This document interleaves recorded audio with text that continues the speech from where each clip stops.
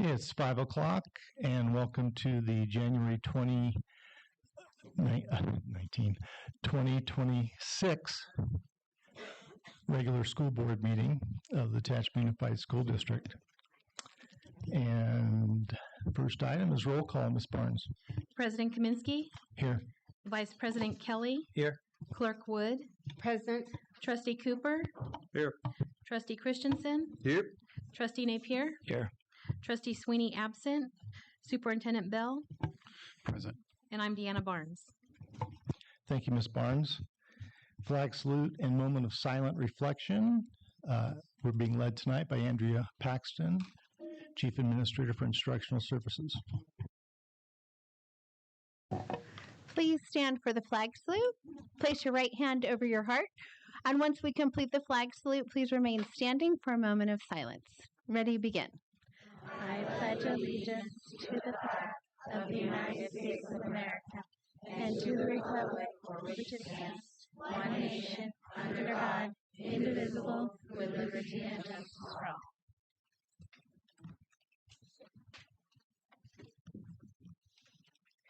Please be seated.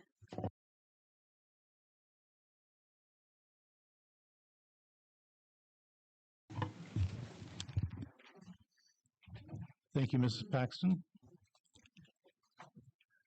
Next item is approval of the agenda. Do I have a motion to for the agenda to be approved as submitted?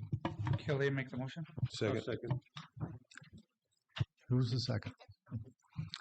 It was motioned by Vice President Kelly and seconded by Trustee Christensen that the board approve the agenda as presented. All in favor say aye. Aye. Any opposed? Motion carries 6-0. Item 3, recognition of Capturing Kids' Hearts student greeters. Superintendent Bell. Thank you, President Kaminsky here.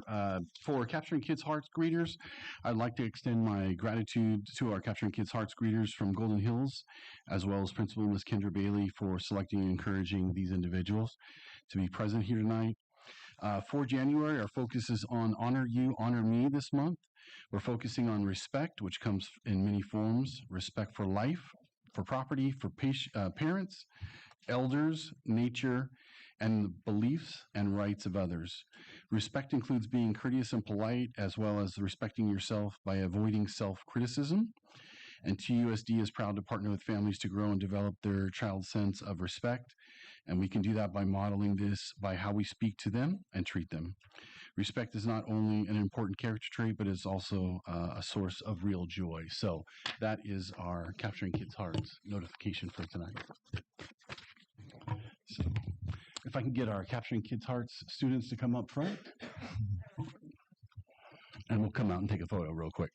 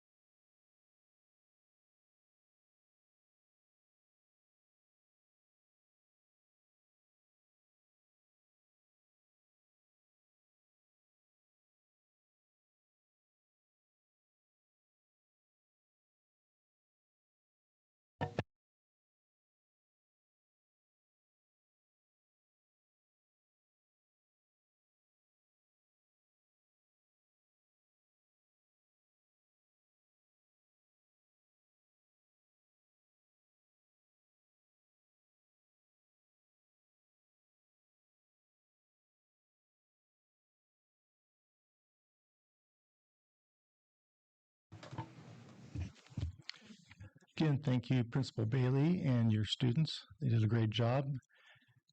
And moving on to general function, first item is superintendent update. Superintendent Bell. Thank you, President Kaminsky.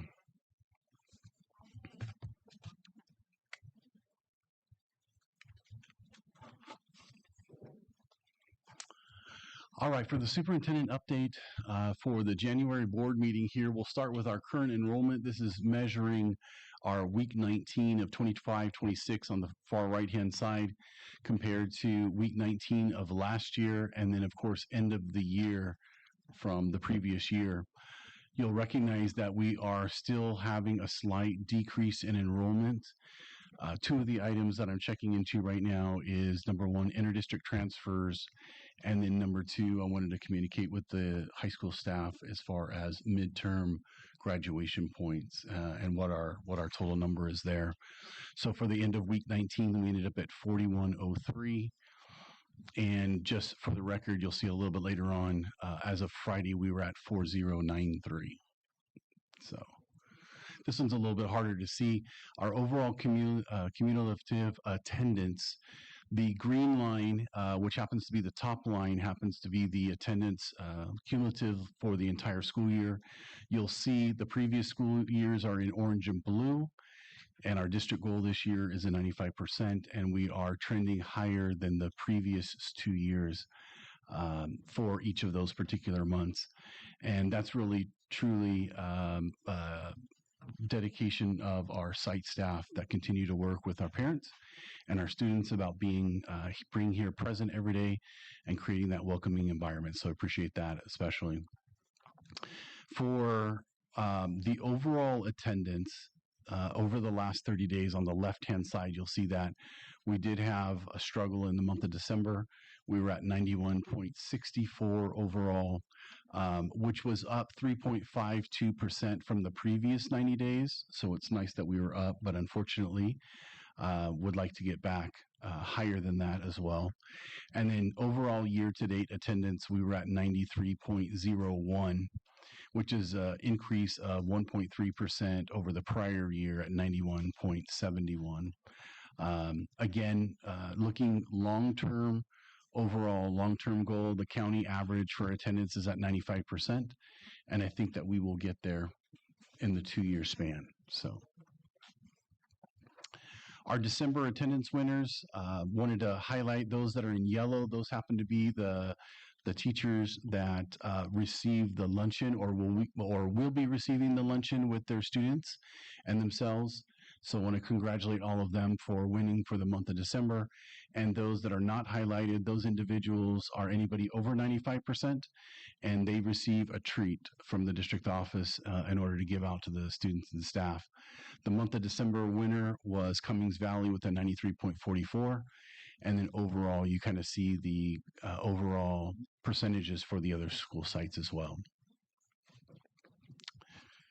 Our bulletin boards are brought on tonight by our extended daycare. So during the month of January, extended daycare invites us to see activities that are developmentally appropriate.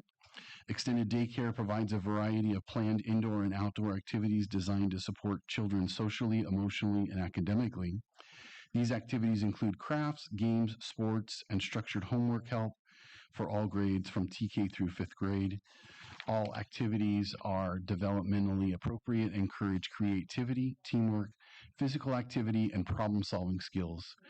Each site program strives to create a warm, safe, and inclusive environment where every child feels welcome and valued. We focus on building positive relationships and fostering a strong sense of belonging, recognizing that each child is unique. Just like snowflakes, no two children are the same, and we celebrate these differences while guiding children to feel confident and connected within our program. Extended daycare is an important and enriching part of the children's school life. It provides continuity beyond the regular school day, offering structure, support, and meaningful experiences that help children grow, learn, and thrive in a caring community. So I wanted to thank daycare for those particular items there on the bulletin boards over here on our left-hand side. The Warrior, January 27th, 4 p.m., THS Unified Games and Special Olympics are teaming up for a unified basketball showcase. Wanted to, on behalf of the team there, wanted to invite everybody out on the 27th. Looks like the doors are opening at 3:30 to 4:45, and the game time is at 4 o'clock. So everybody's invited there. And then our overall upcoming events, we've got winter formal dance at Tehachapi High School on the 24th, United Games on the 27th, Snow Makeup Day on February the 2nd, and our next regular board meeting is on February 10th. And that is what I have for you tonight. Thank you, sir. Thank you, Mr. Bell. TAT update, Ms. Bowman. Ms. Smith. Oh, and Ms. Bowman. Okay.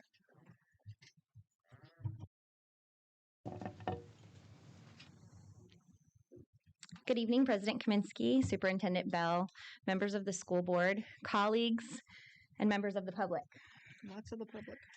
My name is Jessica Smith, and I'm speaking tonight on behalf of TAT, and I'm the Vice President for our elementary schools. As we approach the March 15th deadline for reduction in force notifications, I want to begin by acknowledging the reality many of our educators are living in right now. Tensions are high. Our members are deeply committed professionals who give everything they have to this district and their students.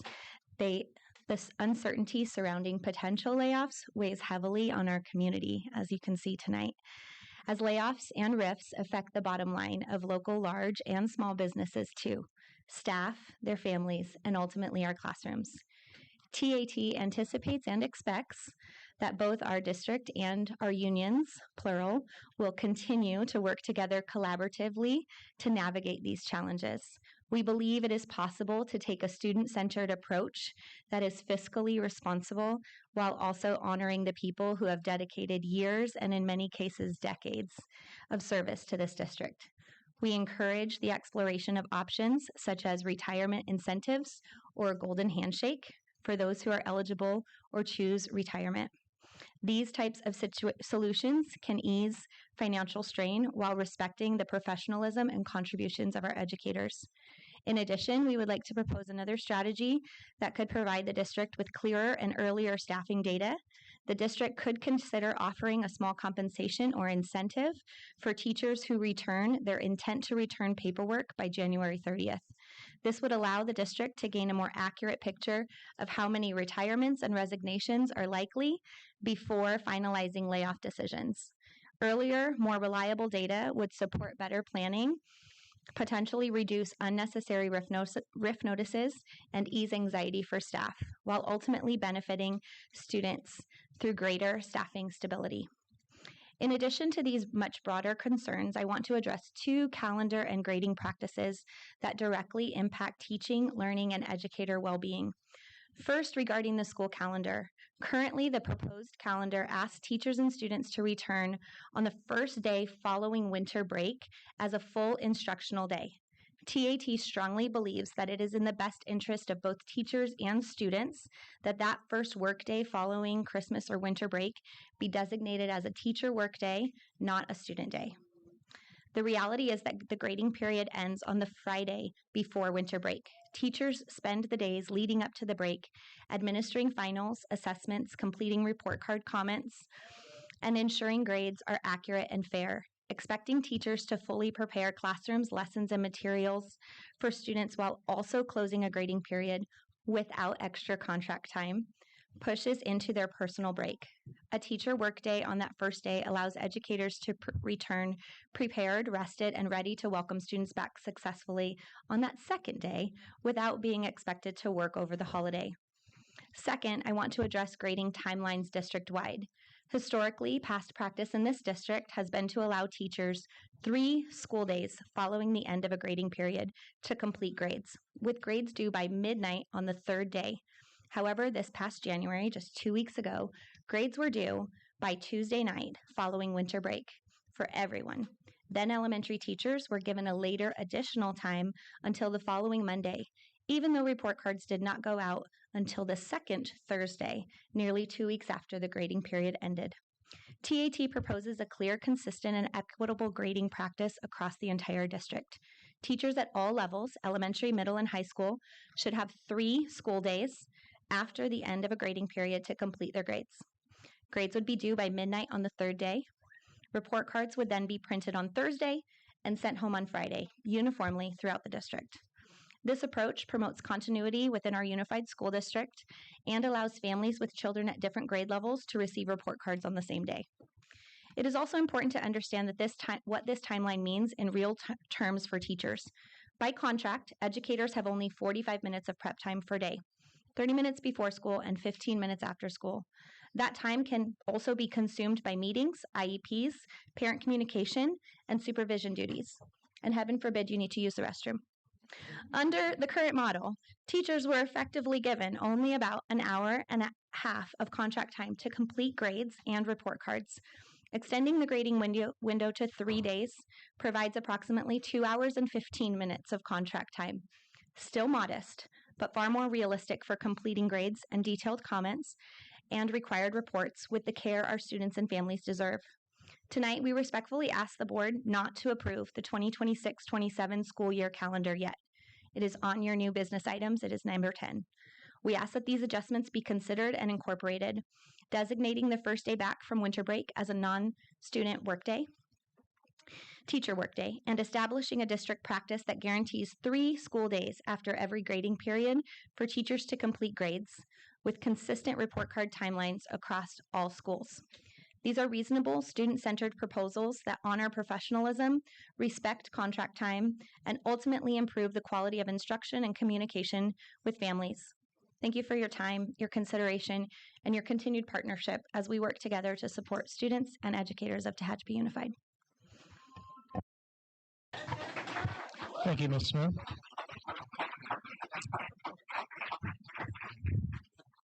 CSEA update.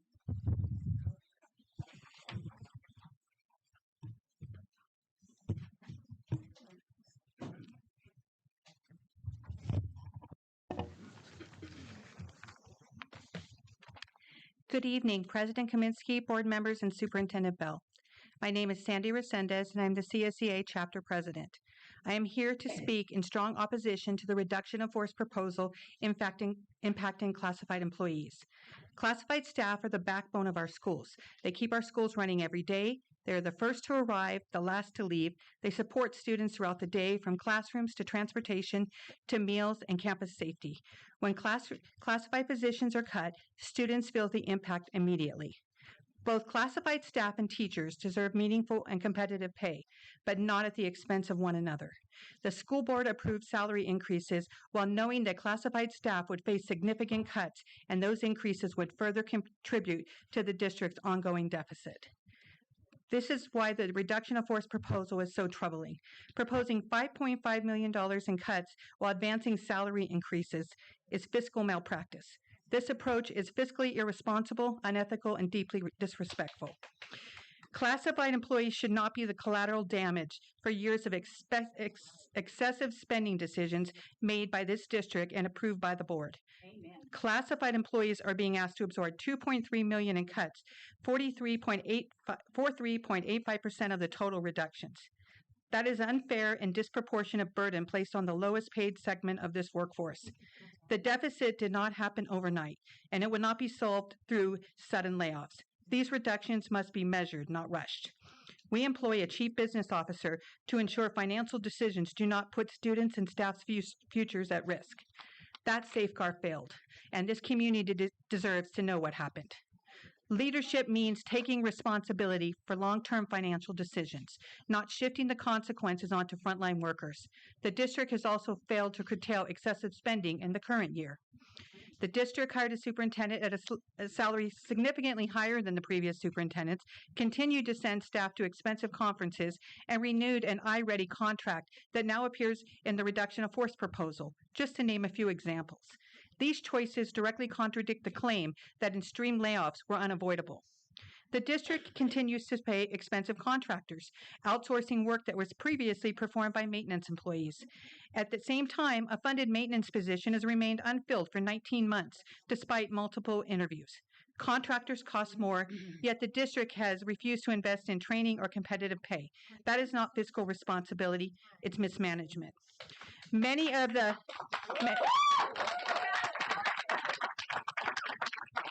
Many of the proposed classified cuts have no clear rationale and no plan who will perform the work after the layoffs occur. Eliminating positions without a plan is not leadership, it's a failure of leadership. Amen. While we understand Superintendent Bell is new, he must do better. He promised to visit school sites and speak directly with employees, and that did not happen. Leadership requires presence, accountability, and listening to the people who are doing the work. That's right.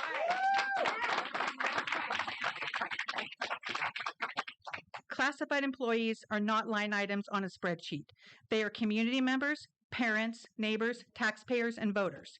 When classified positions are cut, the harm extends beyond school campuses into the entire community. CSA respectfully asks the board to direct Superintendent Bell to pause these reductions, reassess the distribution of cuts, reviewing contracting practices, and work together with labor unions on a multi-year plan that uses attrition where possible, to ensure these reductions are measured and protects essential services. Our students deserve stable, well-supported schools, and our classified staff and teachers deserve fair pay, respect, and accountability from district leadership. Thank you for your time and consideration.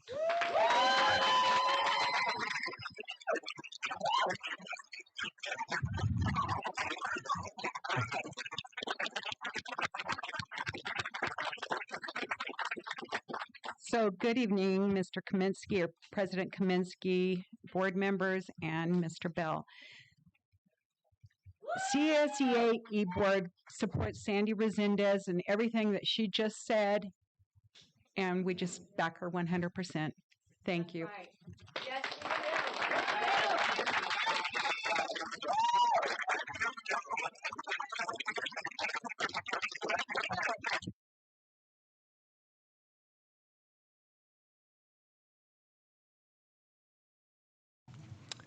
Thank you, ladies.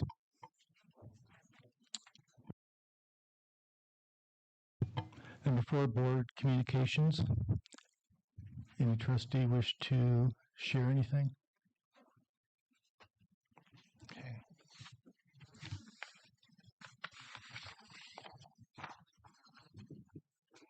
Let's see.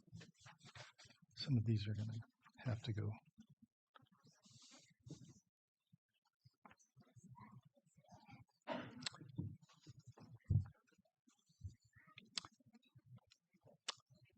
Back in the spring of 2020, our district, like thousands across the country, was forced to halt in-person instruction due to the pandemic. Zoom, Canvas, and other platforms were used extensively to bring instruction to each student's home. This was education for about a year. Students suffered, and understandably, so did their learning. State test scores show our students have not returned to pre-pandemic achievement, despite large investments by the federal government to school districts over and above previous funding. Many positions were added through this investment. Cautions on how to use the money were given to TUSD on how to spend, as this was one-time money that at some point would end. The money was substantial. Shortly after all schools in the United States were closed in March 2020, Congress approved the Coronavirus Aid, Relief, and Economic Security Act, the CARES Act, along with additional stimulus bills. From the CARES Act came a program called the Elementary and Secondary School Emergency Relief Fund, ESSER.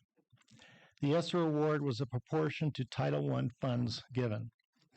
TUSD's share of $831,471 was to be used for personal protective equipment, cleaning materials, and activities to support distance learning during and after COVID-19.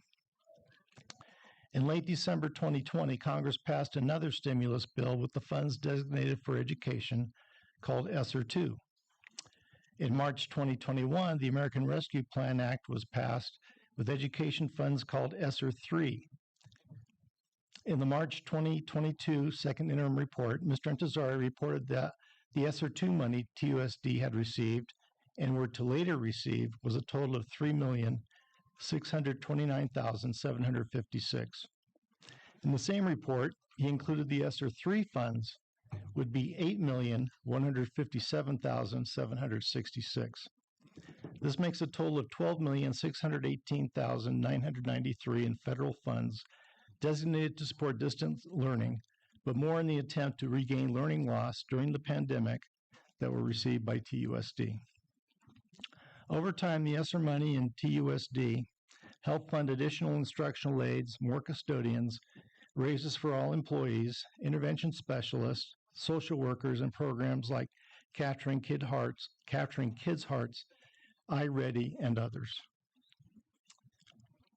In addition, at the August 1st, 2022 board meeting, the board approved Superintendent Larson Everson's proposal to make the Tehachapi Independent Learning Academy program its own school. TILA had started during the pandemic to help serve students from all our sites. One proposal, skip that. From the pre-pandemic year of 2018-19 to the 24-25 year, revenues increased by 35.3%, while expenses increased by 44.2%. The dollar amount was $4,461,352. As anyone with a household budget knows, spending more than what you bring in is not good. Most concerning was revenues decreasing by $4.2 million from 2023-24 to 2024-25, and expenses over the same period increasing by $1.5 million.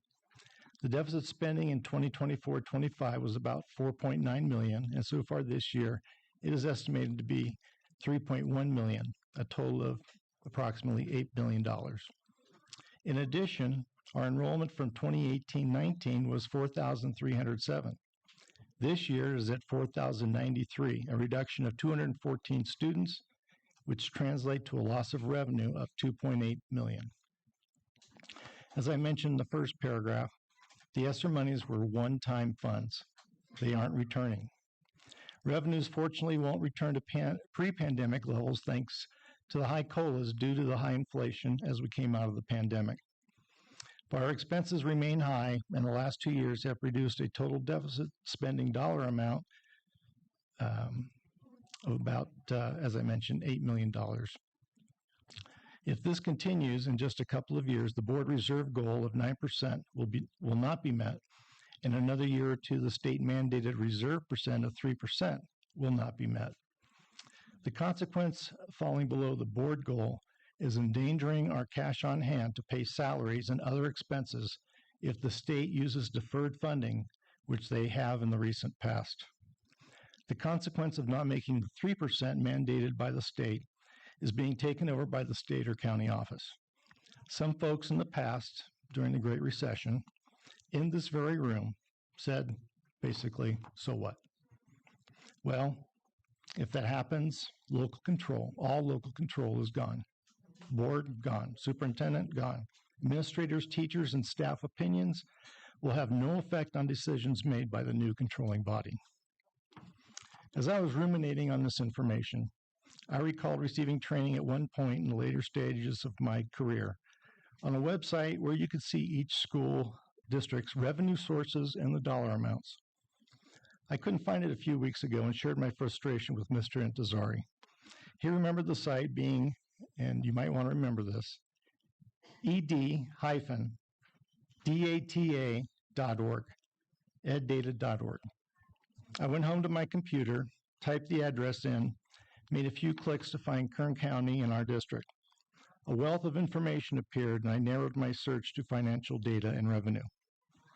Our numbers came up, and I was wondering how we compared to the other 7 unified districts in Kern County. What an eye-opener.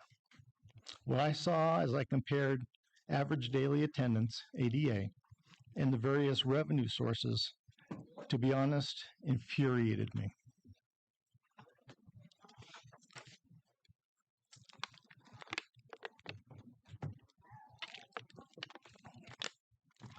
And what I found was, I'm going to share on the slides. The first basic slide is average daily attendance. On the left, it shows the 8 districts that are unified in Kern County. And on the right, you see Maricopa is the smallest, Sierra Sands is the largest, and we're next to largest. Let's see if I can operate this. All right. Now the total revenue, let me go back. So you would think that Tehachapi would have the second largest revenue. Well, from least to most, you see Maricopa and El Cajon and Muroc are very small. Mojave is small, but not like the other three. And then you can see the last four were number 5 on that list. But our revenue, and this is almost all these numbers I'm giving you are from the 23-24 fiscal year, which on this website is, I mean, we didn't have our 24-25 numbers finalized, so that's the latest I can get is 23-24. And you'll see that two of the smaller districts than us have more revenue. Now, per ADA, basically per student who shows up, we're the lowest. We get the least amount per student, attending student, than the other 7. Now, Maricopa, McFarland, Maricopa, Mojave, and El Cajon, again, small. But we get the least amount per student. Now, the average for, let's see, the average, let me get my notes.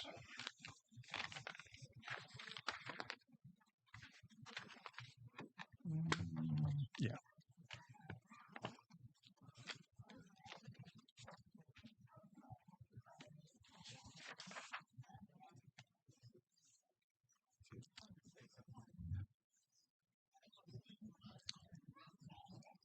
So the average for unified districts in the state of California is $22,125, again, in 23-24.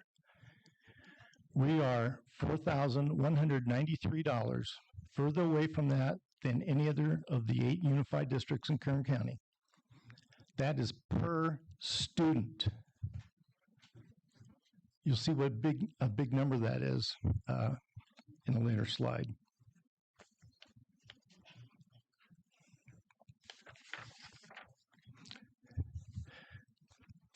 So if our revenue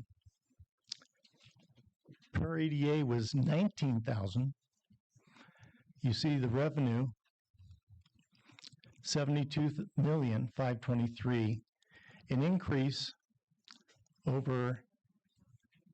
This is a newer piece of data. Our 24-25 revenue, as calculated by Mr. Intezari, would mean another $8 million. $8 million. And we're cutting by $5 million. Do the math. We wouldn't be here. Most of you would not be here tonight. And that item wouldn't be on the agenda. And that's below the average. That's below the average. That's over $2,000, $3,000 per student, less than the state average for unified districts. Well, why? Patience. This is my time. But I think I have a slide that basically says why. Yeah, here it is. Why do we get less? Okay, folks, this is my time. I appreciate your respect.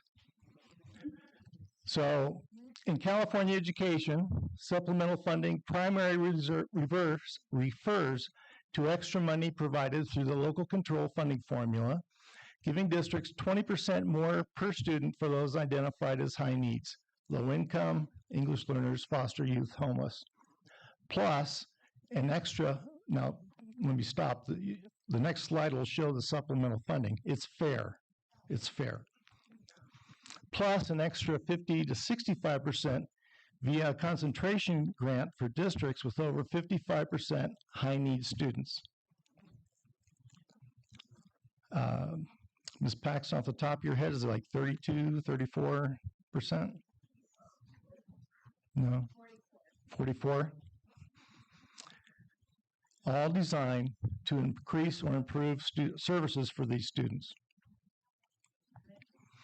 So what do each of the 8 unified districts get in supplemental funds? And again, it's $23, $24. You see, that's fair. It's fair. Here's the concentration money. Tehachapi, 0. Or 40-some% of students that qualify doesn't meet the state's threshold of 55%. And same thing happens with Muroc. So we get nothing.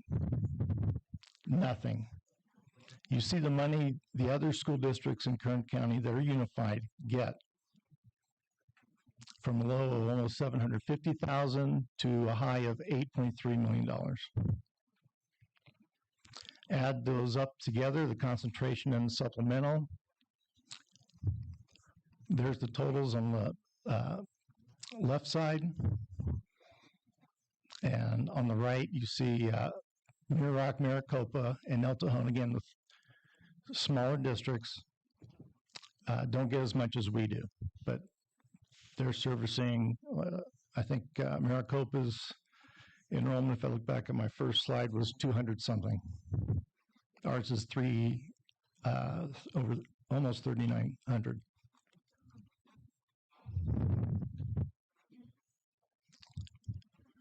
Okay. So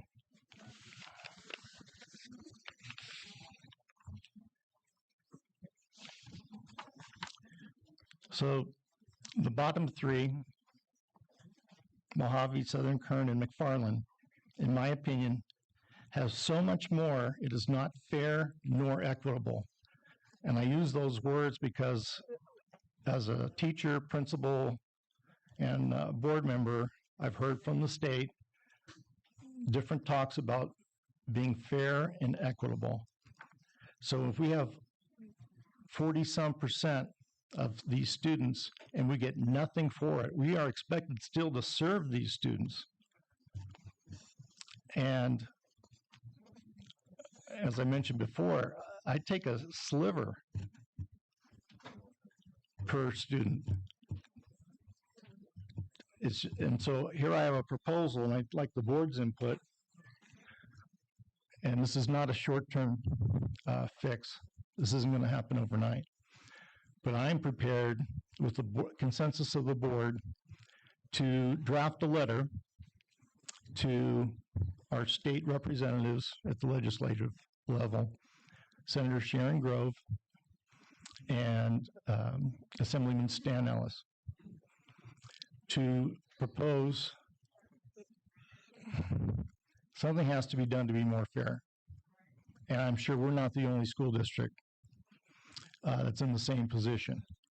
We're penalized. Our students, our 3,000, well, our enrollments over 4,000, are being penalized because we don't have enough low-income foster homeless kids. We're penalized.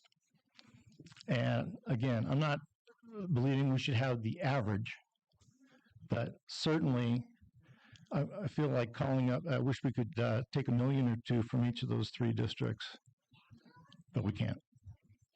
So now the state has come up, it's been in discussion at the state level to base funding on enrollment instead of attendance. But from what I've seen on from the California School Board Association, it's probably going to stay with attendance. But since it's being discussed, why not make the LCFF formula a little more fair? Districts like Tehachapi. Any board member like to give their opinion? I would be in favor of drafting a letter to see what we can do. I know that there are other districts in the Central Valley that are in the same boat. Their supplemental is so low that there's more than us, right? There's multiple districts within the Central Valley that are being penalized for not having the quote unquote more needy students. So I would be in favor of drafting such a letter. And this letter would be put on the agenda for board approval at the next regular meeting on February 10th, if I get a consensus from the board. Clerk Wood? I would also be in favor. Ditto. Very simple. Get it done, son. It should have been said. We should send it. I didn't know about all these. I'm sure, I don't know how many people knew about all these numbers. Like I said, when I started looking into this, I remember the training, and I was at my cubicle in instructional services back in 2020, and I had nothing to do. I was the only one in the room because it was after March 15th, and looked up some, and it didn't really affect me. I was retiring, but now that none of us want to reduce force, and none of us want state or county control over us. And I've shared with the board in the past, when I was interim superintendent, Southern Kern was given the choice by the county superintendent at the time. Do you want us to take you over, or do you want the state to take you over? And they realized the county would be more easy to work with than the state. And that was true, but there was no discussion. It was, you're going to do this, you're going to do that. And the gentleman from the county office, who was my mentor, Southern Kern also had a interim superintendent, and he'd stop and say hi to me on the way to tell her what needed to be done. So that's why I'm aware of that. If there's now, I mentioned 2 folks in the legislature. I've also thought, do I send it, if the board wants me to, I'll send it to the governor, I'll send it to Secretary Tony Thurmond, and I'll probably send it to the California School Board Association. I will definitely CC Dr. Mendenborough at the county office. If there's anybody else you think it should go to, let me know, and please email me any more suggestions that come to you. I'm kind of throwing this at you at the last minute, but I'll be more than happy to draft a letter and for it to be approved. If we need to make edits, we'll make edits, but I'd love to have it all signed and sent off after the February meeting. Any questions for me, board? Comment. Okay. Trustee Cooper. As you can see, we are limited as to what we can get and what we have because we're controlled by the state. If you want to have a greater impact than protesting to us, protest to your legislators. If each one of you would write a letter. You can protest us too. It's hey, that's clear, but okay.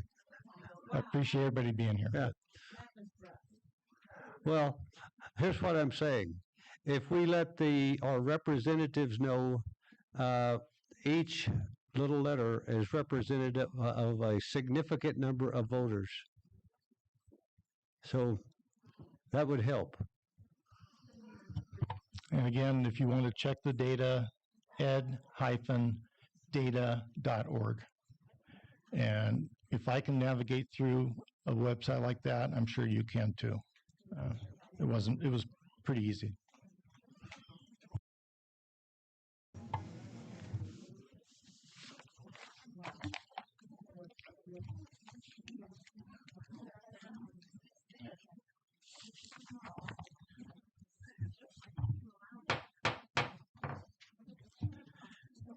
Next item is public comments. The district welcomes comments from the public at appropriate times during the meeting. The public may address the board concerning items on the agenda as those items are taken up prior to the board discussion and deliberation. The public may also address the board on items not on the agenda but within the jurisdiction of the board at the time designated. The board requests each speaker must fill out a speaker form at the beginning of the meeting stating the speaker's name, subject to be addressed, and provide the form to the secretary of the board. Please wait to be recognized by the board president. Comments should be addressed to the board as a whole and not to individual members or district employees or to anyone in the audience. Unless otherwise determined by the board, individual speakers will be allowed 3 minutes to address the board on each agenda or non-agenda item, and the board will limit the total time for public input on each item to 20 minutes. Now, in discussion with the superintendent, I feel limiting the item, each item to 20 minutes is not fair. We have over 20 golden forms.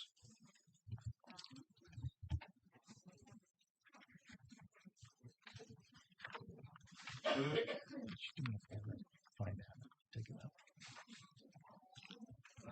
So I'm in the essence of time. I need a consensus from the board. Do we want to reduce the 3-minute limit to 2 minutes?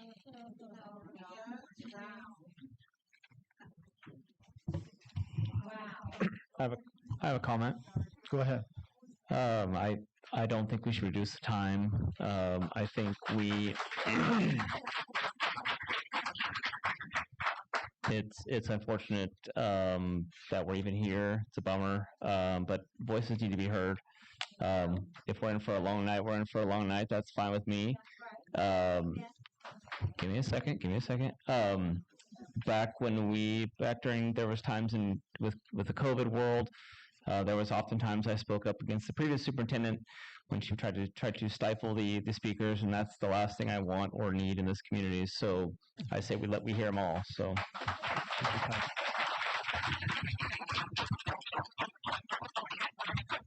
well, that's fine. I just wanted to hear from the trustees. Anybody else? I'm fine with the 3 minutes also. Okay, 3 it is. No problem. just a reminder, there's a lot of people, so if it's 3 minutes, just be prepared for the board president to cut you off because we got to get through them. So just be prepared. Now, there are a few requests to talk about or comment on items not on the agenda. So those folks are going to go first. Now, if you prefer to wait till we get to the action item, you may. If you want to go now, after the non-agenda items have been covered by those speakers, you may. So if you're here to talk about the reductions in force and want to go during this time, you may. When we get through the non-agenda items, I'll put that out to everybody again. It's your choice.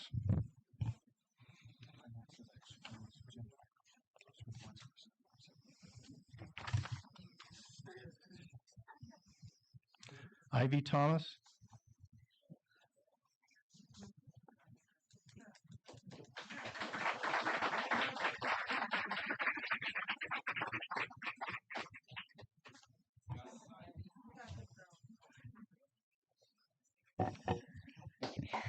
Good morning. Well, afternoon. Not really great at this, but I really wanted to address the fact that I know I can't change your opinion on how you feel about what I'm going to speak about, but I know I can make you understand how I feel about it. I have been attending TILA since it became a thing, since I think my 6th or 7th grade year. It has given me an opportunity to both inclusive learn and learn at the high school as well. I have partake in multiple activities with them and the high school. I am a part of marching band. I do softball, and being able to have the opportunity to succeed at TILA and learn in an environment I feel comfortable in really helps me understand how do I put this? Sorry. It helps me understand how people feel when it comes to taking away something they need. I am not very great at learning in a huge environment. It kind of freaks me out. So having a smaller environment to learn in and both partake in activities at the high school really, really helps me out. Thank you. Thank you, Ivy.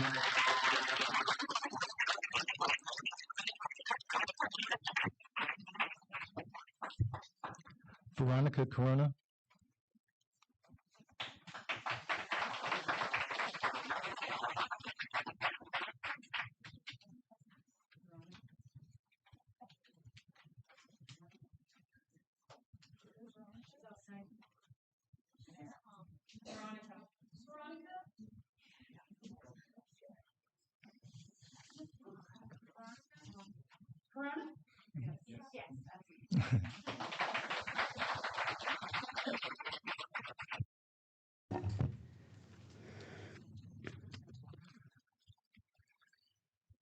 All right, good morning or good afternoon. My name is Ronnie Corona, and I'm here as a parent to raise serious concern regarding student safety, procedural violations, and failures that extend beyond Tehachapi High School to the Tehachapi Unified District as a whole. This is not about a single incident or a single student.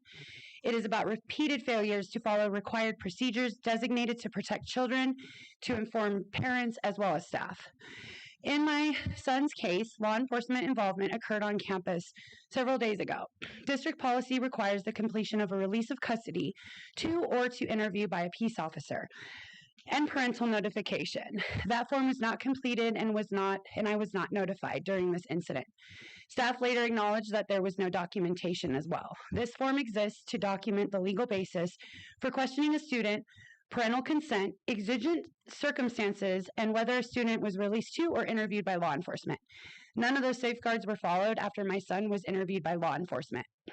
I have since learned that this failure is not isolated to my child. Other students and parents have experienced similar lapses, indicating a pattern, not an oversight.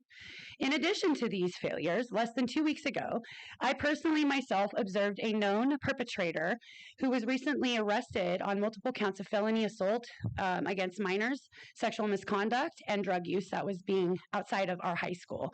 I, as a parent, had to contact, and only with my acknowledgement of what I do for a living did I know there was a current ongoing investigation of potential molestation charges. This individual was outside of the high school. I contacted the high school. The peace officer was not even aware he was in the vicinity. That is a very grave concern to me. These concerns are made even more alarming in light of recent cuts in counselors and school resource officers, reducing on-campus mental health and safety personnel, while risk remaining unaddressed at both the junior high and the high school is deeply concerning and puts students in a more vulnerable position. Taken together, these incidents demonstrate a breakdown in safety protocol, communication, and accountability across the district. Tonight, I am formally placing this board on notice. You are now aware that required documentation and procedures regarding law enforcement involvement with minor children and parents are not being followed. You are aware that parents are not being notified. You are aware that documentation was not completed.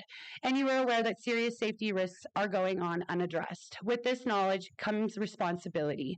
I am requesting an immediate district-wide review of law enforcement and parent engagement, as well as safety procedures and what that looks like for us parents when there's engagement with law enforcement with our students. Assure that required documentation and parent notification is followed. Clear communication to parents regarding safety concerns and their rights are followed, and reevaluation of staffing reduction where students' safety is continued to be at risk. This is about potential transparency, accountability, and the safety of every child in this district. Thank you for your time.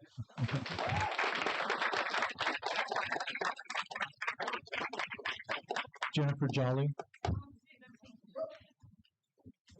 Should have just stayed up here. Oh, thanks.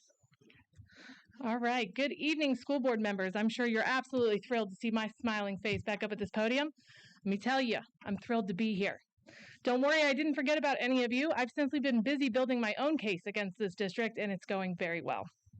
Holding a board meeting today was actually perfect timing, considering I just had another court date for my son. Due to the ignorance and incompetence of this district, I've learned firsthand that laws appear to function more like suggestions around here, optional, flexible, and a bit of a gray area, which might explain why this district failed to have a sign in that form that Ronnie was just talking about. And I'm betting that nobody really signs it when Officer Lacombe is involved.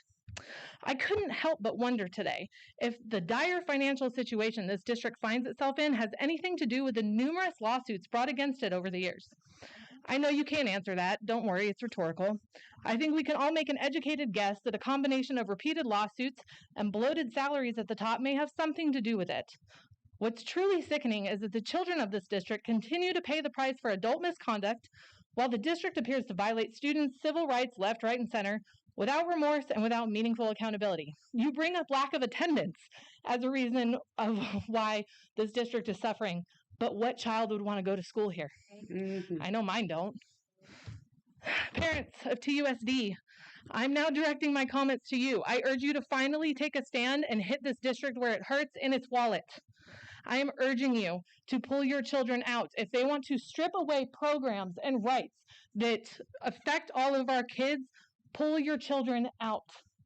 There's ways to do it. You can register as an independent school. I know it doesn't sound easy, especially for families that have two working parents, but you have options. You can form co-ops. You can band together with other parents to make it work. If there was a significant shift towards homeschooling, maybe local charter schools would expand again, just as they did years ago when my own children were homeschooled. Unfortunately, my children are back in this district, but I don't know for how long. It might feel daunting, but I promise you it's not as scary as continuing to entrust your children to a system that has repeatedly shown it does not prioritize them. Our kids deserve better. And you, members of the board, and any staff of TUSD that doesn't stand up against this insanity, you should be ashamed.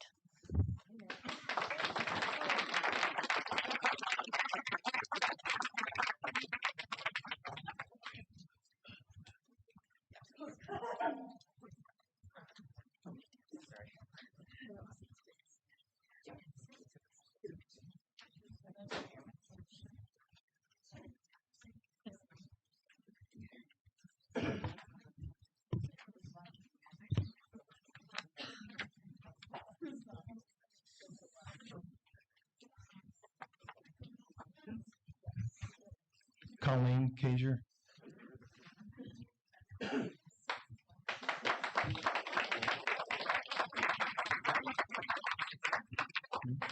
Good evening, members of the board. I'm here tonight to urge you to reject all three of the proposed budget scenarios that recommend those massive layoffs.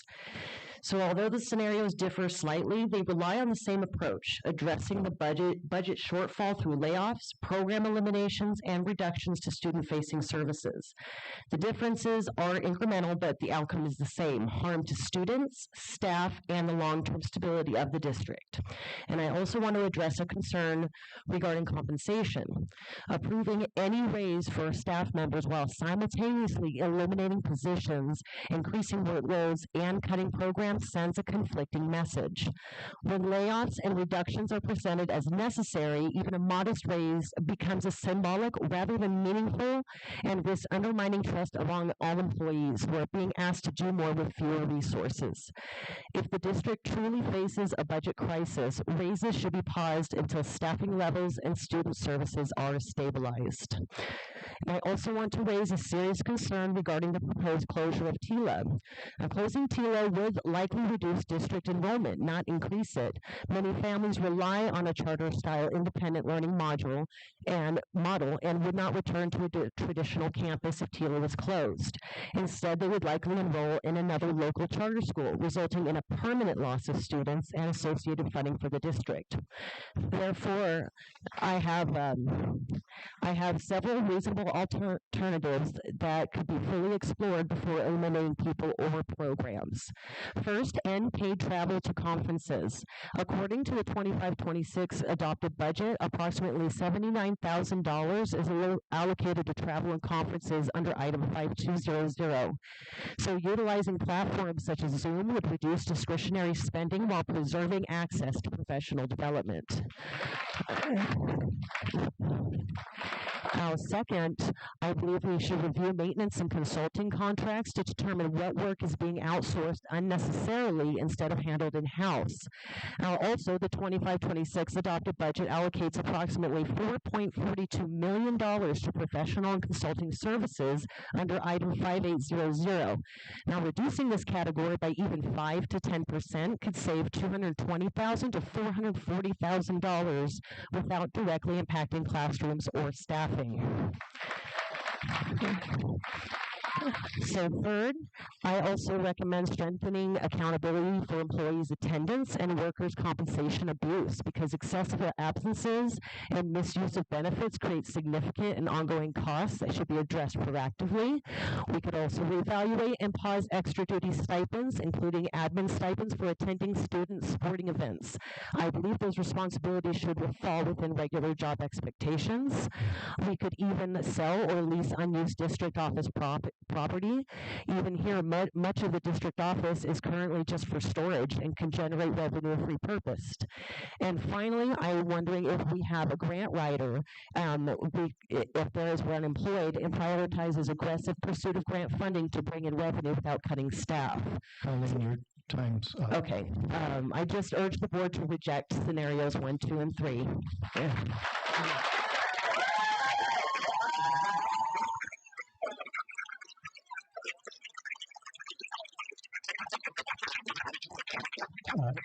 Colleen, I forgot to give you the choice of speaking now or when we get to that item, so my apologies.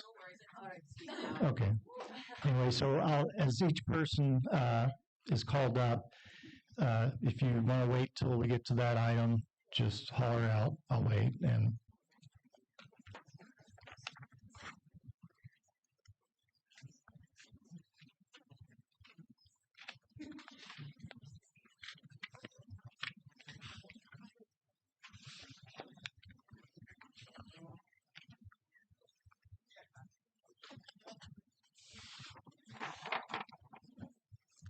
McKenna Liebgott, do you wish to speak now or?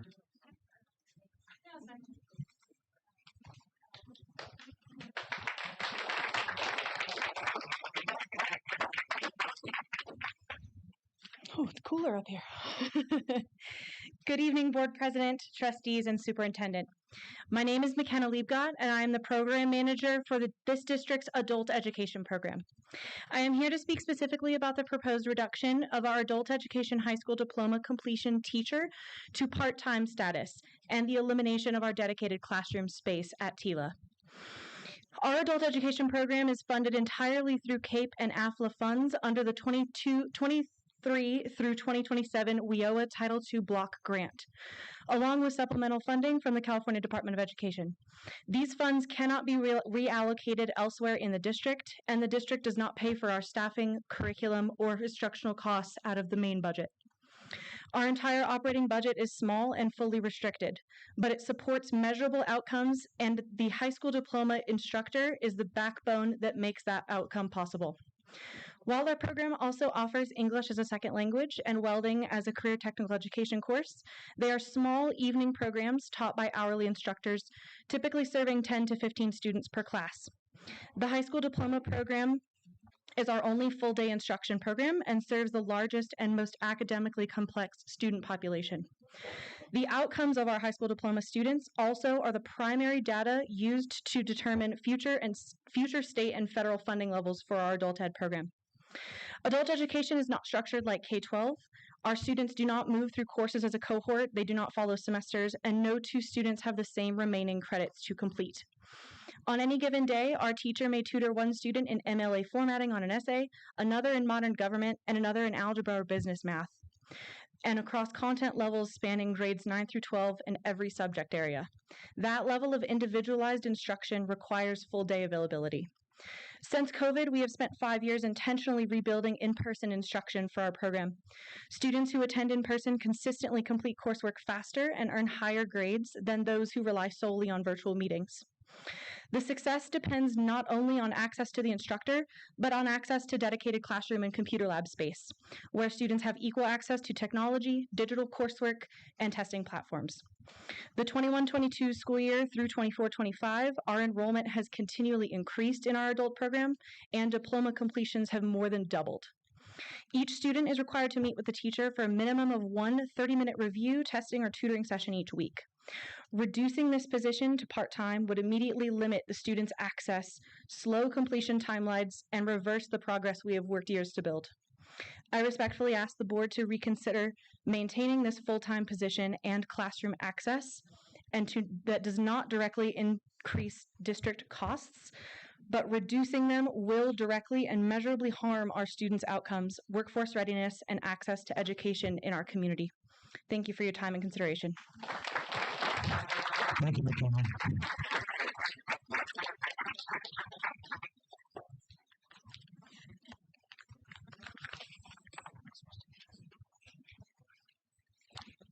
Christine Rossman, now or later? Right now. Okay.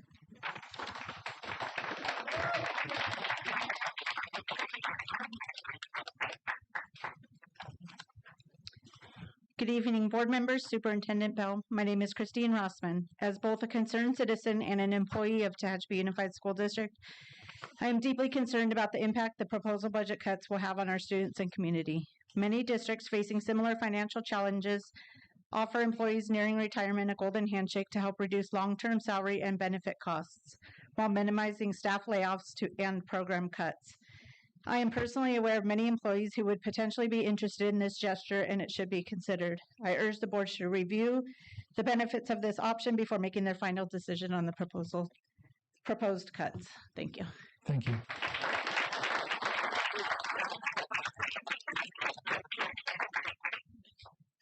Brian Baptiste.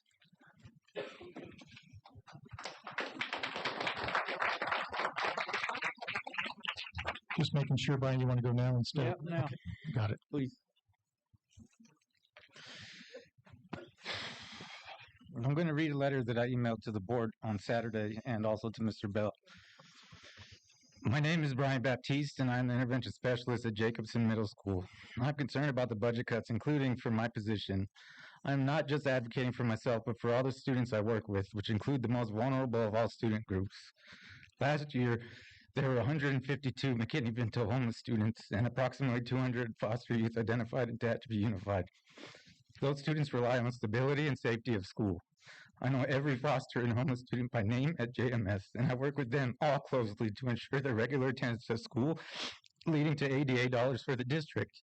If my position is cut, the foster and homeless students will have significant drops in attendance and positive academic outcomes, which will push the Tehachapi USD further in the red on the California State dashboard.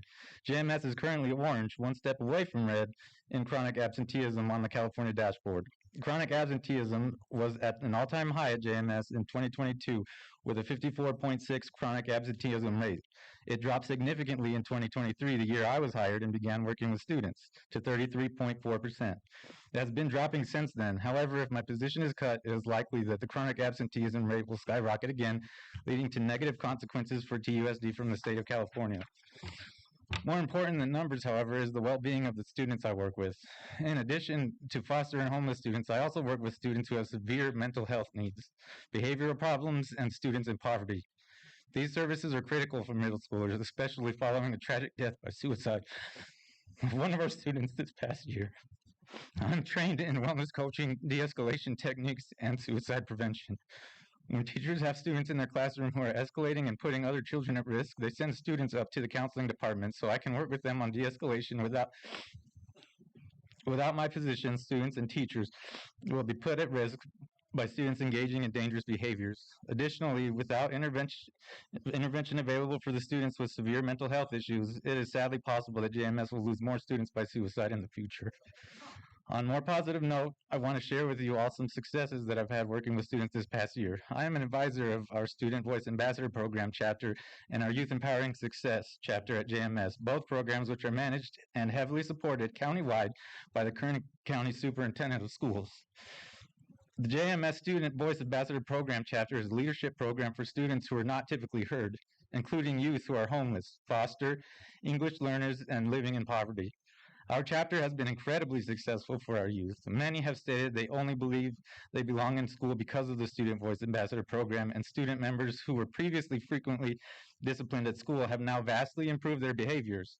KCSOS Superintendent of Schools Dr. Mendenborough personally handed each of our SVAP students certificates and honor cords from the California State Seal of Engagement, a prestigious honor, in May. This past week, I traveled with our SVAP youth to CSU Bakersfield for KCSOS Student Voice Matters Day, where the youth were able to learn about attending a university which many of which have never dreamed of, and now to be leaders on their campus. Without my position, this is a program that will disappear, negatively impacting the most vulnerable youth in many ways.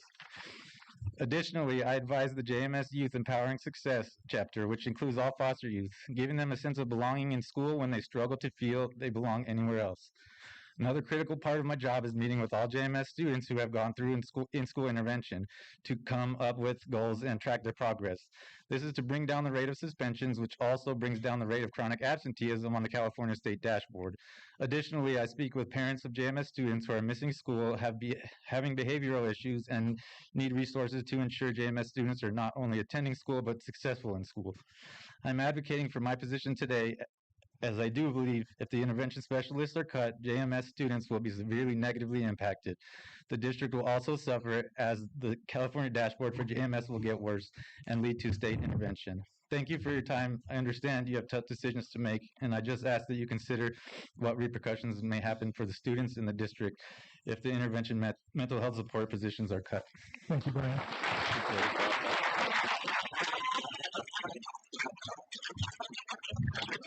Allison Baptiste. Hi, members of the board. I'm here not only as a member of the community, a parent, that's also my husband. I think you could probably figure that out with my last name. But professionally, I also work in foster and homeless services with all districts in Kern County. I can personally say, not just because of my biased opinion of my husband and the work he does, but for the other social workers and intervention specialists here, I have personally worked with each of them. I have personally worked with all your foster and homeless students in your district. And I can tell you that if the mental health services are cut, this district is not going to be going well. I also watched your presentation, which I appreciated, the ADA presentation, and there were a few things that I think are helpful to clarify. So you did discuss the ADA. Now, I think that one thing that's really vastly missing when you were talking about LCFF definition is that there's also a Title I Part A set-aside that's required by federal law. Now, I looked at it, and in 2023-2024, Tehachapi Unified had a set-aside of Title I of about $980,000. However, only $5,000 of that was pulled out for Title I set-aside. Now, the federal regulation of that is that you do pull out funds for services that help homeless students. That can be used for mental health services, transportation, in-school behavioral interventions, etc. So I did a little math for you to make it a little easier. And it's interesting to think that if you use Title I Part A and up your Title I Part A, you can actually save the positions of all 3.5 intervention specialists and the social workers and the Title I paras that are being cut, and you would still have a little bit of money left over. So, of course, this is rhetorical, but my question for all of you to think about is, what is Title I money being used for? Because when we're talking about our most vulnerable students, the students that Brian just talked about, our foster and homeless students that we're required to serve, it's interesting to think that there are other funds available besides LCFF dollars. In addition, I also want to add that if you remove the intervention specialists and the school social workers, then you're going to vastly drop in how many McKinney-Vento homeless youth are identified. For every youth that's identified as dollars through LCFF. So if you stop identifying those students, you'll stop getting that LCFF 20% set aside from the state, which I think is incredibly important. In addition, I also wanted to just add that there's other more creative ways you can go about funding certain things. So for example, transportation, many districts in Kern County, interestingly, don't charge or work with child welfare to co-fund transportation for foster youth to and from school, but it is allowed. So many other communities actually do that, many other counties. I previously worked for CPS in Napa County, and that's what they do. They charge CPS. So I'm not necessarily telling you to do that, but I'm telling you to think about that as an idea. I appreciate your input. Thank you. Is that my time? Thanks.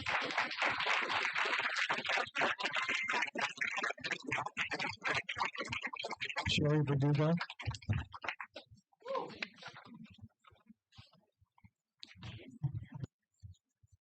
Hi, my name is Sherry Verdugo. I'm a classified employee with Tehachapi Unified School District. I'm here tonight because the 3 layoff scenarios being proposed are unacceptable. Classified employees are the foundation of this district. We keep the schools running. We support students, teachers, and administrators every single day. Yet we are the ones being asked to sacrifice the most for a budget deficit we did not cause. And let me be clear with this. Classified employees did not cause this deficit. We should not take the 42% of the budget. This situation was created by budget decisions that were approved by this board. And now, instead of accountability at the top, you're asking the people at the bottom to take one for the team. That is not fair, nor is it right. You mentioned about the money, one-time money. You knew this was one-time money. Why did you not prepare for this? We can't put it on the backs of classified because you guys made decisions and didn't prepare for this. That is not right. We're being told that classified employees must absorb 42% of the cut, while management absorbs less than 17%. That alone shows how unbalanced and unjust these proposals are. At the same time, the district continues to spend money on conferences and out of town. Why is anyone going to conferences when we are in a budget deficit? Are these conferences more important than a classified job? Would the superintendent and board rather spend money on gas, food, and hotels than spend that money to keep a classified employee? Are we not worth that much?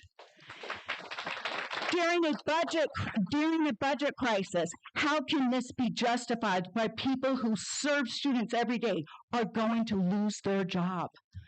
Now let's talk about outside contracts, as that's been mentioned several times. In the first 2 months of this school year, 25-26 school year, August to October, the district spent $142,700 on painting contract alone. That amount could pay several classified employees for an entire year. How many other contracts have been approved that could save jobs? Why aren't we investing in our own employees? Why aren't we investing in training equipment so our staff can do the work? We have a director being paid for a title without being qualified or performing the required duties. Then there's the superintendent perks. We love these. $600 monthly automobile allowance. He chooses not to live in this town. He chooses that. Will you give me that money if I choose to move out of this town and still come up here? Will you give me that $600 allowance? You pay 2 of his membership dues, professional organizations, for his administrator. Sure, Why? time's up. Can you finish this? Just To take her time. put your name on the. It's on there. I'm on Oh, okay. Yeah. What's your name? Sarah Carey. Okay. Scenario 1, superintendent reduces his calendar by 5 days, but in scenario 2 and 3, that reduction disappears. Why? Why are you asking for classified employees to lose their job, but Superintendent Bell is not willing to reduce his work calendar by just 5 days? So tonight I am standing here to say this clearly. No, classified employees should not just have to take it one for the team. We are not expendable. We are not optional. We are not a budget line item to erase. We are employees with families, bills, and lives. We are professionals who show up for this community and district. It is time for the board and the district to show classified employees that respect that we deserve. Cut the budget in the areas I spoke about. In the areas that we spoke about. Hold leadership accountable. Yeah. Protect workers who keep the district running. I strongly urge the board to reject these layoffs and take immediate action to explore alternatives. Budget reductions that do not clearly impact classified employees. Because without us classified employees, this district does not function. Thank you for your time. Thank you.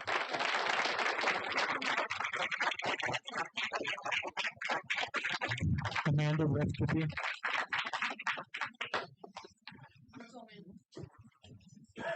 Good evening. Good evening. I'm looking at the students behind you. Those are students that I've worked with over the years. So good evening. My name is Amanda Westerby, as most of you know. I'm the career advisor at THS. I've been a TUSD employee for 10 and a half years, going on 11. I started out in the classroom as a para and moved into the high school, helping students plan and facilitate their next steps in life. I've helped approximately 50 students begin careers in the military by planning their ASVAB testing, by working with the recruiters and making meetings. These students are now thriving in adulthood. They still continue to reach out to me and update me on their journeys. I also coordinate and plan the career fair for the high school students. I bring as many employers in to show the students the many pathways that are available to them.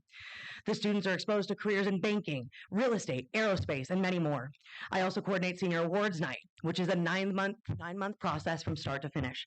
This is a night where students receive scholarships as well as awards, you all know. During my time in this position, the scholarship program grew from beginning at $60,000 to last year, $90,000, and on this year, we are on track to give $100,000 in scholarships.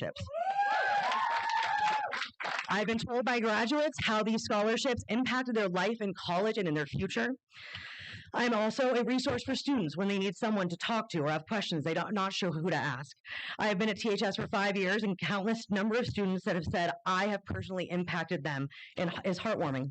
These tax-relevant additional clerical tasks I also complete every day: record requests, transcripts, work permits, FAFSA, Jostens orders, university and college meetings.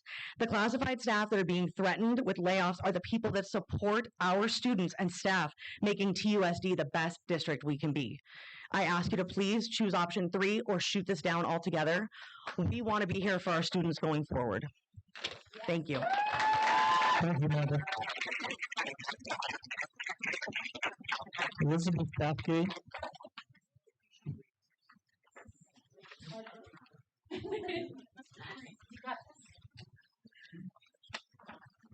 Good evening. Thank you for the opportunity to speak tonight. My name is Elizabeth Bathgate, and I've worked for this district for the last 5 years. Not only have I worked in this district, but I attended this district from kindergarten until I graduated. My formative years were shaped by the people who worked at the schools. And yes, while many of those people were teachers, who were amazing, it's not just teachers that make a classroom run and help the students succeed. It's instructional aides who work with a small group so students have more individualized instruction time. It's social workers and intervention specialists who supply resources to students who are in crisis or need someone to talk to about the things happening at home. It's librarians who foster the love of reading and encourage students to find areas of interest to study to stay in school. It's secretaries who juggle the schedules of all staff in order to schedule meetings and organize the important things to keep them in school. Those are only a few examples. Many people have said our district is no longer in the business of education. They are in the business of putting money in the pockets of the people at the top. We see that in the increased class sizes where students are already slipping through the cracks. Now you are expecting teachers to handle all learning and behaviors without any support and expecting students to succeed and not fall through the cracks anymore? So I'd like clarification on a few important questions. If our jobs are to ensure the success of our students, why are the proposed cuts in departments that are working to do that?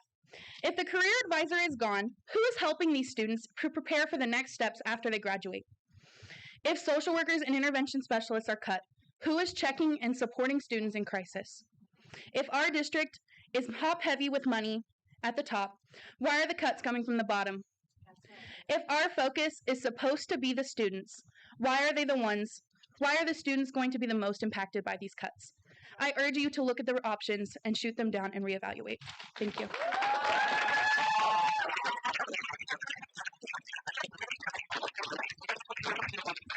Stephen Huker. Did I get that right, Stephen?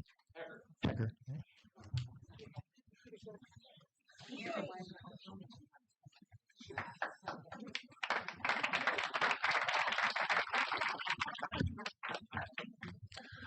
Good evening, board members and Superintendent Bell. My name is Stephen Hecker, and I'm also known as Mr. H to the students, their families, and the staff at Cummings Valley Elementary School, where I am the school social worker.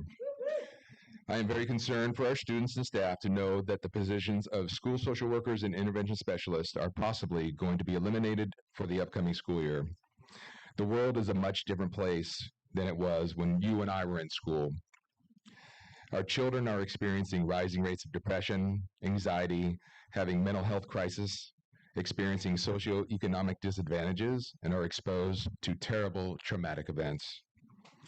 The purpose of school social workers and intervention specialists at each of the schools is to meet the demands of an increasing population of students with mental health needs. One thing that myself and the other mental health staff do well is build relationships with the students at our schools. The relationships that we form are a crucial bridge for students who don't know where to go for help and getting the needed support for their struggles. We develop relationships with our children that give them a feeling of safety and security so they can discuss their troubles that they have difficulty expressing to others, especially in vulnerable populations.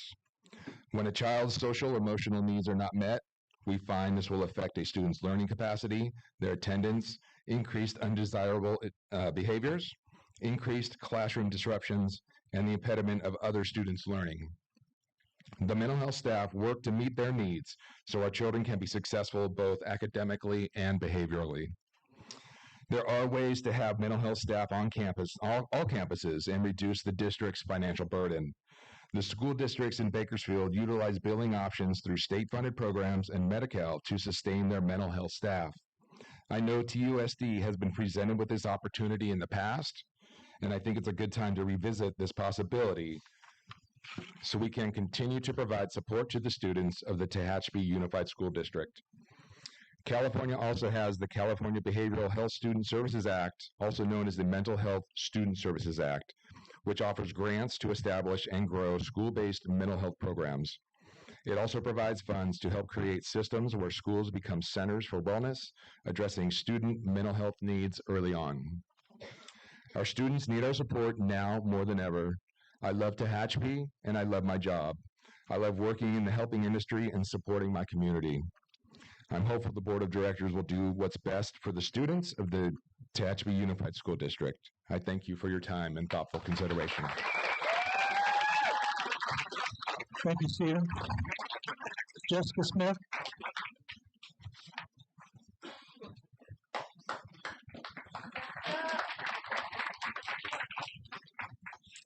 Members of the board and Superintendent Bell, I'm here tonight to speak in strong opposition to the decision to cancel 5th grade camp this year and urge the district to immediately seek a solution that prioritizes students over convenience. I was extremely disappointed to learn that our 5th graders will not be attending camp. Earlier this year, those same students were already denied the opportunity to go to Starbase due to the government shutdown. Now they are losing another once-in-a-lifetime experience. These are not small losses. These are milestone experiences that kids remember for years. What is especially concerning is that the funding for 5th grade camp has already been approved and allocated in this year's budget. Since Starbase did not occur, I sincerely hope that the district pursued reimbursement for that trip. Funds could help ensure that other student experiences move forward rather than being eliminated. The reason given for canceling camp was staffing, specifically the reassignment of one individual from Instructional Services Office. With all due respect, it feels unreasonable to conclude that a long-standing, budgeted, and highly anticipated program must be canceled entirely because of the absence of one person. Our district has capable PE staff, counseling staff, instructional services personnel, classroom teachers, and willing parent volunteers at each school who always attend and assist in supporting 5th grade camp. To suggest that no alternative plan could be developed is deeply concerning. Fifth grade camp, held right here in our own backyard in Tehachapi Mountain Park, is more than a field trip. It's an educational experience that builds independence, teamwork, confidence, and a love for the outdoors. It connects classroom learning to real life and exposes students to the natural environment that surrounds them. This is something that students look forward to throughout their entire elementary journey. I want to be very clear. I do not agree with this decision. And I believe that it was made too quickly without sufficient exploration of creative, collaborative solutions, and it's at the expense of our students. I respectfully but firmly ask this board to direct district leadership to revisit this decision, engage staff, and find a workable solution. Our students deserve enrichment opportunities, not repeated cancellations. Teaching the whole child means providing them experiences beyond the classroom, and removing these opportunities sends the wrong message about our priorities. Please don't let this be another experience taken away from our fifth graders. They deserve better, and they deserve our best to make this effort happen. Thank you. Thank you, Jessica. Dean Williams.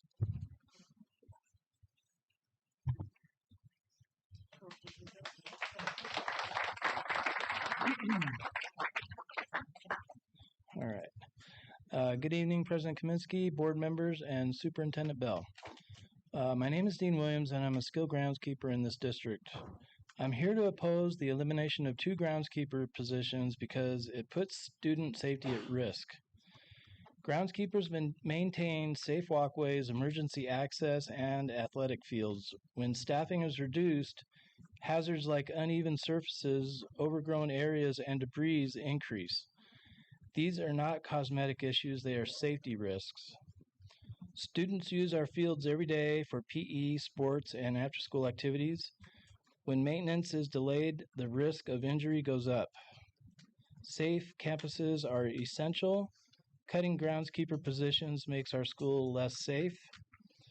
The overall appearance of all sites in the district are essential to how the community perceives us as a district. 2 less groundskeepers would result in unachievable expectations. I urge the board to reconsider these cuts. Thank you. Dean Williams. Thank you, Dean.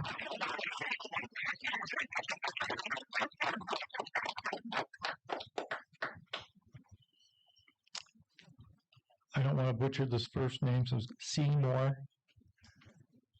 It's Chadwick. Chadwick? Like the actor. Oh, I'm sorry. I misread your, I thought your W was a U. So Oh, no, I understand. I was wondering, would I be able to hand out some paperwork to y'all? This is all you need. We had some extra letters that I was going to speak about in reference. I can just hand out to y'all if that's possible. I have printouts. Sure. Thank you. Here it is. Thank you. This is just some letters that I'll be referencing. So good evening, board members and Superintendent Bell. My name is Chadwick Moore, and I've been asked by the membership of CSEA to speak and provide an update on communications that's happening between the CSEA and the board. Namely being what you've been handed is a notice of some of the questions that we'll be reviewing regarding the upcoming proposals. Namely being that some of our concerns about that these proposals may impact not just classified staffs, their livelihoods, and their families, but namely being even the rendered services that these classified employees are performing. As has been brought up, recently with the groundskeeping staff naming that a cut of 2 could reduce services. These massive cuts of proposals of about 40% or more seems to be at risk of a shock therapy where there is a reduction in services yet an increase in workload. There's a concern on our end for classified staff that how will the district that is already looking as if they are contracting out for services such as painting, even though we have listed staff who can perform those duties, will be cutting up to 40% of classified staff. If we're already contracting out for services, how can we ensure that these duties will be performed while reducing staff? Our concern is that if you continue to reduce staffing, that you will be creating a greater workload for staff that will not be able to perform services. As has been brought up over and over again for, foster and homeless staff, if you cut their positions, how will we be able to support these youth and kids? We hang up these pictures of youth all around saying that we're trying to support their services, yet we'll be cutting the very people who provide those services and expecting them to show up and provide them at a quality that is legally mandated and necessary for the outcomes of the community. This is something that the CSEA is taking very seriously. These are the questions that we are looking for, data that we are looking to find for our review in our upcoming meetings with the superintendent and the district. We look forward to working together to find a more amenable solution, but these proposals seem as if that they are not taking consideration where, even what was brought up for some of the mains and groundskeeping staff, some of these positions are vacant, yet there's no open consideration of the reduction of vacant positions or why the budget has been handled in such a way or approved in such a way over the last few years, especially with trying to do such a shocking cut in 1 year. 40% is 40% of work that is being done by 40% of the people. If you pull those people out, you're leaving 60% or less to do the work of the missing amount. Is that possible? If it was possible, why did you have these people to begin with? Because they are needed. That's something that I don't want to take up the time, as the members of the community do have much to say, but I will be speaking and meeting with you all in the future. I look forward to our conversations. Thank you. Thank you, Chadwick. Pleasure meeting you.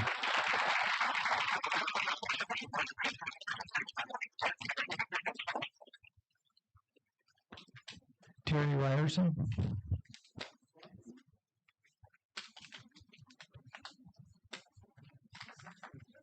Hi.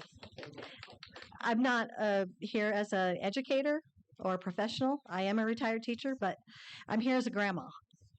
My grandkids go to TILA.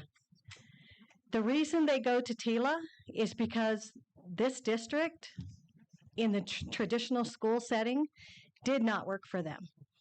It did not work for them. There's bullying at the schools. They were getting trapped in bathrooms.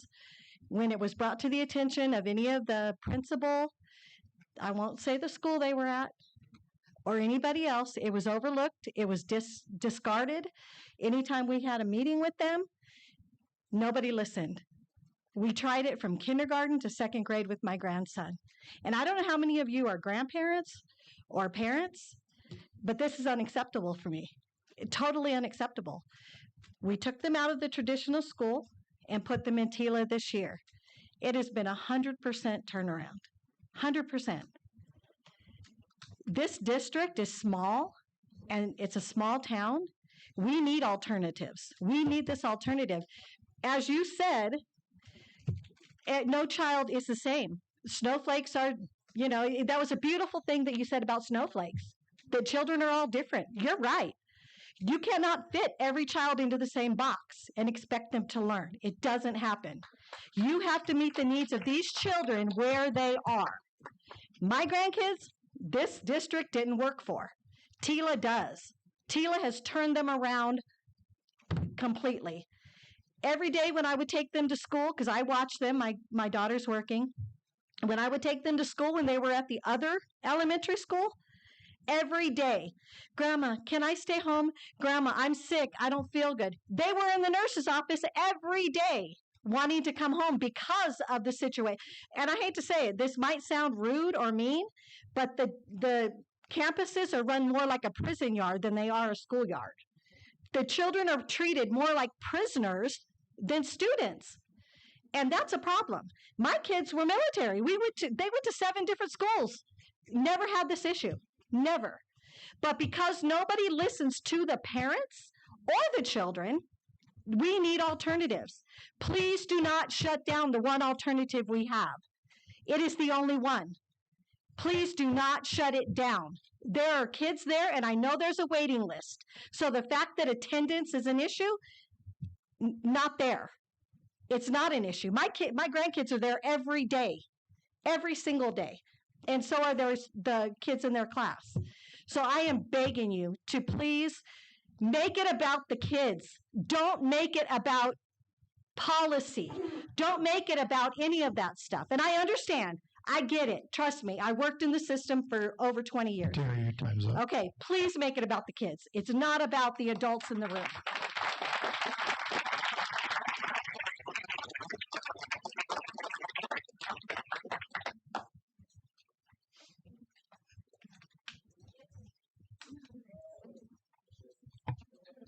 Jerry Ginchio? Ginocchio, sorry.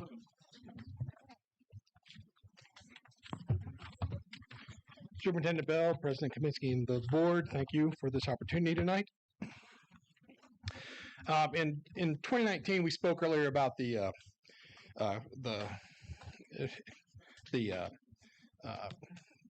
shutdown, the COVID shutdown, and the learning loss that came with that, and the funding for the 79 approximate positions to help offset the learning loss, and everything was happening with COVID at the time, and that funding ran out in 2024.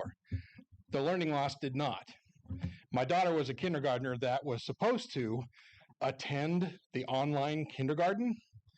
It just doesn't sound right saying it out loud. It was such a terrible experience that I, like many other families we've talked to, pulled our daughter out and waited for the in-person kindergarten for the next year.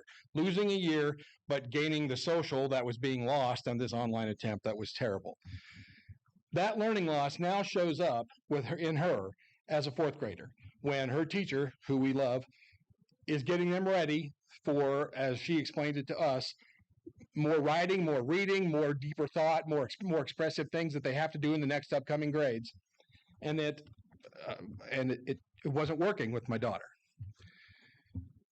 We met with the teacher, we met with the vice principal, we met with the intervention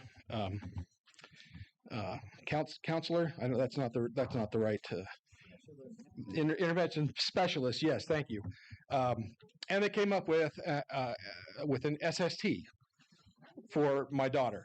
And at the midterm in reading and writing, she had 2 Fs. Those turned into Bs by the end of the semester for both. A total success, because the vice principal, and the intervention specialist took interest in my daughter and said, "Hey, let's come up with a plan for you." The intervention specialist works with my daughter twice a week. Just she's not in harm. She's not homeless. She's not all the things that can really be a challenge. But she just didn't take to it. They meet twice a week. They go over the plan. Do you have everything you need? Are you organized? Do you have your homework? Do you remember to take it home? Do you have all this? It is working for my daughter.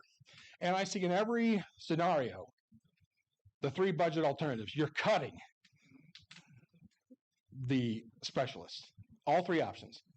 In one of the options, you're cutting the vice principals. So my question to you is, which one of you is going to serve my daughter and continue her success? Which one of you is going to do it?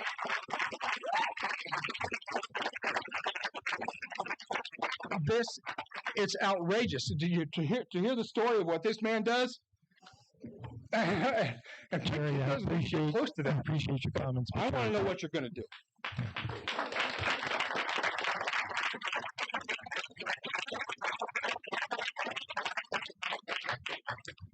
Madison Lee. Good evening, members of the board. He got me.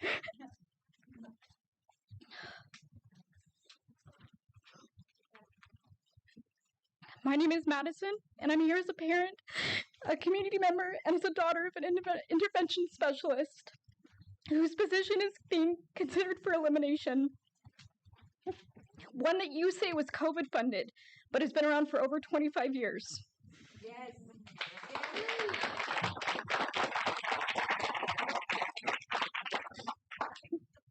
Intervention specialists work with students who need a quiet, safe space when learning is overwhelming. They support special education students during lunch when noise and chaos is the hardest.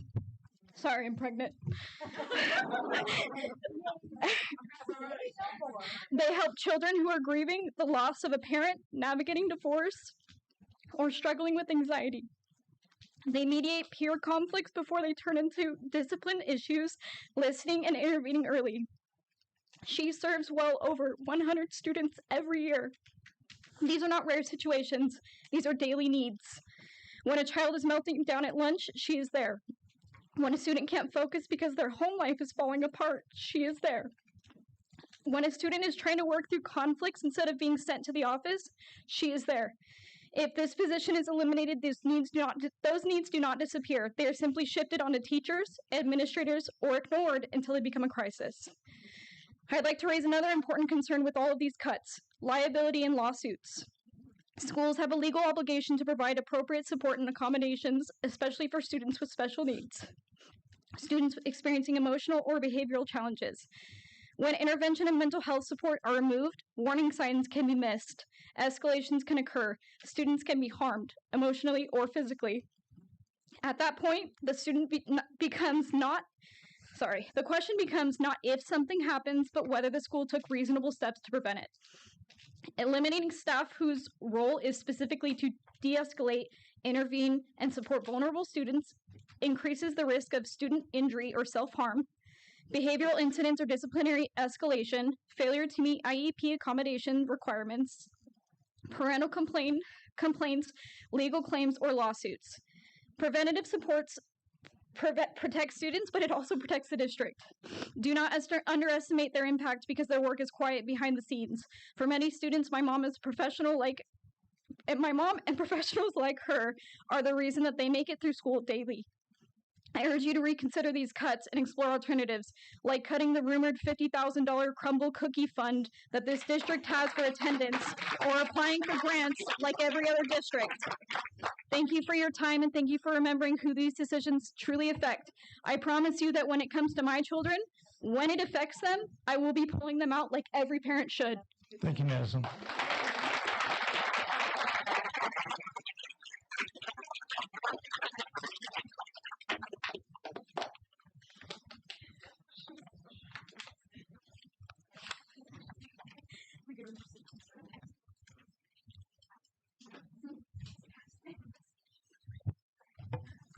Denise Hinojosa. Joseph?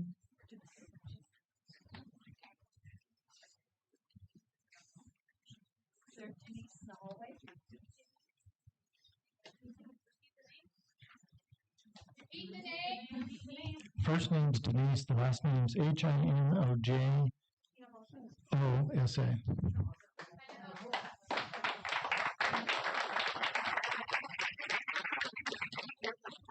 Hello, good evening. My name is Denise Hinojosa, and I'm coming up to you guys as a parent. I do not have a speech.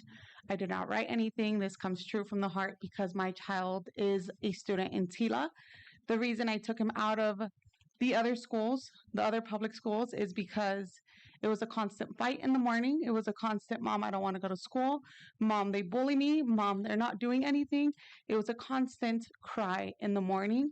And even once I dropped him off in school and he finally passed that gate, they would call me from the office. Can you please come see him because he's crying? So there I am, another 20, 30 minutes convincing my child, please just go into that school. Please just go in. And then I found out about TILA. TILA has changed his life drastically. TILA has changed his grades. He wants to go to school. When there is no school, he tells me, Mom, why is there no school? I want to go to school. I never imagined that would ever happen, and it does. Not only that, but his grades. His grades are complete night to day. His grades has gone up drastically, and he loves going to school. Every teacher in there has not only showed him love, but when something happens, it is enforced. And thank God, up to this day, my child has been there almost 2 years, and there has not been one incident where my child comes up to me and tells me, Mom, this happened. I always ask him, how was school? Every student is nice and every teacher is nice there. Why does TILA succeed? And I'm seeing the budget cuts. TILA is out in every single one of your guys' plans. It's not even an option to even stay in there. Plan 1, 2, and 3, every single one of them, it says closure of TILA. How am I going to tell that to my student? How am I going to take him back? Going back to school isn't even going to be an option for him. So please, please reconsider every single one of us, because now you're speaking to many of us. Not only am I as a student and as a mom, but there's many workers in there too that need their jobs. And unfortunately, there has been obviously something going on with budgets here, and we have to pay the price for that when we trusted every single one of you guys to take care of that. Thank you. Thank you.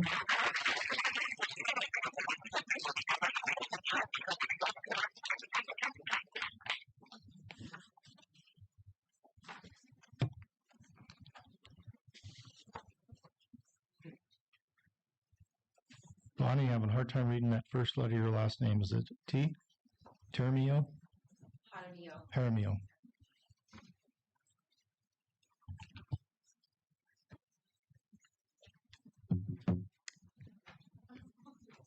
Good evening, board members and Superintendent Bell. My name is Bonnie Jaramillo. I am here as a parent and a concerned community member. I am concerned about the proposed layoffs for all classified Tehachapi employees, but more specifically for TILA. I have students at Tompkins and TILA, and all of the staff at both of those are wonderful. But I'm here to express my concerns about TILA because TILA has changed our lives.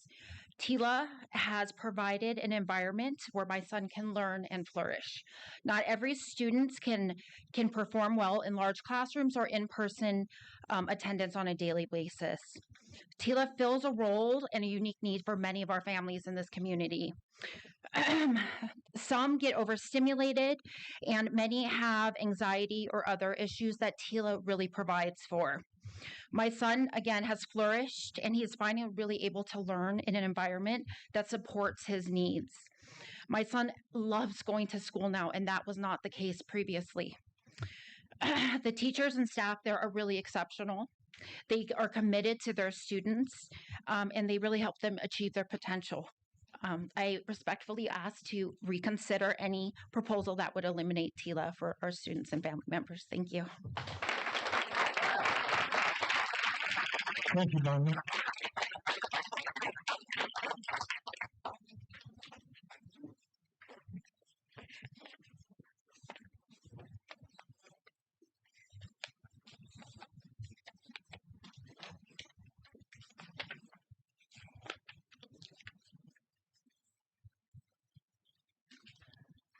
Nicole Goggle.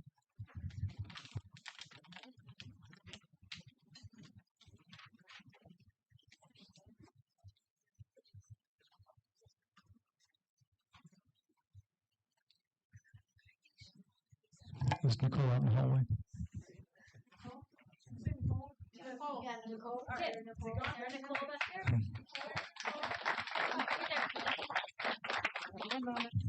Very disorganized, but that's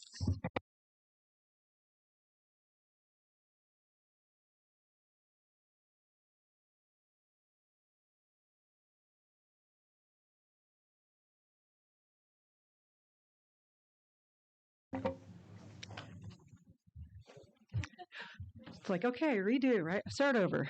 Okay. Hi, my name's Nicole. I think we've established that.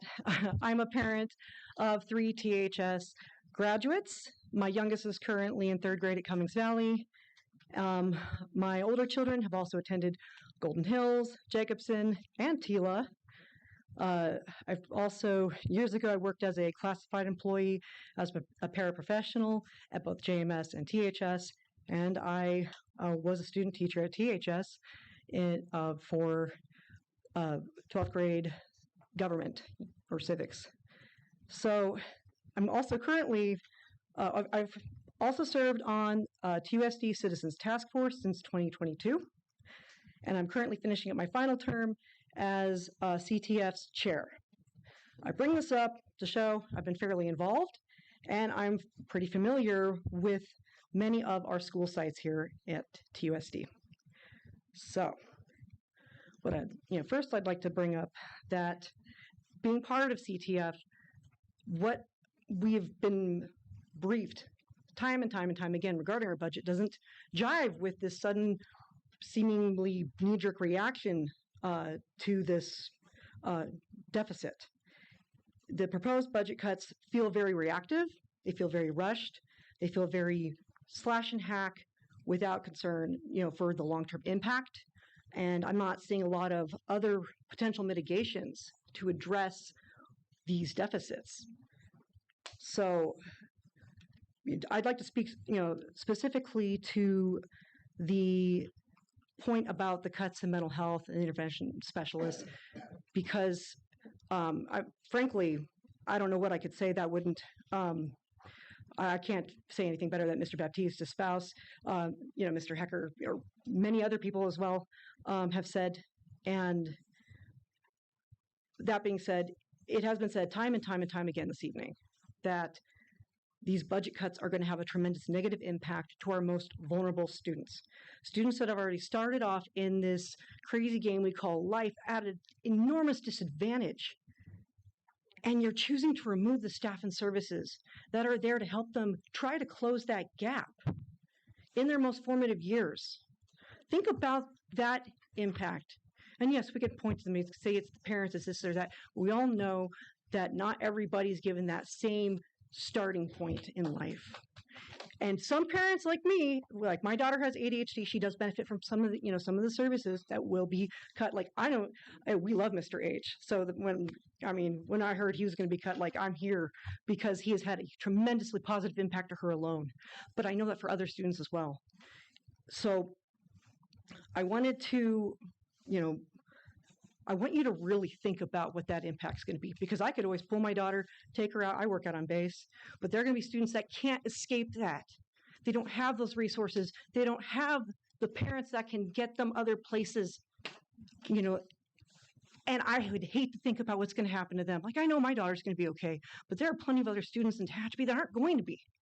And it does not, and I know earlier it was like, it's the state's fault. I don't want to hear that. You all ran for this position. You asked for us to elect you. You've sworn to stand for and support Tehachapi students, and these proposed cuts are in a direct conflict with your mission, which, to remind you, is our mission is to provide all students with uncompromised excellence in academic instruction, as well as guidance to help students develop the knowledge, skills, and character to be successful, contributing, and positive citizens.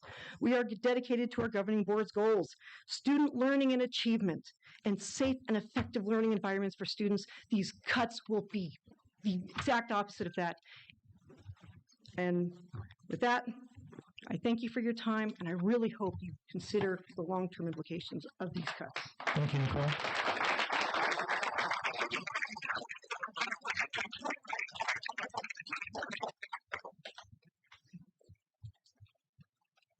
Alicia Arula Lund.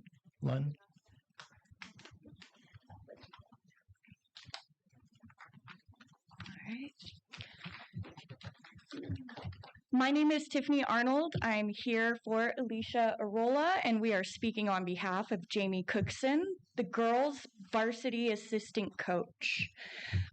First off, MX does a great job with our game field, but they have been told they don't have the time or manpower to help with our practice field. And she provided me with pictures for you to see if you'd like. There are multiple holes over 4 inches deep. We have to set up cones to warn the girls where not to run.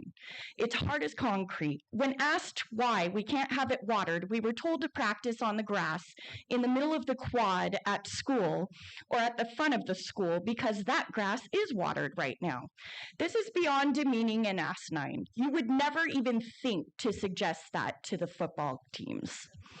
JV girls field is even worse with gopher holes all over the place, one of which successfully took out our top goal scorer, Autumn Heeb, with a broken fibula requiring surgery and a year of recovery. MX is doing a great job, but they don't have the manpower to get to our practice field, and one of your budget cuts is to reduce their team by half, removing the younger workers who are actually able to lift more and get more done physically. This is unacceptable, literally a lawsuit waiting to happen. Let's revisit the girl who broke her fibula. Part of the mandatory training for coaches includes training us to inspect the playing area before practice to make sure it's suitable and not dangerous. These fields are the most dangerous I have ever played or worked on. I would love to invite you to come out and walk on the practice field at THS, and even better, allow me to blindfold you, as that's effectively what you're asking our players to do. We run with our heads up, looking at the ball and other players, not looking where we are running. And you're asking us to do this with this field. Irresponsible at best. We would love to walk the field with you before you vote on a final budget. And then she provides her phone number. I'll meet you there whenever is convenient for you. Thank you for your time. Terry,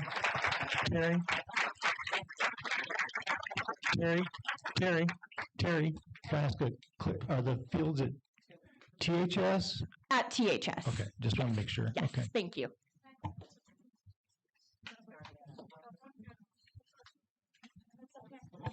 Roger Oxford?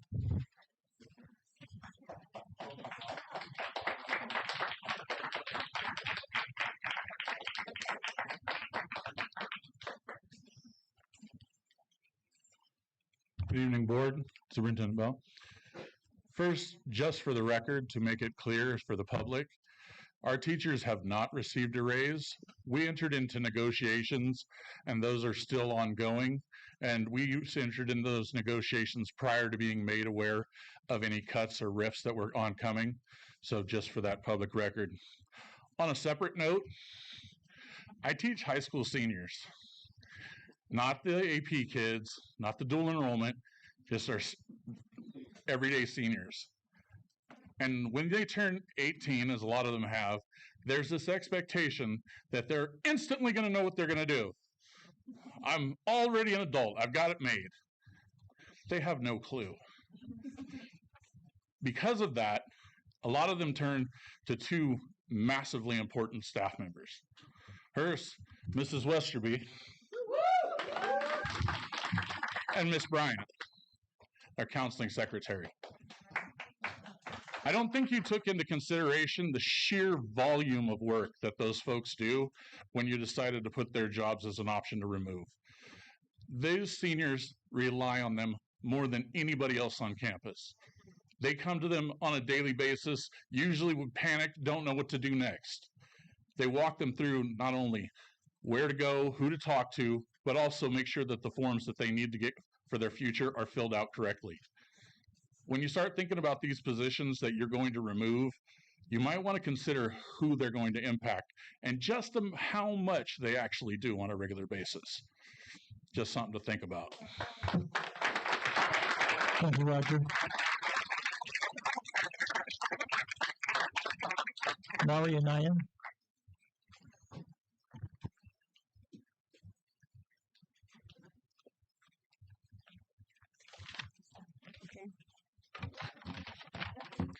Good evening, Mr. Kaminsky. Where's the thing? What did I do? What did I do? Board members, teachers, parents, and community. We are Josie Fregoso and Maria Naya. We are the two district language assessors for all the schools.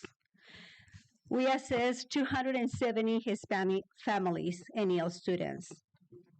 We are their voice.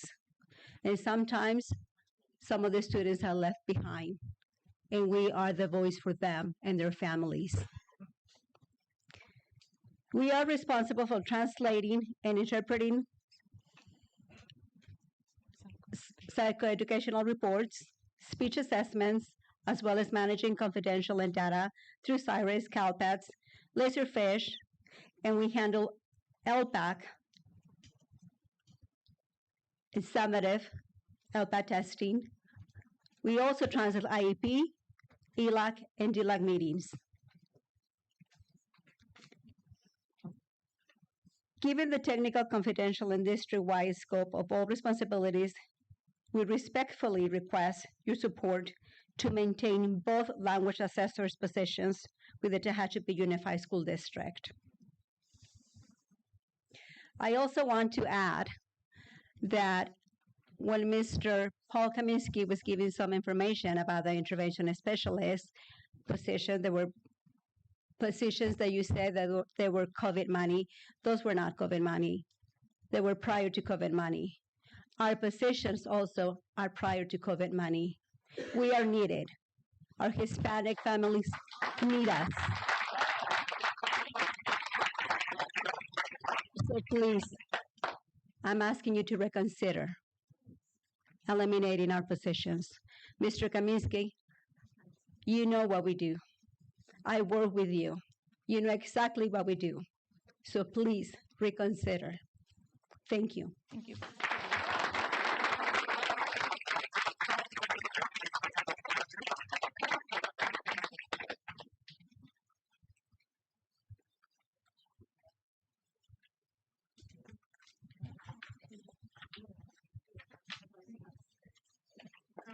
Lennox Palmer.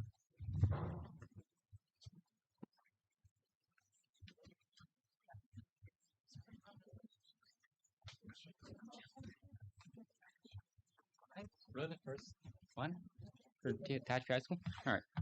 Sorry about that. I'm getting my notes up here. Hello? All right. The school's cuts towards transportation is what I take issue with.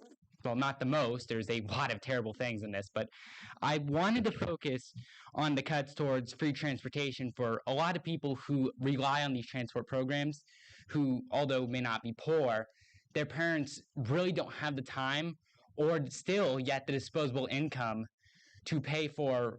I don't even think it says what they'll do after they slash it. If it'll be a flat fee, which is what I wanted to ask, what they plan on doing once if they do slash transportation being free. What are they going to replace it with? How much are they going to make parents, students, and all of that pay?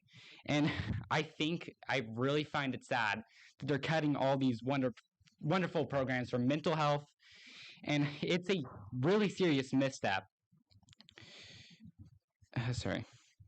And these cuts won't bring back attendance. A lot of people rely on the bus. They rely on TILA because, say, they're facing harassment at school. They're going to go to TILA, so that's how the school still gets some attendance, and they don't change districts. They don't leave the city.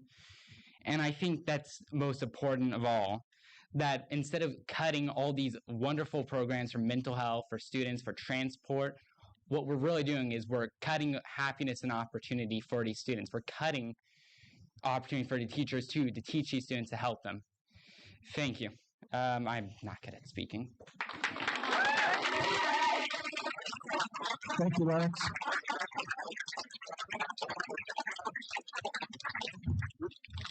Stevie Campbell.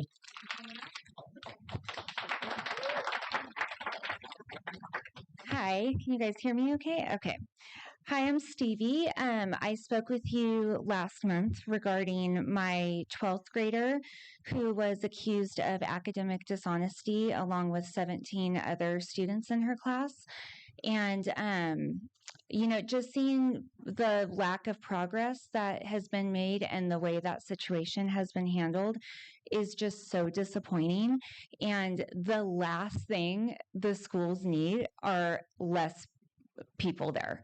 We do not need to be cutting positions. These kids need these people there. Then this week, I had a district attorney show up on my street because a PE teacher was taking pictures of my third grader. We need more people to help our kids. We do not need less boots on the ground on these campuses. We need good people who will watch out for our kids. There are a ton of people who will be cut with these proposals that are good for our kids to have on the campus. And it is not right. My two girls, because of what they've gone through just in the last month, might need mental health services because of the decisions of this district. And now mental health services are going to be cut. So now if they need mental health services because what has happened to them at school, they can't even get it. That is completely asinine. That cannot happen. Our schools are something that we should be proud of. This is embarrassing to cut this many positions. Our kids deserve better than this, honestly. And these people who have worked so hard through COVID. COVID was a nightmare. These people have picked up the pieces and held our schools together and held our kids together. So cutting their positions is just so wrong for these people. So please reconsider what you're doing. Thank you, Stevie.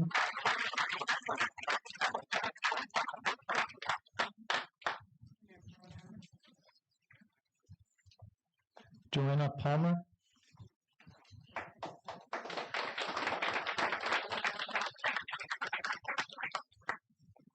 Hello, my name is Jonna Palmer.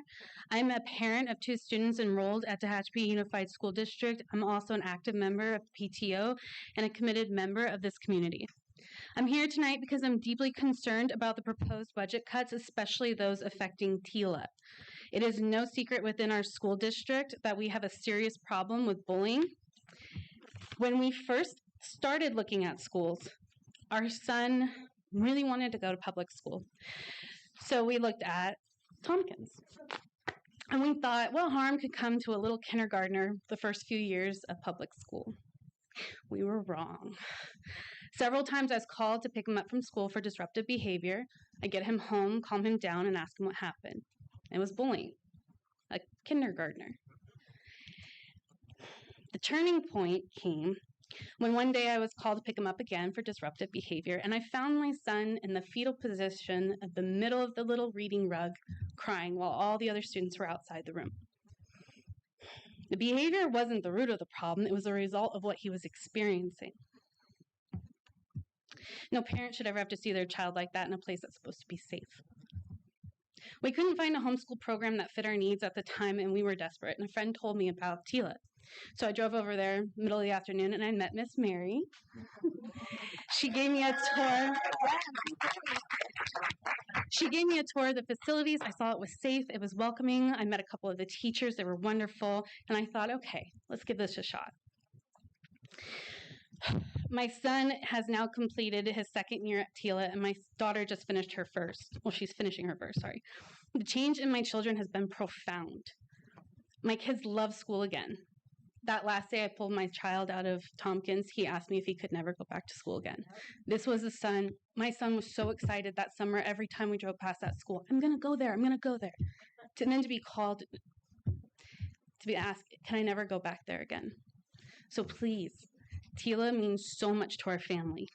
If you cut TILA, you're not trimming excess, you're removing a lifeline of students who cannot thrive in a traditional classroom or environments like that. You are asking families like mine to return our children to the same places where they were harmed or leave the district entirely. And if TILA is cut, I will be pulling my children out of the school district, and I will be encouraging every parent I talk to do the same. Please do not balance the budget on the backs of students who need this program the most. Thank you.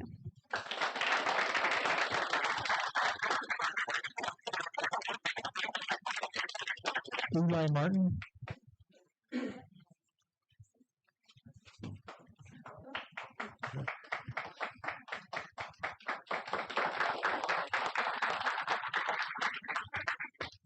Good evening. I'm Eli Martin, and I'm a senior at THS.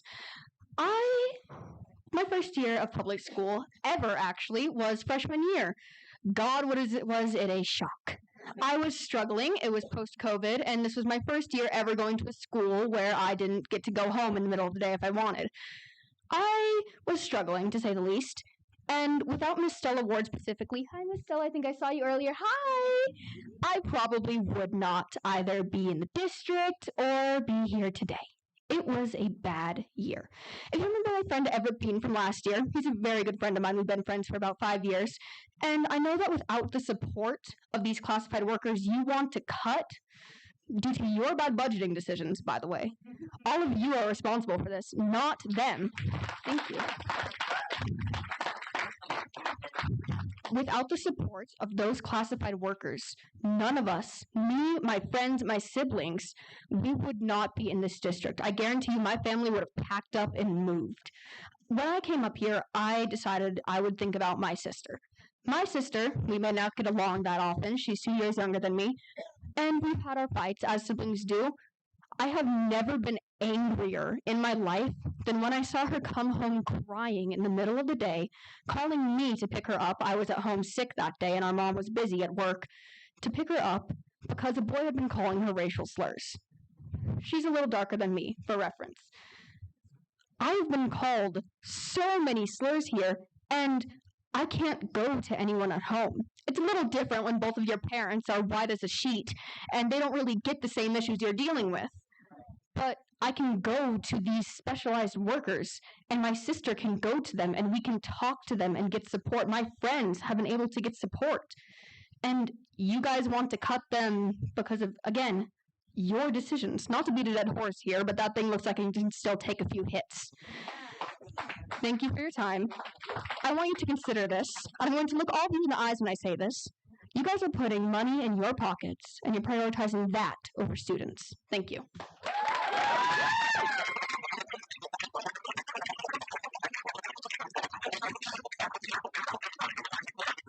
Austin Thompson Anderson.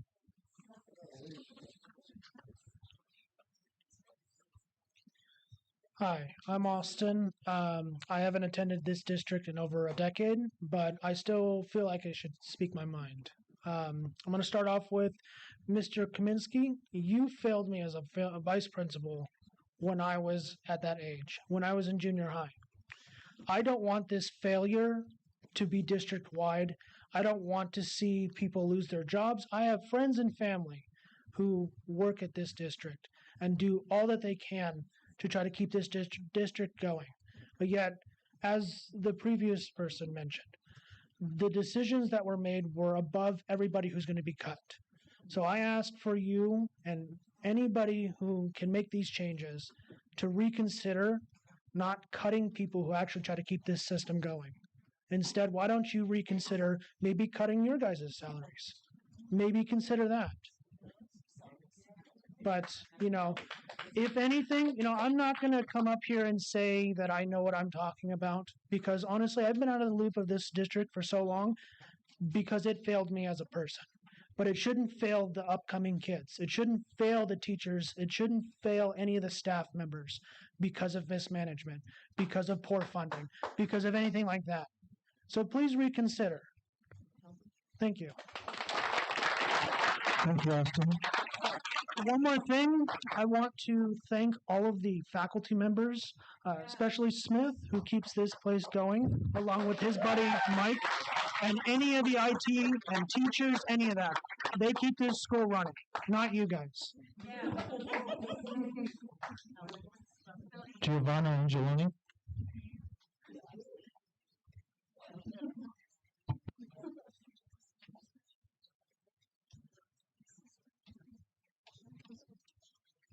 Hi. I wasn't going to speak till about 5 minutes ago, so bear with me. I am one who moved around a lot, went to every elementary school there was here, thrived in high school. I had the best time. Even so that I'm still involved in the school system. My fourth grade teacher is actually the principal. It's great.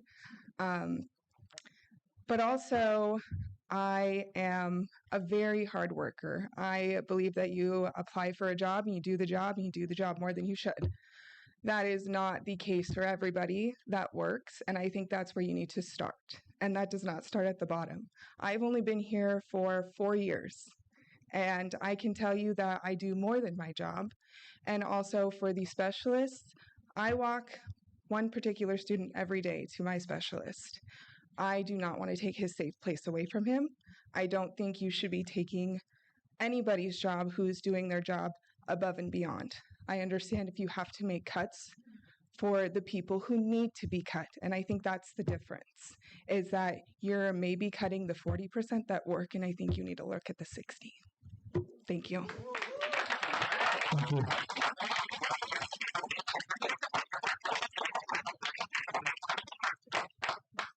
Tiffany Arnold. Hello again. My name is Tiffany Arnold. I am a mother in the school district. I have 4 children who have gone through this district. 1 has graduated, and I still have 3 who are presently in the school system.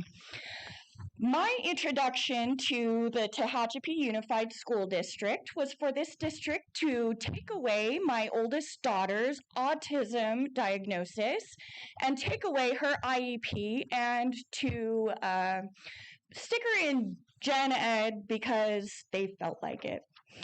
Over the years, I have learned how to better advocate for myself and for my children, as I believe a lot of parents here have.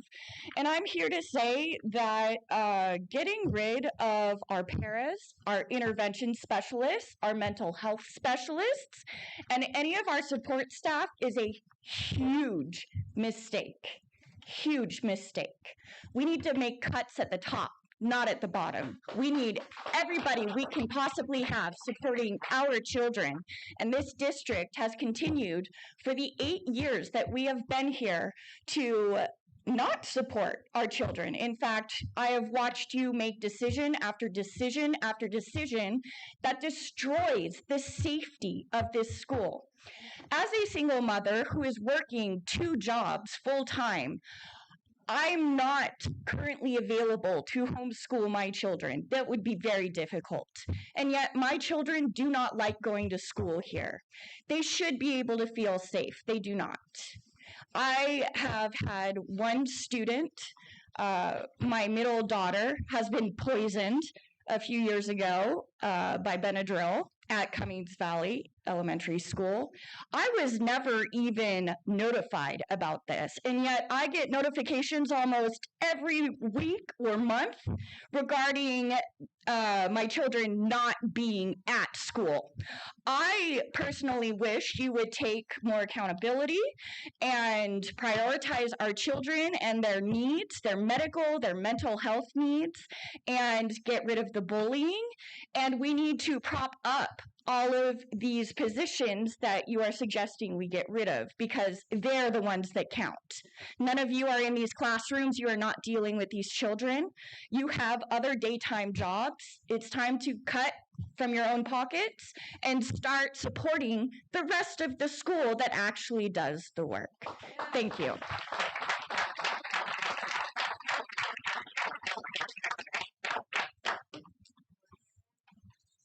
Yolanda L. Thank you. Good evening, board. Do I have, no, okay. Thank you for the opportunity to be up here to address you, and thank you for the water. These are our kids. Well, these are our children, Bella and Marco. This is a friend, Peter. And this isn't what I came up to talk about, but while we're here, I just love Mary from Tila. My kids went to Tila, and they thrived at Tila. They're at the high school now, but I don't know what we would have done without Tila. Right. It would have been quite a challenge, struggle. But she's concerned about the cuts because it's going to affect her future choices. But I guess just a minute. yeah. I'm Isabella's dad, and she came home from school upset one day, saying, "They're gonna cut my classes out because I'm trying to advance into the college sooner." She was devastated. So she said, "All my work I did was going to be for nothing," Yeah. and that's not right. She put hours and hours in her schooling to advance herself, to finish this high school sooner and go to college. And now she said, "I can't do that. And that's all my work was for nothing," and that's not right. But Right. Oh, the did address. you want to say something? Oh. The address. I believe it was Mr. Cooper. You had indicated that a letter written to our elected officials represents so much of the population. And I believe in proactive steps like that, writing letters to our reps. And so I was wondering if you would be able to prepare the letters to each representative that we could reach out to, and make them available somehow, and we could download them, sign them, mail them in, or email them individually to our representatives. We're wondering if you could do something like that. And then it's more likely that they will hear from a greater percentage of the parents. I don't normally comment on public comments, but I think if everyone that spoke tonight wrote about their story, it would mean more than just another Well, copy. For the ADA, for an increase in the ADA amounts that we get, or that we don't get for our students. It's The average daily attendance, you get so much, well, maybe it is an ADA, but you get we don't get anything because we don't have enough of low income or foster, stuff like that. Correct. So if we could go right to somebody to say, hey, we still need the money, we're losing. Yeah, but if it came from from the heart, it would mean more than just a copy of what we decide on next month to send. Okay, so but what about all the contact information, the people that we should be can get contacting you and the their contact addresses and stuff information, like that? yeah. How would you make that available to? We can have it Can you available put it on here. a website or something? On the, That's a possibility. I'll leave it up to the superintendent to. who's the superintendent? Mr. General? Bell. Okay. Now, maybe if you could do that, and we parents can access that online, and it's more likely that because it seems like the problem, a greater percentage of the problem is we don't get enough funds, we don't get enough money, and so if you could make the contact information available, then probably more of us would respond by using that written. You know what I mean to say.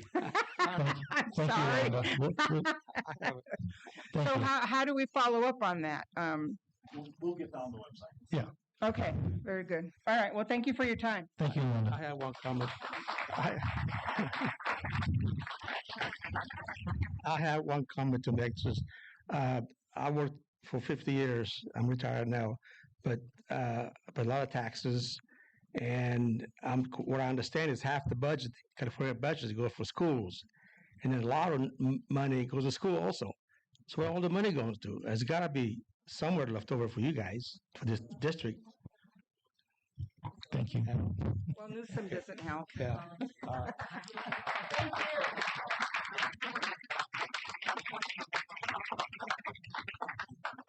I'd like to thank everybody that contributed and gave us a lot of input to think about and consider. And at 7:26, we're going to take a 15-minute break.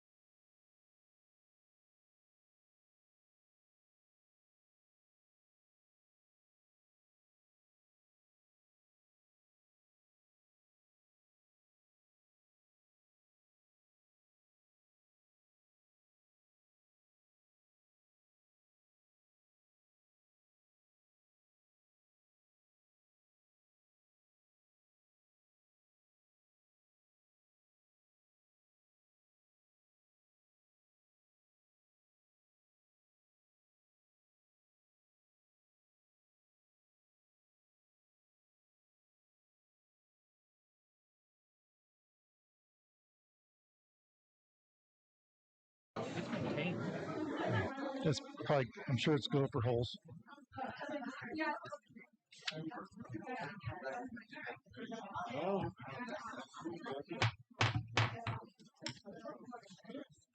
It is 7:47. We are resuming our regular board meeting.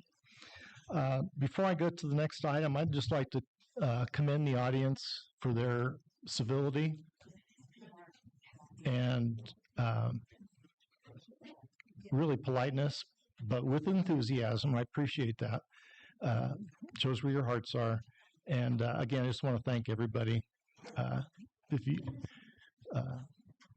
Some school districts, some boards in other districts aren't that lucky and are disrupted, and says a lot about our community for you folks to act as graciously as you did, but with enthusiasm.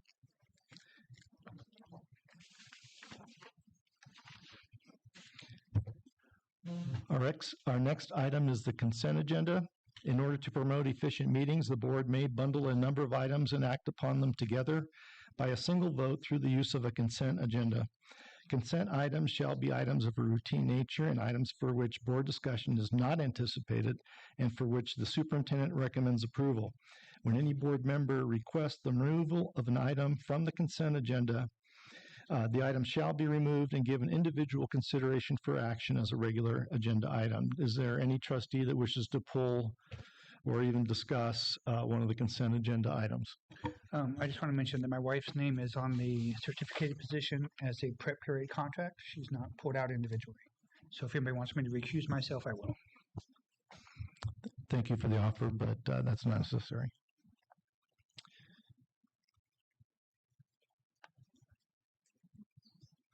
Seeing no other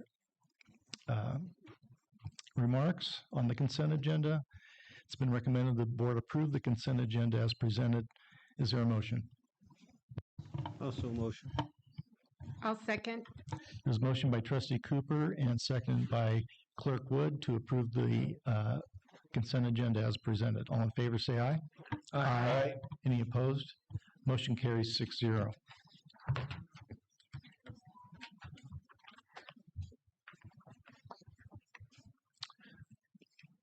Next section is item 7, discussion information items. Number 1, information item, Williams Complaint Quarterly Report.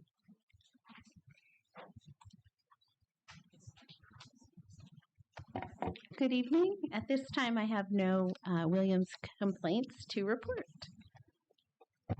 Thank you, Mrs. Paxton. Number 2, information item, Local Control and Accountability Plan Mid-Year Report. Ms. Paxton. Okay, I'll just let Nehemiah pull up my presentation. It is on. Okay, you can go to the next slide. So, one thing just to note is many of our metrics in the LCAP have to do with the California School Dashboard. And last month I reported on the school dashboard. So I tried to keep this presentation condensed because we just went over most of those metrics. The Local Control Accountability Plan, the mid-year report, is really just an update. And currently we're on year 2 of our 3-year plan. I'm going to briefly review implementation of our progress, but you received a report in your documents that goes much more in depth. Provide some progress of our outcome matrix, and then just a reminder that I will be presenting our final year of this LCAP in June. We go to the next slide. So we have 3 goals in our LCAP. The first one talks about our facilities, our materials, and ensuring we have highly qualified staff members to ensure that all students have access to a broad course of study that allows students to develop their interests and preparation for college and future career. The second one has to do with academic outcomes. So it says TUSD will provide a rigorous and standards-based instructional program to adequately support all students in meeting and exceeding grade level expectations, to ensure all students are prepared to transition to college or into a career upon graduation from high school. And the third one has to do with our climate. The third goal is TUSD will engage students, their families, school staff, and the community by providing an equitable, inclusive, and responsive school environment to support both personal and academic growth for all students. So a couple of metrics for Goal 1. So the number of teachers with clear credentials has declined by 3%. So as teachers retire, it's difficult to find new teachers that have a clear credential. TUSD continues to update curriculum to align with California frameworks, and we're in the middle of we're going to be adopting a new curriculum for our high school math.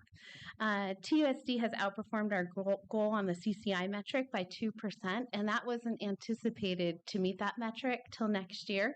So that is really fabulous. And one of the reasons why is because we have added so many dual enrollment courses and CTE pathways that makes that easier for our students to meet that. So 42.2% of our students were identified as being prepared on the California School Dashboard. Also, and I know President Kaminsky, you're going to really like this, A through G completion rates continue to increase year over year, and we actually have met what we were pre-pandemic. So that was something that we were really striving to do when we returned from COVID, is how can we get back to where we were prior to the pandemic. And one thing just to note is we did bring AVID to our high school, and then also we have increased those dual enrollment courses. So that has really assisted in that. And then CTE completion rates have outperformed our goal by 15%. Again, we weren't anticipating meeting that when we developed this initial LCAP till next year, but we've already met that. So our goal was to have 40% of our seniors complete a CTE pathway, and currently we're at 54.57%. So that's really excellent. Okay, Goal 2. So our ELA achievement decreased by 1.5%. However, our mathematics achievement increased by 2%, and those are both from our CASP testing last spring. Although when we look at our latest iReady diagnostic and we look at the projected proficiency rate, we're anticipating ELA achievement to increase by about 4%, and then mathematics to continue to increase by about 5%. Our IEP compliancy rate improved to 98%, and this time last year, our IEP compliance rate was in the 80s, and our goal is to have it at 100%. EL achievement is a concern right now. Our EL student performance in academics and English acquisition declined. So that's an area that we really want to focus on, because LP declined by about just under 9%. And then some of our planned expenditures, when you went through the report, you can see that we haven't met what we had planned to expend, and that's due because we're modifying the budget based on our budgetary concerns within the district. So some of the things that as people have left positions, we haven't refilled, like burst tutors and things like that. Goal 3, chronic absenteeism has declined by 5 percentage points when compared to this time last year. Suspension rate is currently at 1.21%, which is a slight decline.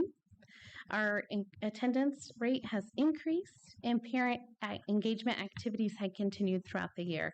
And those include Sipping with the Soup, Citizens Task Force, Superintendent's Advisory Committee, and then all of the opportunities we have at the school sites like HELAC and PTOs and School Site Council.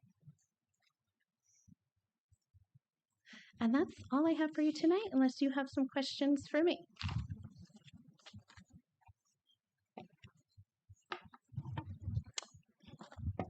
don't mean to shock you, but I have no questions. Well, I was wondering because I didn't get an email from you. Yeah. I was looking at scenarios. Okay, well, thank you. Thank you, Mrs. Paxton.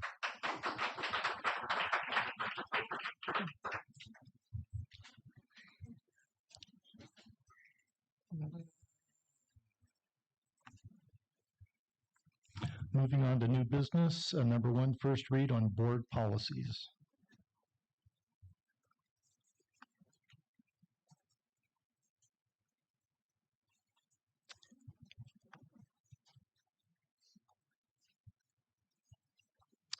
There's four, and they're about non-discrimination in district programs and activities, employee notifications, and well, the other three are employee notifications. So that'll be up for approval next month. Any questions from the board? Number two, approval of the letter of agency to confirm participation in the Cooperation for Education Network initiatives in California, CENIC, E-Rate Consortium.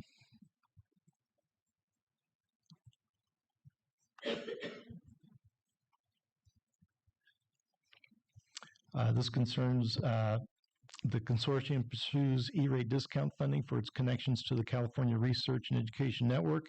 E-Rate is a program of the Federal Communication Commission administered by the Universal Service Administrative Company Schools and Libraries Division. E-Rate provides 20 to 90% discounts on approved telecommunications, internet access, and internal connection costs to eligible kindergarten through grade 12, K-12 public schools and libraries. Any questions or comments from the board?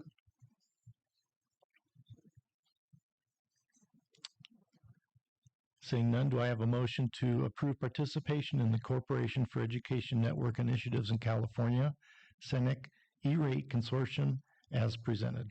Kelly, I make the motion. I'll second.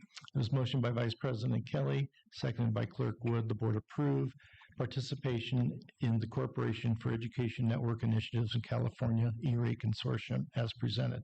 All in favor say aye. Aye. Aye. Any opposed? Motion carries 6-0. Third item under new business is approval of declaring certain district property as surplus, obsolete at Golden Hills.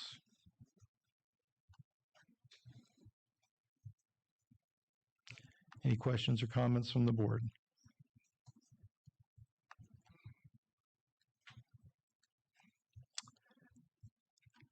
This is a roll call, or I'm sorry, I need a motion to approve.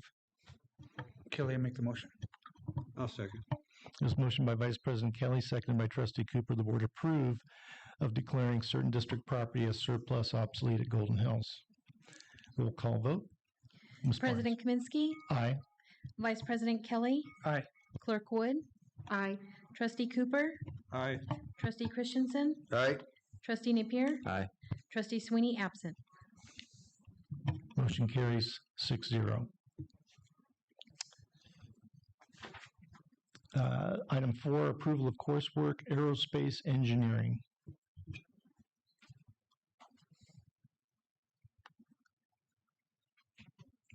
Any questions or comments from the board? Seeing none, I need a motion to approve the coursework, aerospace engineering as presented. Kelly, I make the motion. I'll second.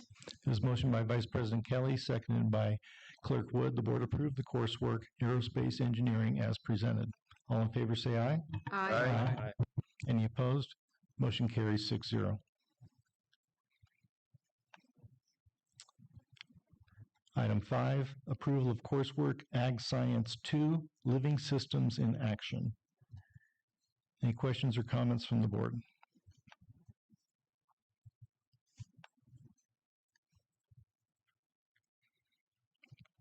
As with the other coursework we're approving tonight, or voting to approve, these were all presented as a first read on December 12th. Is there a motion to approve the coursework Ag Science 2, Living Systems in Action Kelly, make the motion. Second. There's motion by Vice President Kelly, seconded by Trustee Cooper, to approve the coursework Ag Science 2 Living Systems in Action. All in favor say aye. Aye. Any opposed? Motion carries 6-0. Number 6, approval of coursework Future Educators.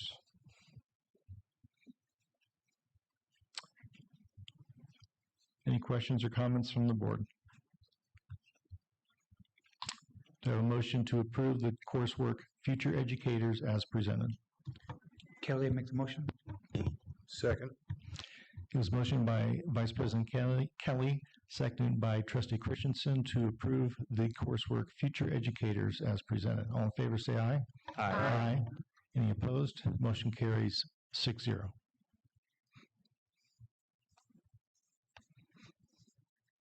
Number 7, approval of coursework Future Educators Mentors. Is there any questions or comments from the board? Do I have a motion to approve the coursework Future Educators Mentors as presented? Kelly, make the motion. Second. It was motioned by Vice President Kelly, seconded by Trustee Christensen, for the board to approve the coursework Future Educators Mentors.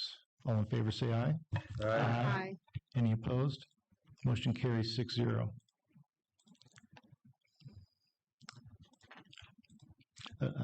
Item 8 is approval of the Great Kindness Challenge proclamation. The Great Kindness Challenge promotes positive culture and climate in Tehachapi Unified School District schools.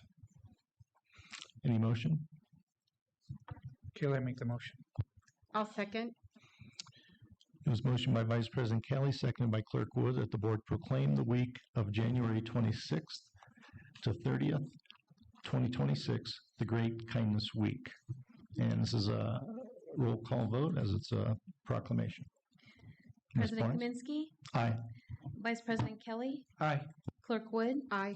Trustee Cooper, Aye. Trustee Christensen, Aye. Trustee Napier, Aye. Trustee Sweeney absent. Motion carries 6-0. Item 9, approval of new board policy 1330.25, weight room and fitness equipment use. Any questions or comments from the board? Again, we had a first read last month. Oops. Hang on, I lost my cursor.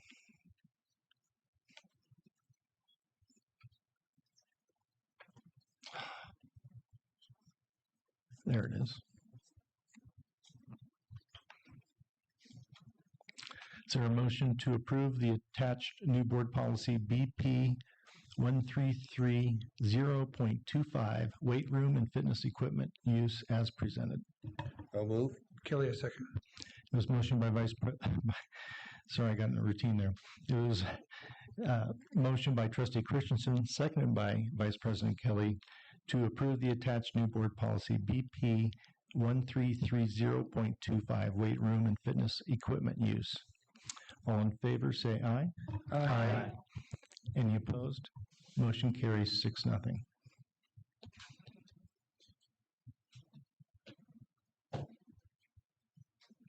Item 10, approval of 2026-2027 student attendance calendar. Any questions or comments from the board? Well, I had some because we had some TAT members come up and comment on it, and I'm just wondering if we can make those adjustments for them. Yeah, I think it should be tabled myself. I thought the recommendations Ms. Smith brought forward on behalf of TAT were definitely reasonable, and I wish they'd been done last year. But Yeah, that's all. I just wanted to make sure we. That was so long ago in our meeting. I agree. I think the same thing. I think we should table it. I think those are, for people like me who's not a teacher, that's eye-opening to go, yeah, that makes total sense. I'm glad to hear that. I'll make the motion to table. I'm not sure how to do this. I'm going to make the motion to approve it, and if I don't get one, it's done. Actually, I have a Or- comment before we make. Oh, go ahead, Vice President Kelly. As part of, if it does get tabled, I would like the data of historical non-participation for those that have a work day scheduled with no students. So I want to know how many show up. Please. Go ahead, Ms. Bowman.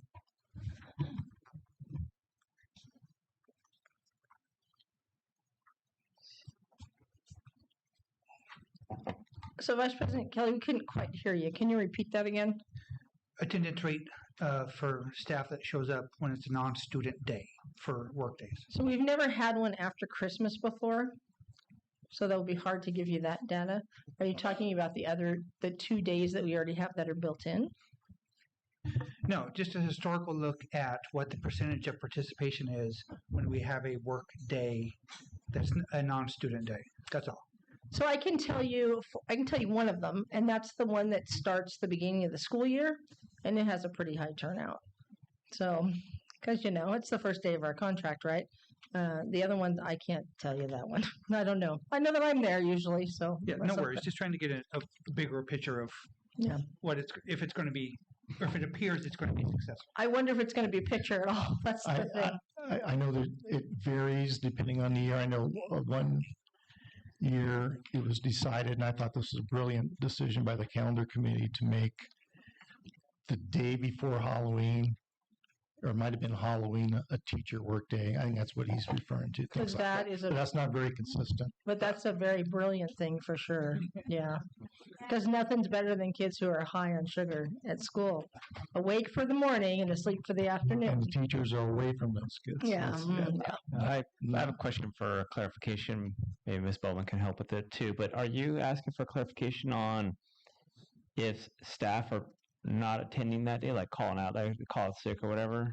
Okay, I understand what you're asking for, but if having that day is what's best for the structure of the staffing, is if it's 10% or 40%, to me it's irrelevant. But yeah, I get it. I understand that we want to get the data, but I think if the TA, both president, vice president, are iterating to the board that it's an important day for them to restructure and get things organized. I mean, if people call out sick, I think I don't know. What are you going to do? 99.9% of the teachers will either be there or have a legitimate sick excuse.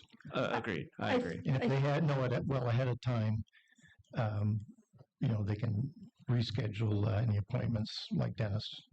I think too, keep in mind it'd be the first time that this would ever be happening.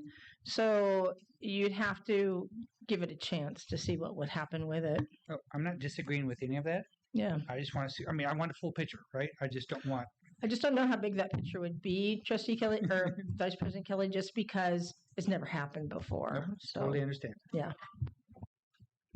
Thank you, Ms. Bowman. So it's been recommended the board approve the attached 2026. I just have one Oh, other I'm sorry. comment about the calendar.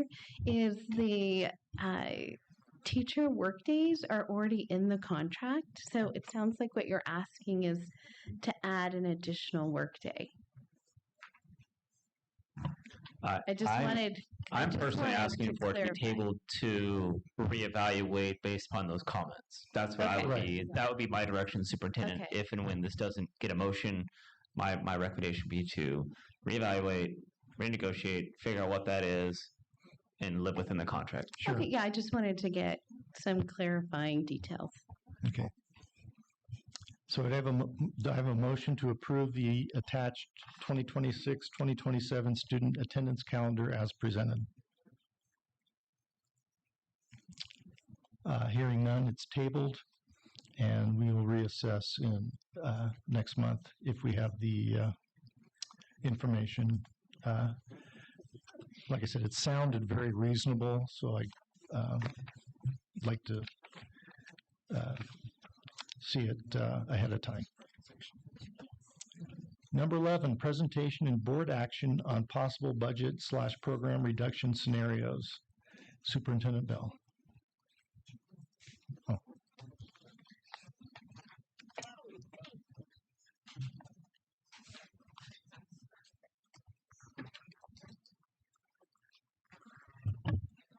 Thank you, President Kaminsky. I wanted to thank everybody for being here and advocating on behalf of students, obviously your students, staff, and programs. The presentation that you'll see tonight is, again, just a recommendation where the board members have the opportunity to line items, particular items out, and then help provide narrative to myself for the upcoming resolution, which would come in February. So just wanted to make sure that everybody had that information as well. The discussion is not easy, obviously, for cuts here in the district. For anybody who works here or leads here or cares about our district, we find ourselves in a little bit of a unique situation where for the last 2 years, TUSD has been able to support the growth and continued development of programs that have been available to our students because of healthy reserves and the one-time funding that came from COVID, which was $18.8 million. And now that the COVID funds are gone and our reserves are dwindling, hence the idea of a budget reduction plan here. So wanted to make sure that we had kind of context behind that as well. And ultimately looking at what we need to do moving forward with this particular plan. Just to kind of get started, wanted to give a little bit of context here. Me, as your new superintendent, I started July 1st, and I have been in this role approximately 5.5 months when these particular reduction of force scenarios were developed. These particular scenarios in development were not done in isolation. There's no way that one individual could develop this plan. This was vetted not only by the district administrative staff. We did speak to the site principals as well. I ended up speaking with the board members during Christmas break about the different scenarios. And then the associations and myself meet once a month, and we started in August through December. And during our meetings, we typically have conversations around items in regards to their specific associations, although there were some conversations about deficit spending. So they were there and available. And then ultimately, there was meetings with the TAT on January the 5th and 7th in regards to the reduction of force scenarios, and with CSEA on January 6th and 8th. Those were really collaborative conversations where I was taking input from individuals that were in the room because, again, with myself being brand new to the district, I needed support from those other individuals. Part of this slide is from my superintendent report from last month, the overall view on layoffs. We have a couple of deadlines that are coming up. So first off, the overview of layoff is that it is an elimination of a position and not an employee. And so ultimately, when the teams got together and talked about what eliminations needed to occur, we looked at the overall bearing and trying to keep items out of the classroom as best as possible. Things could change. That second bullet point, wanted to give you a heads up, things could change by May. If you don't know already, the governor did put out a preliminary budget in January. That tends to change regularly between January and the May revision, and then ultimately approved in June. And also, as our ADA increases, that would be additional revenues that would be coming in as well. So we'll look at whatever the governor decides funding purposes are for our districts, and if we have increase in ADA, to see if we have additional revenues that will be coming into the district. It's very specific with preliminary layoffs, and I'll use that word preliminary layoffs, which is March 15th. You'll see in this particular slide, classified staff members, their ed code is 4117, where it outlines the mandate for us to provide notice of potential layoff by March 15th. And then on the next slide, this is the certificated ed code 44955. And again, it's a notification of preliminary layoff. And these notifications of potentially losing positions on March the 15th, in a typical school district, just like ours, right, individuals have bumping rights, and so we end up with more layoff notices that are provided on March 15th than what are actually approved on May 15th. And May 15th, on the bottom of the slide, there is the permanent layoffs, when the board members will take action on the permanent layoff itself. And so individuals that receive a preliminary layoff notice, there will be individuals that will retain their positions because of bumping rights that don't ascend down to their particular level. So I wanted to make sure that everybody was aware of that as well. When I entered the district, I wanted to try and get a little bit of a blueprint of what's happened within the district, and so started with this as one of the documents that I received, where we looked at job classifications within the district, and ultimately FTE stands for full-time equivalent, just so everybody knows, for the 1920 school year, which was prior to COVID. Tehachapi Unified School District had roughly 447.9 full-time equivalent positions in the district. And then I wanted to know where we sat today in 25-26 since I entered the district. And so if you look at the full-time equivalent today, that number was 520.5. And then the far right column represents the difference between the two columns, with an overall FTE increase prior to COVID and now at 72.6 full-time equivalent positions. There will be a slide a little bit later on that you'll see that the proposals are not proposing a 72.6 FTE layoff. So this particular slide also came from the December superintendent report, and I thought it was important to review for two different reasons. Number one, the importance of each of the numbers, and then number two, just to kind of see some of the changes that we've had. So as far as deficit spending goes, 24-25 in the school year, the district did have a $4.9 million deficit spend during that particular school year. And in the 25-26 school year, this school year that we're presently in, that budget was adopted in June prior to my entry and was scheduled at $5.6 million worth of deficit spend. Through all of the work that we've done here at the district office, that 5.6 has now been reduced to 3.1, and that's been looking at expenditures and revenues coming in, and also the increase in ADA overall. Ultimately, we can't continue to operate in a deficit like this, and so hence looking at a reduction of force. We have the second section there on declining enrollment in 2018-2019 and 2019-2020 prior to COVID. You'll notice that we have a little bit of reduction of enrollment. And the bottom line there, 2025, 2026, that number was the number as of Friday. We are sitting at 4093, which is a reduction of about 214 students since the 2018-2019 school year. So 214 students decreased in our district equates to roughly about 8.5 classrooms. That represents, again, a layoff of individuals that would be educators because of that 214. It's a little bit misconceiving, right? Because there are different grade levels of the students who are leaving our overall district.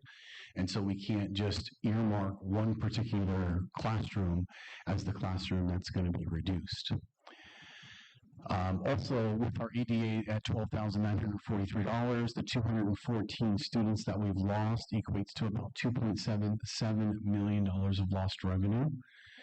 And that's significant, significant in the fact that not only were we deficit budget, but also the loss of overall revenue coming into the district, which does affect us overall. And then finally, that last bucket refers back to the previous slide where we've had the increase in FTE at 72.6 increase of staff members for the district. Another area of concern in our district, again, just trying to do research about the district with my short time here, is lack of funds that come in from federal and state government. So looking at 22, 23, 24, 25 school years, our special education department has increased in total program cost at $14,548,154 in last year alone. Federal and state revenue that comes in, it's not significant, $7.6 million. And the district contributes the $6.9 million from local general fund. And two areas that are super important on this particular slide are the two red numbers on the right-hand side of that last column. You'll notice that over the last 2 years, the district has had to increase $1.39 million worth of funds specifically for our SPED department, which is about a 25% increase over the 2 years. And so that attributes to a growing population in the SPED department, and we are committed to continuing to support that particular program, even with the increase in cost associated with the program.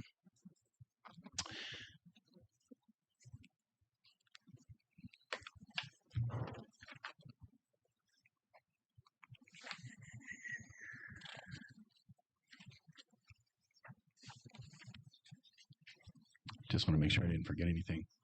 We've got a maintenance of effort, just so everybody knows, we have a maintenance of effort mandate that says that each year we must increase the spending in special education by a minimum of $1. So we don't have the ability to reduce funding that goes into special education. So that's a significant number right there. Along the same lines as one of the previous slides, wanted to look at the job classifications as it relates to special education and the full-time equivalents prior to COVID as it is presently. And you'll see that we do have an increase in overall FTE as it relates to the SPED department also. And again, because of the mandates from state and federal, we have no plans on reducing this particular program because of the maintenance of effort that we're not allowed to reduce. So, and then you saw President Kaminsky's slide, and I thought that was an important item that we put together. This actually comes from Mr. Intezari's presentation from the December 1st interim report, and wanted to kind of focus on a couple of items. LCFF revenue for Tehachapi Unified School District at $12,662. And I wanted to focus on that Kern County Unified average, that second line at $15,081 per pupil.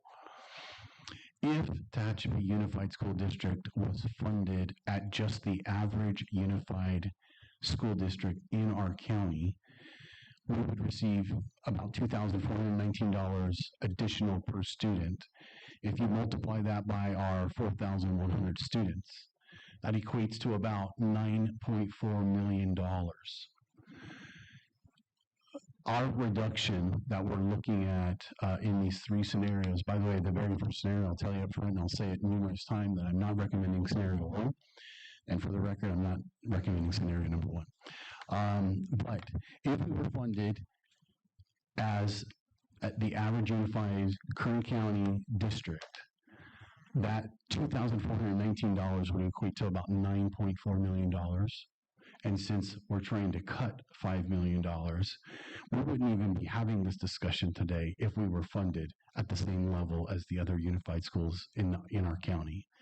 And so that is a struggle that we've got here for us as well. All right, off to the draft proposal. So I'm going to give you a little context about scenario 1 and how it relates to scenario 2 and 3, and then I'm going to really dive in on scenario 2 and 3. Again, I am not recommending scenario 1. Scenario 1 was built as an exhaustive list of items that could potentially be cut from the district, and it gave us a launch point, if you will, to figure out of those particular items which ones that we would want to continue to save. So we've got a couple of items that are really important. The third item from the left, the general fund, just for context, right? That is unrestricted monies, very important monies that we have flexibility with, and was really part of what we were really focusing in on about how do we save money within the general fund. The column to the right of that is a restricted fund. Those are monies that come in like Title I, like Title II, any kind of grant monies. They are very, very specific, earmarked monies. And you'll see in scenario 2 and 3 where we are eliminating, or we're suggesting elimination of position, and it is a restricted fund. And I just want all of you to know that those restricted funds still must be spent, right? But how can we earmark those restricted funds in a different resource or in a different way? And that's where that came about. So in each of the proposals, there's 4 sections. The very first section talks about program adjustments and reductions in budget action items. The second is the management reduction area. The third one is the CSEA reduction area. The fourth one is the TAT reduction area. And then in the very bottom is the overall savings as it relates to, number one, the second column of FTE, how much general fund would be saved, how much restricted fund would be saved, what's the total, and then of course the breakdown of the savings. So again, I am not recommending scenario number 1. And so what I want you all to understand is that scenario 2 and scenario 3 are built from scenario number 1.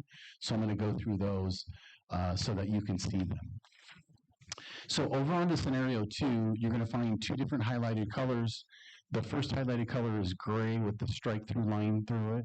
Those are line items that we are choosing to retract from the cut, and those line items were addressed by the multiple groups that we had talked to in regards to those particular positions. Right. All right, as we get started here, I thought my eyes were going to be a little bit better than this. So,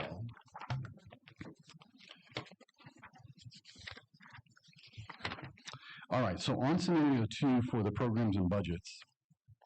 Starting out, we've got reduction of district travel budget by about 25%, and there is not a ton of money that's associated to this, and 25% is about $9,500. Next line item, reduce the supply budgets for each department and school site by 20%. The third item down, which you'll notice in gray, is eliminate academic incentives. We felt that this was an LCAP fund, number 1, and that academic incentives were important, so we wanted to keep that there.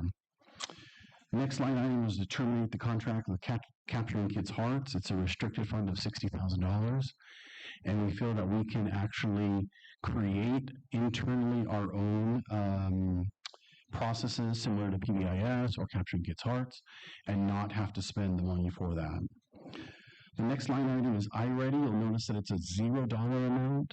Last spring, there was an approval on that particular item for a 3-year contract.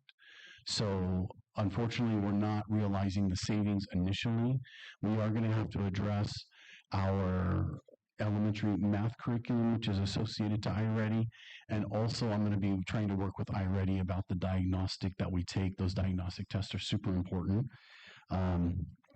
But spending 3 days on them is a challenge for all of us as well. The next line item is Chromebooks during COVID. Tehachapi Unified School District was a 2-to-1 Chromebook district. We're going to transition to a 1-to-1 Chromebook district, and we should realize savings in the out years 28, 29, and potentially in 27 and 28. We do have a line item eliminating the free transportation, and from my understanding, this was done in our district prior to COVID, and there are restrictions associated to transportation, and there are certain families that qualify for free transportation, and those families will not be affected at all. But this would be the other subsequent families, and there would just be a flat rate on that. Next line item is to terminate the fiscal consulting contract with MGT, and this was a contract that we utilized in business services. The next three items are the hands-on experiences, Starbase, CIMI, and Mountain Park, and those are all for 3rd, 5th, and 8th grade students. After that, we talked about stop subsidizing fingerprint costs for new employees. We decided to retract that. It's a minimal cost, and trying to ask a brand new employee to foot the bill for their own fingerprinting. Even though they foot a portion of the bill, we'll still continue to do that, but the actual bill for the whole thing, we didn't feel was necessary. The next line item was eliminate substitute premium rate. So during COVID, all of the school district increased the substitute rate for certificated staff members.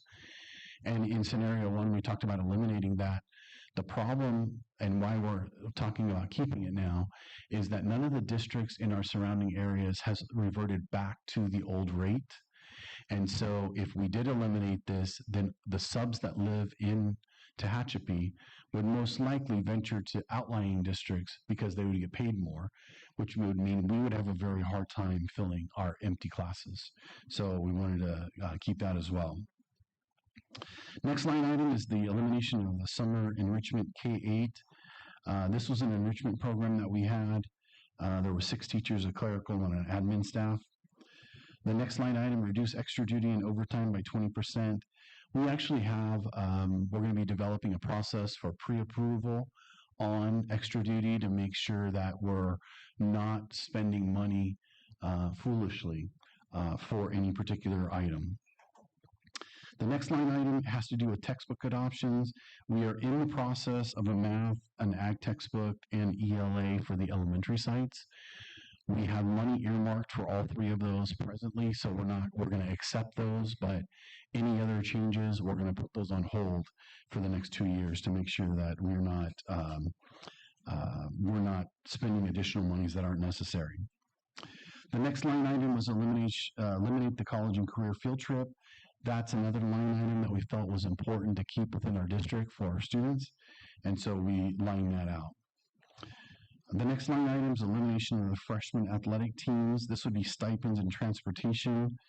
It is an $18,000 elimination there, and you'll notice that there are many other school districts that are also eliminating the freshman squad teams.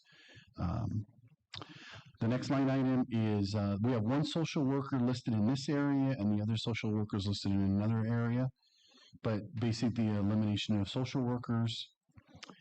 The next line item, it talks about reduce of certificated and classified substitutes by 10%. And want to let you know that we have a substitute at the high school and one at JMS that is a certificated sub, which actually takes up a majority of this fund right here. And so we consider it like a roving sub, and we're going to eliminate that roving sub position. In our athletic trainer position, it is an important position for us, but our booster club has stepped up and decided that they will support that. And so we appreciate them for doing that. And then the last item in that list would be the closure of TILA. And this is a line item for just the site budget. So I want to stop there just really quick. I know many of you have talked about that. Scenario number 2 is a 1-year plan, meaning everything takes place this year. And scenario number 3 is a 2-year plan, and you'll see the difference between those here shortly, okay? In the management reduction area, There was talk about my contract, and so I did place that up here for everybody to consider, to reduce my contract by 5 days, and it would save the district some money. As I met with different groups felt that it was important that I be here. That's why you see that strike of that line item, but I want to let you know that I did put that up there. The next line item is the CTE coordinator. This was a line item that is in the restricted fund. You'll see that. It is paid by grant monies, and we felt that that position was important to make sure that we continue to get those grant monies, those additional revenues for our CTE programs, and for end of the year reports, beginning of the year reports, mid-year reports as well. In scenario number 1, we talked about eliminating the 2 vice principals. Again, I don't support scenario number 1. And in this case, I'm supporting that we bring in an additional vice principal for CV, and so that each elementary school site would have a vice principal to help support what's happening on our campus and being out in the playground area to help support that. The next line item is the coordinator of instructional support and improvement. That's a position that we just eliminated in the district office. It will not be backfilled. And so that is actually, we've already realized that savings starting this particular month. The next line item is the reduction or elimination of the 2 learning directors, one at the high school and one at the middle school. The next line item is the elimination of the 3 remaining social workers, but you'll notice the next line item, that line item in blue is an addition of a social worker. So we are going to bring back a social worker to help support the district in multiple fashions. So the next line item is the secretary for the Director of Student Support Services, which is housed at TILA. That's why that line item is on this one. And the last item in this particular area is we presently have an interim director for our IT department. And this is just suggesting that we wait 1 more year before we actually hire an IT director for the district. And there's actually a cost savings of about $112,000 there. All right. Over to the CACA section here. So again, I just want to remind everybody this is a 1-year program. So starting with the roving custodial positions, we would eliminate all 3 roving custodial positions. The next line item is the lead custodial positions, which was brought in through the previous superintendent. And then the next line item, eliminating the 3 part-time custodial positions at the elementary, but bringing those 3 in to an 8-hour shift so that we can ensure cleanliness of our school sites. The next line item is the 2 TILA custodial staff members. Again, in scenario number 2, because we would be eliminating TILA in the very first year, then those 2 individuals would be eliminated. But because we do have Saracosa College in a few classrooms out there, you'll see the blue line item is necessary to bring back a custodian to make sure that we keep that particular facility clean as well. The next 2 line items have to do with the library tech positions. In scenario 1, it was eliminating the library tech positions. In this case, there was an increase of 1 hour in the library tech positions at the elementary school sites right after COVID. And in these 2 line items, it's just reverting back to that and removing that 1 hour position, but we're not eliminating any of the library tech positions. The next line item is to eliminate 1 of the language assessors. After that is to eliminate our burst tutors. After that is to eliminate our instructional aides for our Pump It Up PE, which you'll see at TAT. We're also showing the elimination of those 3 PE teachers. The next line item is the elimination of our halftime truancy officer. The next 2 line items are the secretary for the counseling position, both at JMS and THS. In here, I originally had a 3rd line, just for the record, and it was a registrar position that we need at the high school position. And because we don't have a job description, as I worked with CSEA, we left that off, but I want to let you know that we will work with CSEA to build a registrar position, and that will be for the high school. The next line item is the elimination of the secretariat maintenance to operation. The line item after that is the elimination of the intervention specialists. And then the next four together, so we've got that increase. If you go back to one of the previous slides, we've got an increase of classified instructional aides. It's 28.73 FTE with a total of 42 positions. But we need positions, right, at our school sites. And so what we're proposing is to take those positions and transition them into the 3 subsequent positions for the need of our school sites. The next line item is the Title I funded paras, which sit in our RTI classrooms, to eliminate both of those. We have a temporary clerk that's sitting in our SPED office that will be eliminated at the end of this school year, and that's the next line item. We have the career advisor at the high school as the next line item. The next line item is the administrative clerk in technology, which was added after COVID. And then the next 2 line items kind of go together. So we would eliminate one of the site technicians, but we would then transition the remaining site technicians into 12-month positions to ensure that our classrooms are up and running and ready to go before teachers return.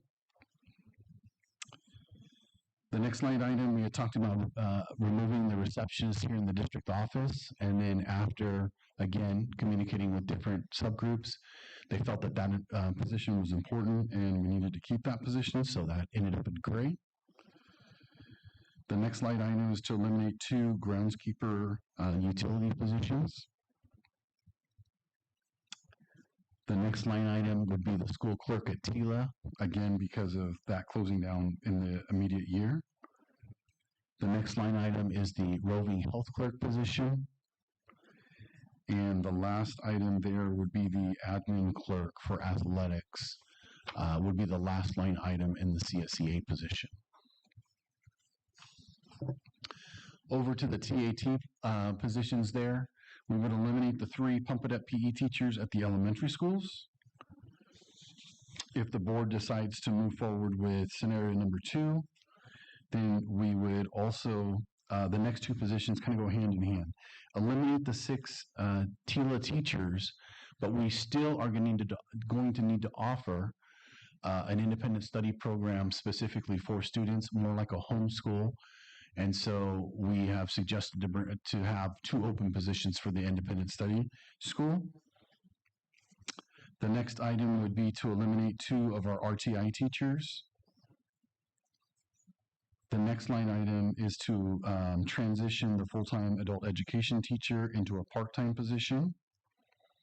And then the last line item, eliminate 4 FTE additional teachers district-wide, and that comes through lack of enrollment in our district that we would be focused in on. So in scenario 2, if you'll look at the second column, FTE, we are noted at 57.01, and if you look at our previous slides, we are 72.6 FTE over, according to where we were prior to COVID, if you will. So when you look at the overall expenditure in scenario number 2 and scenario number 3, we're targeting around 5.5 million. You'll notice that this comes in at 5.002 million. And so it does meet our target there. The difference between scenario 2 and scenario 3 is scenario 3 is identical to scenario number 2. The difference is when positions or when programs transition. And so if I can just kind of direct your eye to the 2 right columns, that would be where we would be. So there's no changes in any of the 4 breakout areas. You'll notice here in program adjustments, reductions in budget actions, everything in this particular area would be eliminated June 30th going into July 1st, except for the closure of TILA. And TILA will be pushed into year 2 for us to re-examine TIA and an overall closure. So you'll notice that that one line item pushed over there. In the management end, again, this particular scenario, everything happens June 30th, except for our secretary to the director of student support services, because that particular individual, that position's housed at TILA, and that also would have been moved over into year 2. Otherwise, everything would happen in year 1 for management as well. In the CSEA, there was a lot of conversations between Sandy and Janet and myself about where we're placing these particular items, and then of course vetted with the district admin team and the principals. So in year number 1, we've got with the roving custodians, because TILA would remain open, we would need to make sure that we had custodians to cover TILA for the first year, and so we would only be able to eliminate 2 roving sub positions here in this one, because we would still need coverage for our district office building. And then that 3rd roving sub would be eliminated in year 2. Lead custodian positions will be pushed to 2nd year. That way we can develop a job description that could support those particular custodial staff members. In the transition of the part-time custodial staff members at the elementary into the 8-hour positions, that would happen in year number 1, because the cleanliness of our sites is super important. And then you'll notice the FTE on the TILA custodian and the library techs, all of that pushes into year number 2, so that none of that transition would happen in year number 1. Also, our language assessor would go into year number 2 as well. Our burst tutors and our Pump It Up PE would still happen in year 1. And then our school counselors, secretary of maintenance, intervention specialist, those 3 items, school counselor, secretary, and maintenance operation would go year 2, and intervention specialists would be in year number 1. And then all of our instructional aides that are at the sites right now would be in year 2, which would be the 42 positions and then the 3 yellow sections right below it.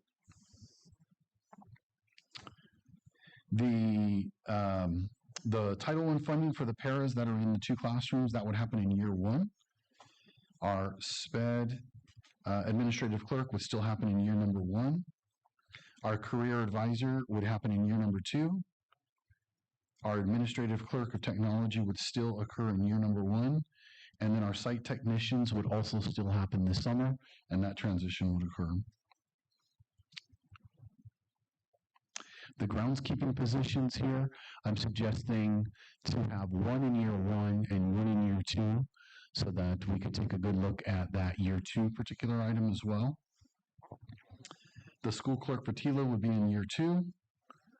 The roving health clerk would still be year 1, and the admin of athletics would still be year 1 in the CSEA in this particular scenario.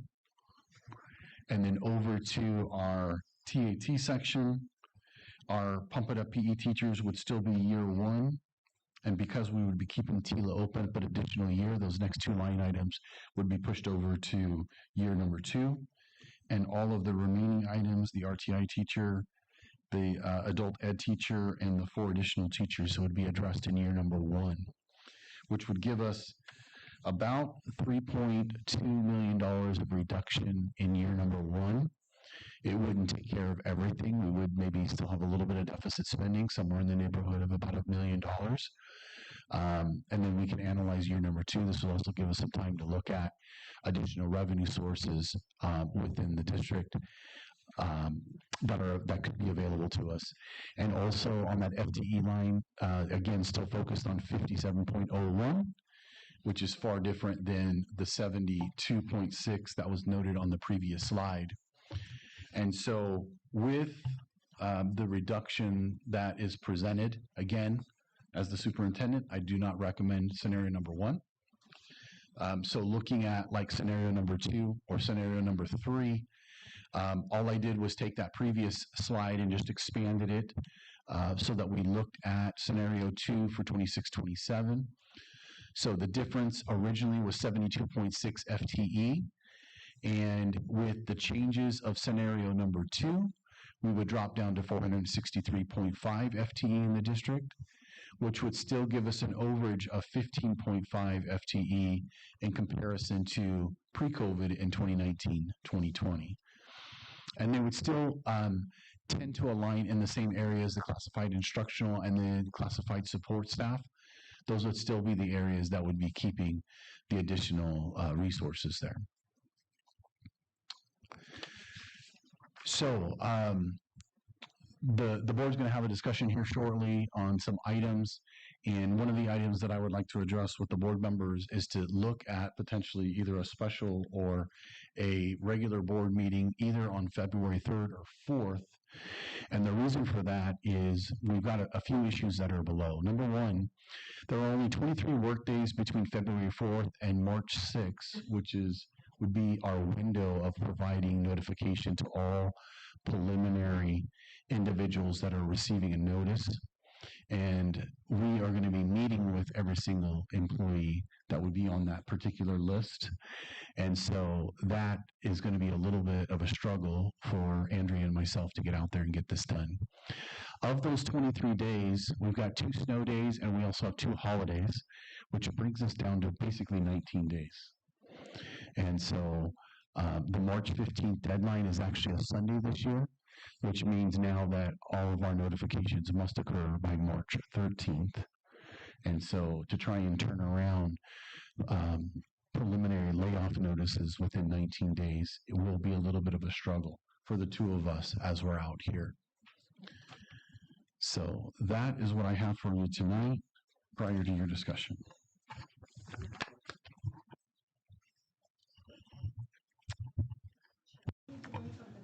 Yeah, we're going to take, if you have something new, now that you've heard the presentation, or just anybody that has information, an opinion, that's something different.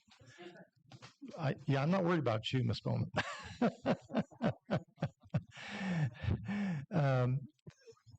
Please, we're given time for that, but please know, we've heard a lot of public comments. I want to guess 35.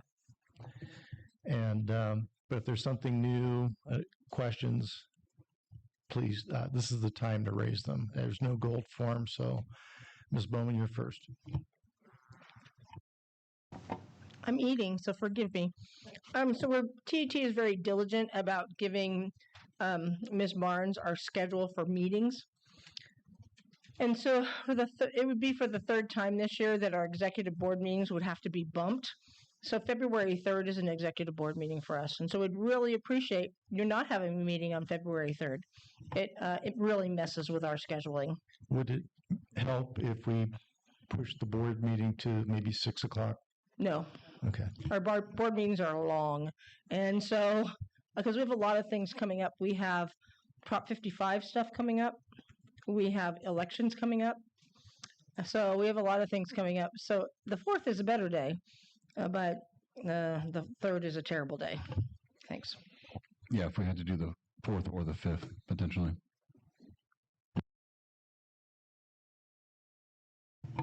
Anyone else? Okay, it's time for board discussion.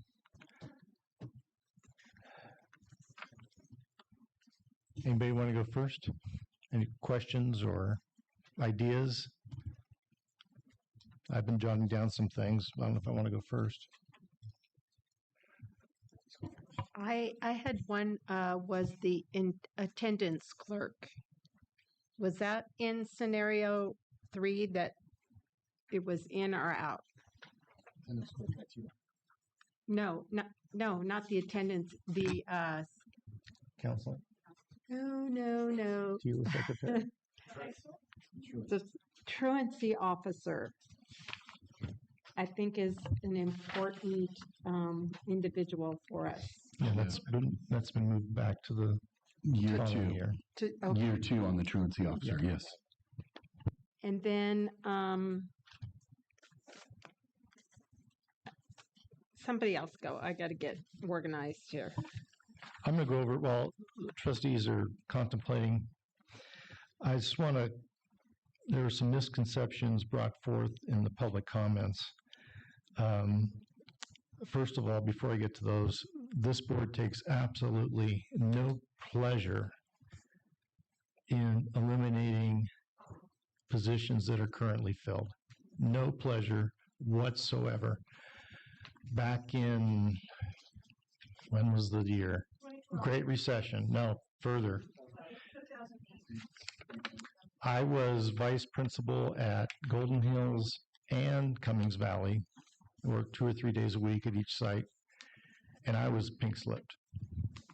And I was fortunate that the vice principal at Jacobson was promoted, so to speak, at Monroe. And I was able to interview and get the VP job at JMS. So I know it's not a good feeling. I understand that. And one misconception that we heard a few times, lining our pockets, I take great offense to that. Each trustee takes the minimum. We're required to take money as like a salary. Our salary is $35 a month. If my $35 will help, you can have it. I took great offense. And we do get medical benefits that some of us don't take. Just so it's clear. Another thing, the board only knows what we're told by our one employee, the superintendent. Superintendent Bell, I don't think I'll get any disagreement from any trustee, has been outstanding in letting us know about issues that arise. Outstanding.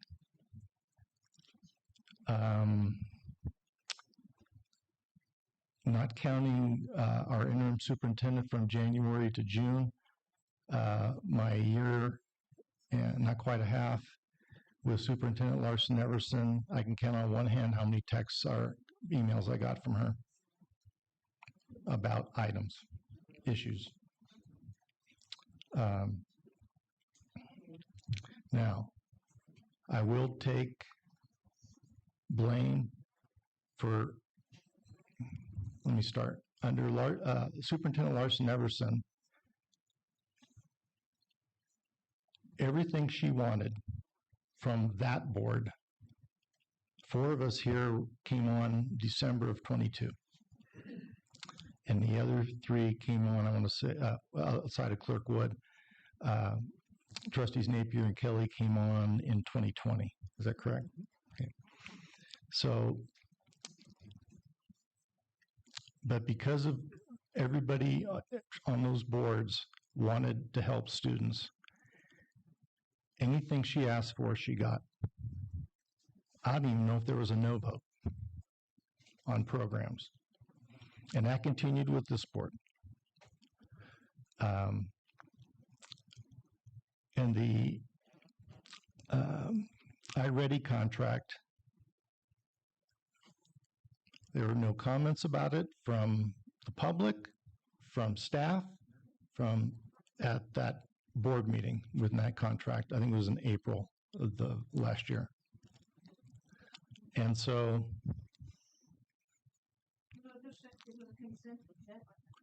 it probably was, yeah. There was no way.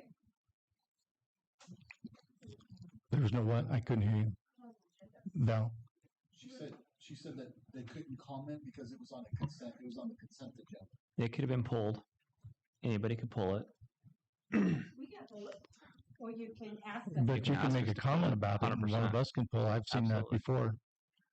I've never seen that. You Trustee Wallach pulled plenty of things. Yep. Think back, you'll remember. It's been a while, but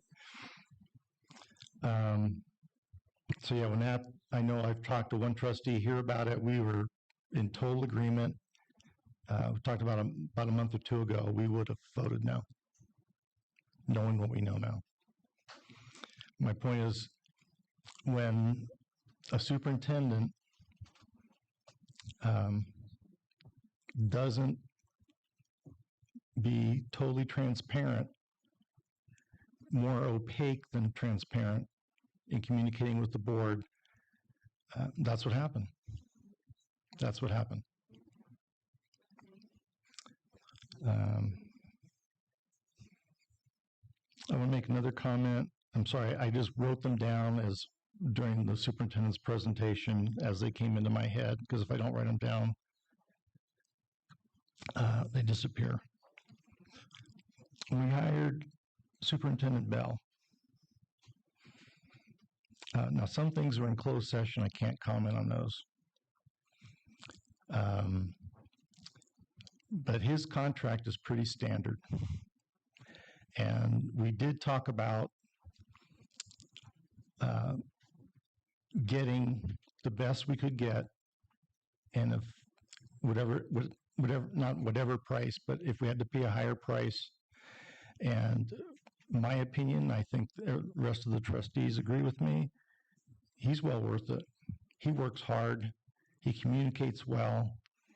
He talks to the units. I know I don't know how many times he's met with the bargaining units each over his 5.5 months. But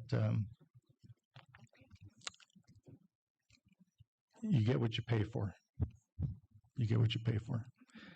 And one thing I left out of my presentation, because I didn't write it down, if we were more fairly funded, not only would tonight this item 11 be unnecessary, but we could give all staff, administrators, teachers, confidential management, classified folks, the money they deserve, because they work their butts off, 99% of them. And I wish we could. How do we get that funding? Let's do it. It's got, the legislators got to change. Somebody's got to advocate for these kids. Somebody has to do it. That's what we're That was what he brought up in his presentation, that we're going to draft a letter and do our best to petition the legislators. Let's be real. It's California. It's probably not going to happen. But that's what he was talking about. We don't have that control. That's fine. Yeah, but we have to do, is that Ms. Westerby? Yes, sir. Okay, I got my reading glasses on. There we go. So just a quick question.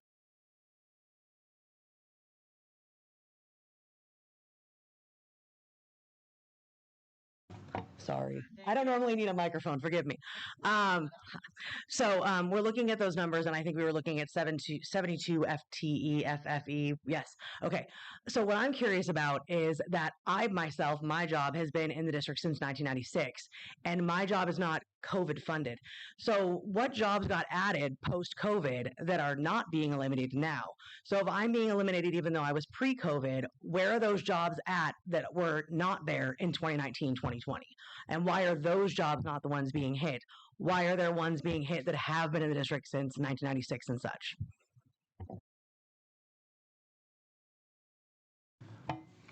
Good question. I don't know the answer off the top of my head.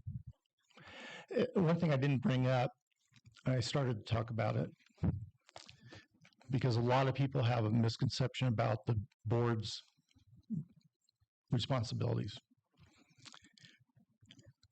Like I said, we have one employee, the superintendent. Our job is to govern the school district. The superintendent's job, our one employee, runs the district. There's a difference. So we just can't go willy-nilly. If I'm at a school site, if I made it would be inappropriate for me to make any kind of comment telling Ms. Libatique, for example, what to do. She's not my employee. And same with the other trustees. Yes, ma'am.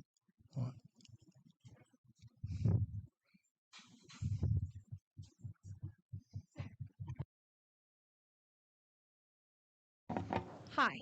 The last time I was here with you over there, you were hiring me. Okay.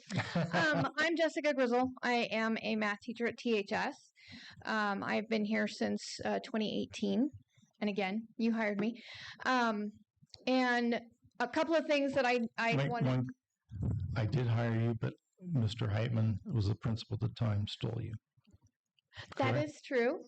That is true. JMS first and then THS. I forgot about that. But I wanted to make a couple of notes. Something that you said about the iReady test. As a math teacher at the high school, it takes us 3 days for every single one of those, not 3 days in all over the school. So that's, if we take it 3 times, that's 9 days out of our curriculum and our teaching. That's the iReady, just the diagnostic. So just, I'm not sure if you knew about that. He's aware of that. Okay, thank you. And there was something else I wanted to say about the numbers I'm struggling with because we left COVID in 2020, March 14th, Pi Day. That was the last time I saw my coworkers in person, and or the day before that, the 13th. And I'd love to see the numbers for 18-19 as being compared instead of 19-20, because 18-19 was truly, I mean, no extra people, no extra funding, nobody was sent home, nothing. So I'm not sure where that is. It should be 18-19. On mine, it was. There was some 18-19s, but most of it was 19-20 numbers that I saw not in on mine. comparison to 25-26. No, mine was 18-19 because there's a large reduction in revenue in the COVID year.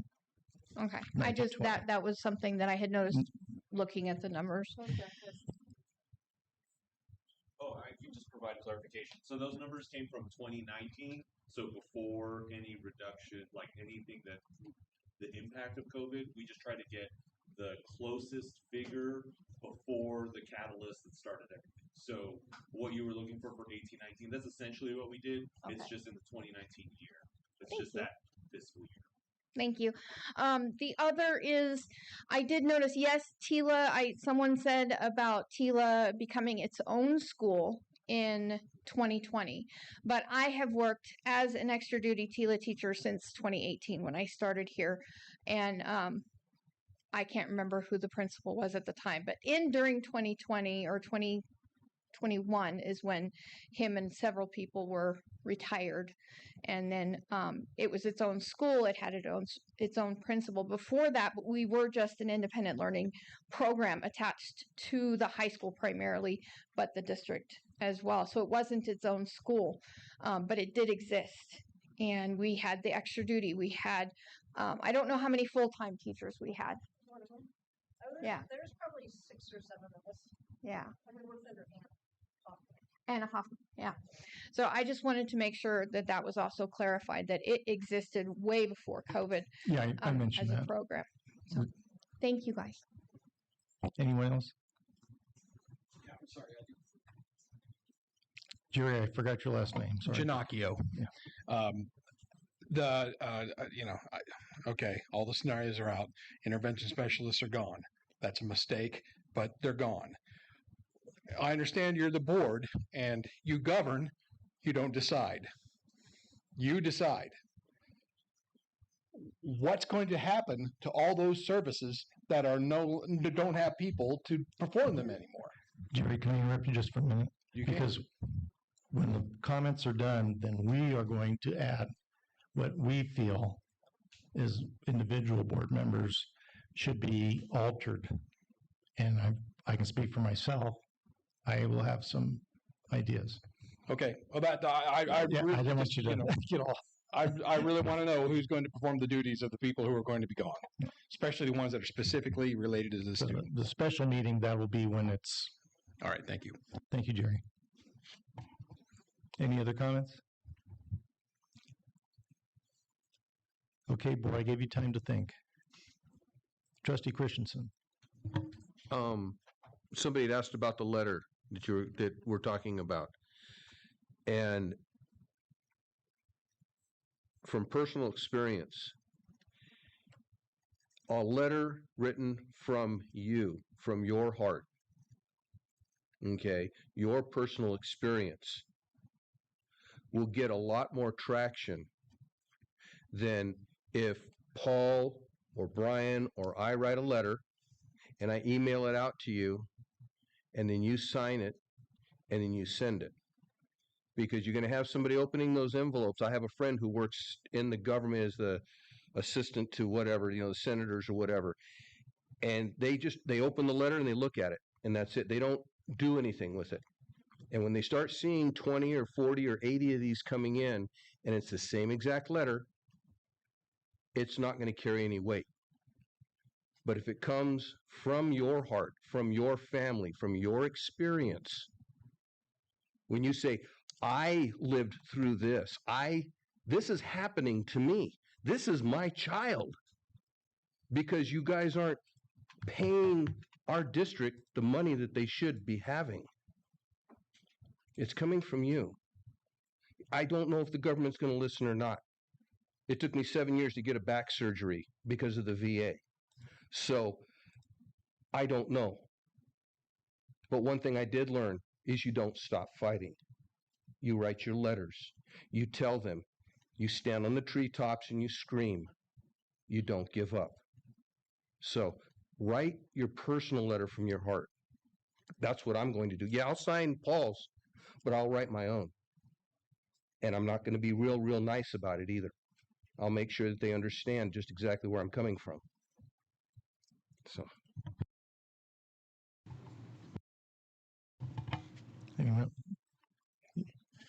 Vice President Kelly. I think we all understand that we're spending money we don't have, or we have it in reserves and it's going to disappear eventually. And we know legally we cannot without getting taken over. And I think that's the biggest driving factor, is to make sure that Tehachapi Unified does not become Kern County Unified or California Unified School District. That is the bigger issue here, is not to get into a spot where we have to be taken over, because then, as we've talked about before, we lose all control. And that doesn't mean all of us. It means all of us lose control. And that is a major problem. So things do have to happen. It's a matter of how big they are or how little they are. Any trustee with ideas on the positions?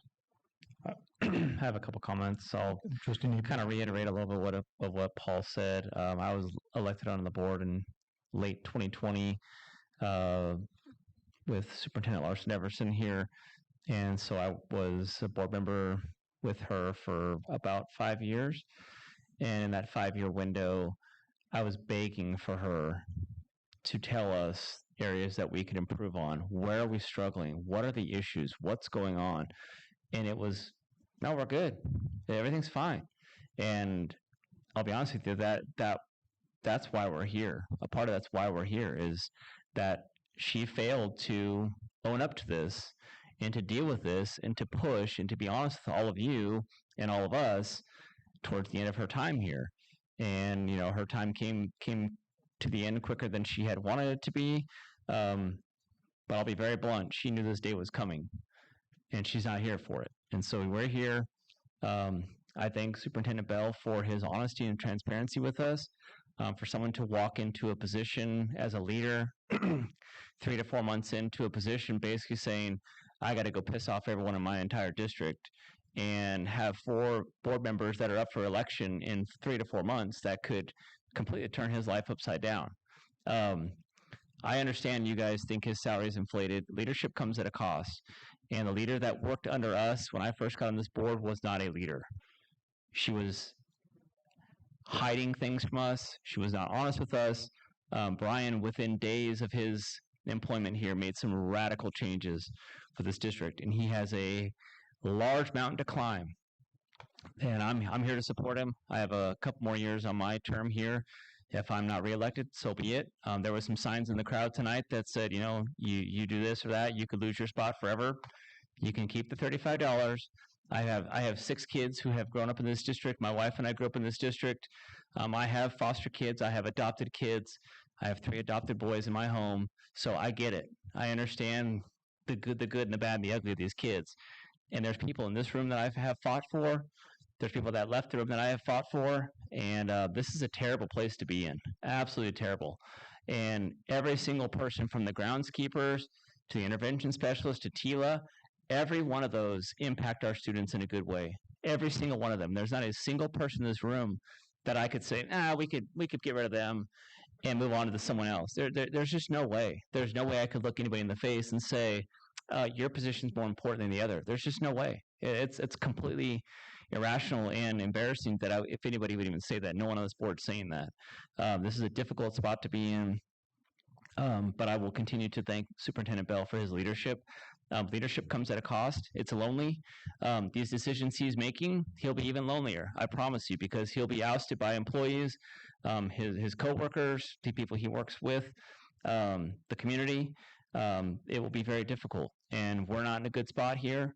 But I just want to say that, again, to some of those in the crowd that want to hold up signs, if you want to get me out of here and elect somebody else, that's fine. So be it. I miss my kids' basketball games to be here tonight. Like, this is a sacrifice. $35 doesn't cut it for a guy who has 6 kids, full-time job. Everyone's busy, right? And there's no person here that's just got nothing to do, right? We all have things to do. So the comments that we're patting our pockets, things like that, get out of here. Like that's offensive. Ask the questions for real.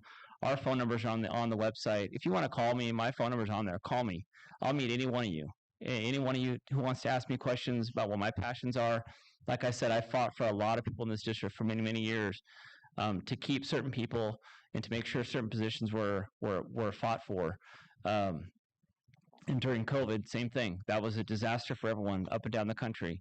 But today we're here. We have to make some decisions. Again, leadership as leaders, it's lonely.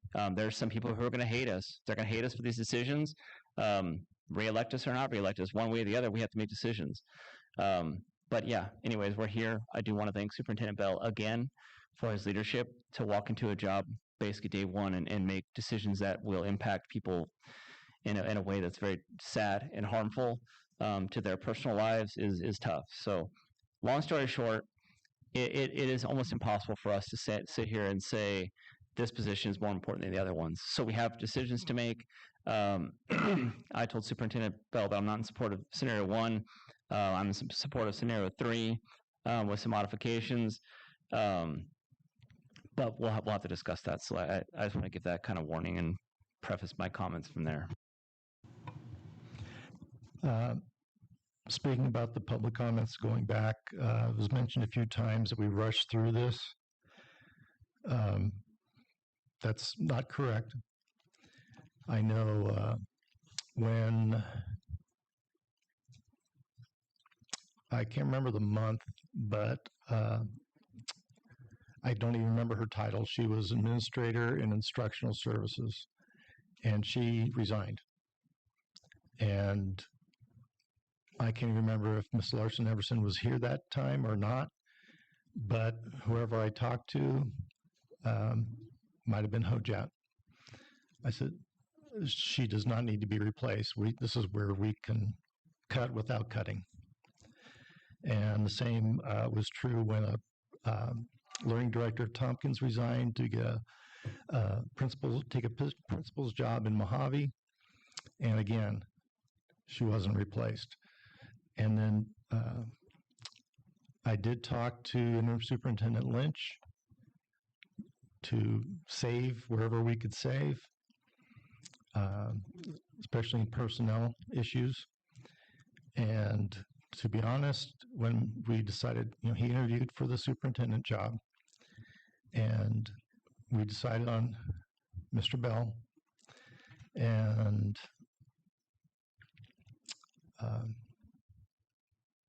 he kind of, he wasn't even here. If you remember, he wasn't even here for the last board meeting in June. Something else, just to clarify, Superintendent Bell showed the special ed slide. That's been an unfunded mandate probably since President Bush, I think was number 2, created the special ed law. I could be wrong on the president, but that's been underfunded since its inception to every school that has special ed students. And just some information. And if you notice, the deficit for this year is already decreasing. It was closer to 5. Am I correct? 5.6, and now it's at 3.1. So the attendance is helping, and I know we've gotten comments in the past, not tonight. You guys are just doing this for money. Well, yeah. We don't line our pockets. He doesn't line his. It's for the kids to get them what they need, and more of it. And then I had an idea. Back when I taught at Golden Hills, I think even when I was first hired in '95, might have been a little bit after that, the site council there paid for an intervention specialist. And I have no idea. It's not our job to fund the schools with their budgets. That's the superintendent with Mr. Intezari and Mrs. Paxton. If there's money there that the site council can use for an intervention, depending on what happens here tonight or in February, there's an idea.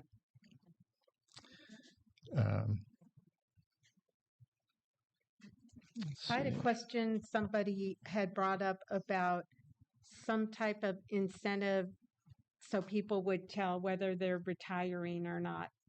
Explain that to me. So, a couple different versions, right? There's been at different school districts that I've been at, there's been an offer of $5,000 or $10,000 for to return their intent letters by a certain date. So that way, when we look at overall attrition, we would understand like what positions would be open in order for like retreat positions, if you will, for individuals as well. Okay, and that's, I mean, because that's always like at the end, who's Yes. retiring, who's Mhm. retiring. If we could know sooner Right. than later. And we do have some that have actually contacted the district, letting us know, which is great. There's also the golden handshake. You know, there's cost factors associated with the golden handshake. But ultimately, that's pretty much what. We were expecting $5,000 return.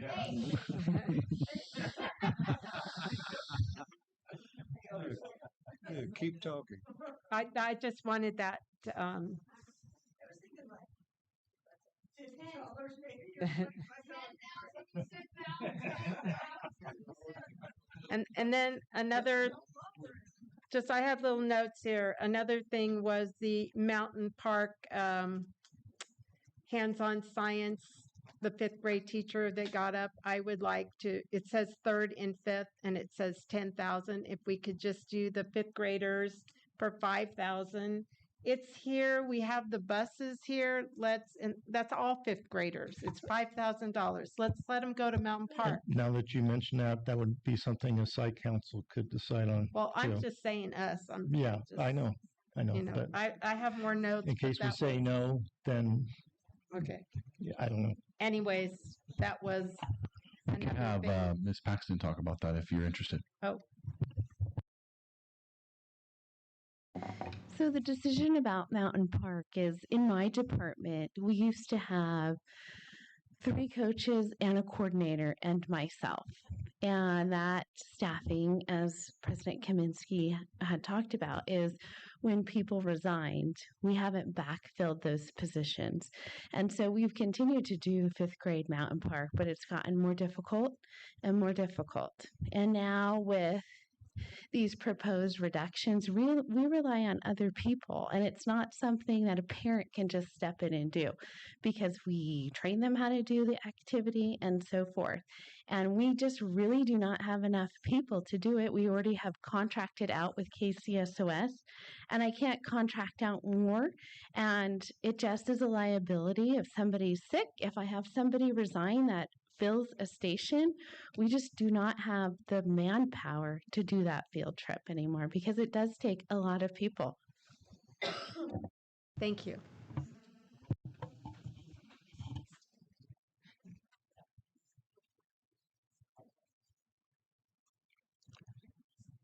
Well, I wanted to add,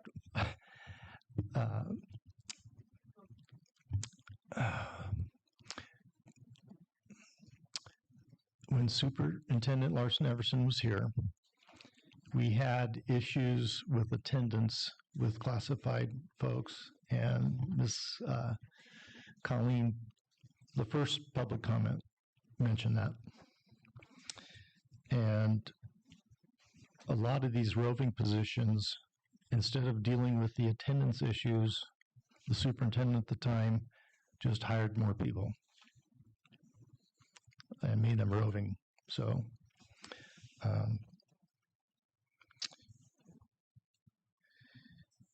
and then I'm almost done. I really like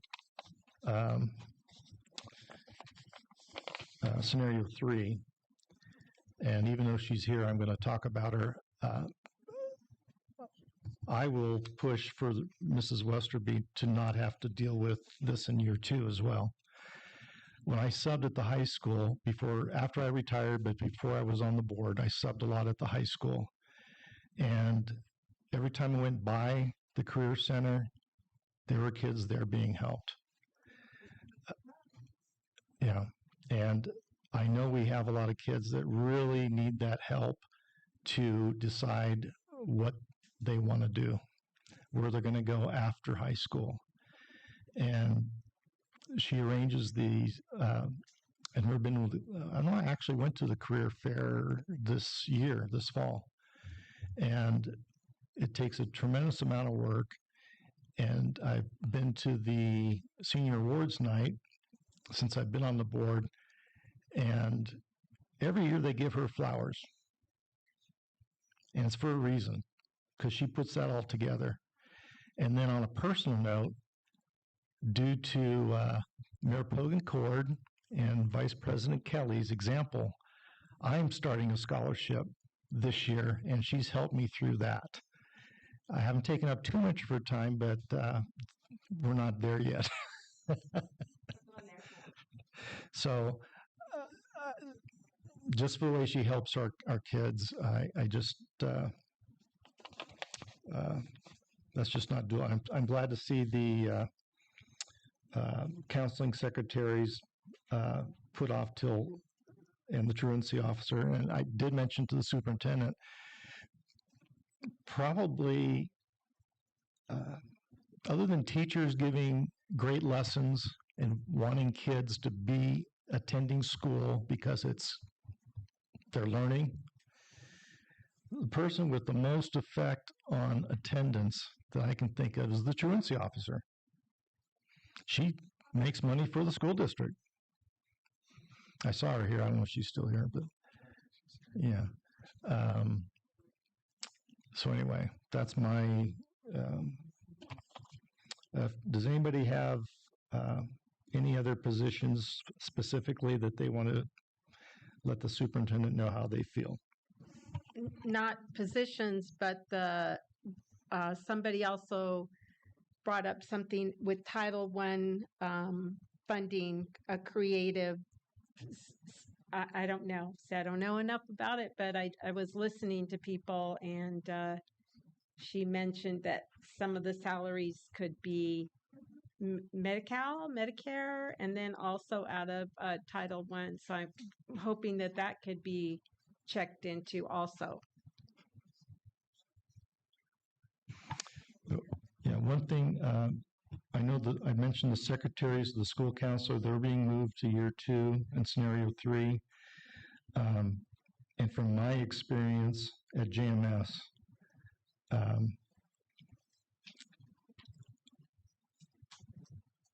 there's so many things that they do. They do more than just schedule the IEPs. It's all the paperwork. Is the paperwork correct before it goes to the district office? And I just can't see how we could do without that. Maybe part-time, but not a total cut. And again, that's year 2. Comment. As I mentioned earlier, there were some specific positions that I fought for. One was people who took care of the mental health of our kids. Obviously, it was, I think I shared at the time, I was passionate about this position and what they do for our kids, for what they did for my kids. And I saw that direct benefit. Again, this is a very difficult situation I keep scanning this list going, I don't know how you decide who's more valuable. You just can't. I do know that our community has a history of bullying. We have a history of mental health issues. Unfortunately, I have to say it, we have a history of suicide in our community. And those things being on our watch are devastating. And I can't. I've had multiple meetings with the superintendent, but as we're sitting here today, I can't look the board and the public in the face saying that I'm comfortable getting rid of more of those people. So my request would be to either push it out, prolong it, go in deficit spending, but those are positions that I just don't think we can be without. What that looks like, how that looks, I don't know. I just don't think we can do it. There's just too much. There's just too much at stake for that. I've personally gone down the road of looking, counseling my kids, doing their personal therapy through our insurance, through Kaiser. It's a nightmare, right? It's online, or it's got to drive to Bakersfield. It's a nightmare, and I recognize what they're doing is not necessarily, psychiatrist therapy all the time. But the intervention that they provide and the safe space they provide is something that I never had. And I didn't think about that when I was a kid, but it's a real thing, and that the world is different. I've only been out of high school for I don't want to admit it, but 20-something years, almost 30 years now. But it was just, the world's different, and so my request would be to look at what that can look like and see how that could be different. And I agree with Mr. Kaminsky's comment about Ms. Westerby.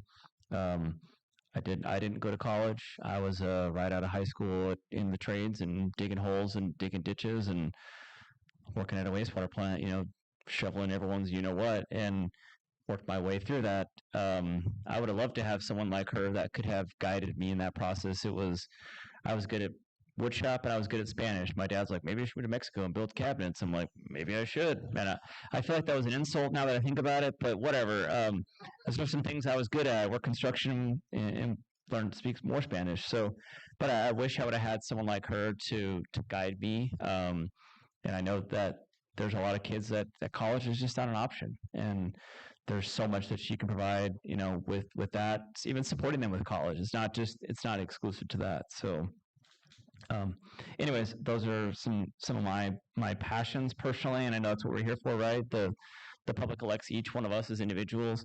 And I can't look the public in the face and say that I'm comfortable with removing more people that are there to take care of the mental health of our students. So there's that. And I think that's that funding that we're looking for through Title I and things like that we can keep some more of them. I don't know what it looks like, how many, and I think you need to go back and talk to your principals too, and what do they see at their school? Is it what person, if we're going to give somebody, what is it going to be? What does it look like for them? It is their site, and I'd like to hear from them what's important. Again, it's terrible to look down the list and people may think, oh, groundskeeper, like, no, that's a real thing. Like, that's a real position in our community to maintain our facilities. I've been begging for better facilities for my entire time on the board, and I, led the charge for the facility advisory committee. But it's just, I could be swayed every which way, but I know I'm beating a broken record here, but it's the mental health of our kids is too scary to me. It's something we got to figure out. Thank you, Trustee Napier. I want to echo your comments about the intervention specialist. The young man from Jimmy Meston is Brian. I think we will say that was a very moving presentation. And, when COVID was over and the ESSER money stopped flowing, didn't mean the kids, as you said, it's a different world. And our kids need help. And that didn't stop just because the money stopped. We have to figure out a way.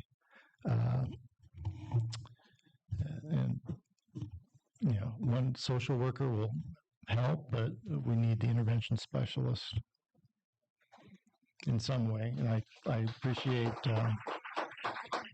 Clerk Woods reminding me about the Title I money.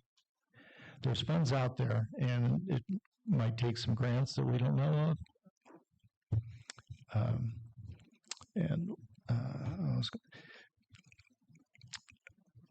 So I worked for Lisa Gilbert.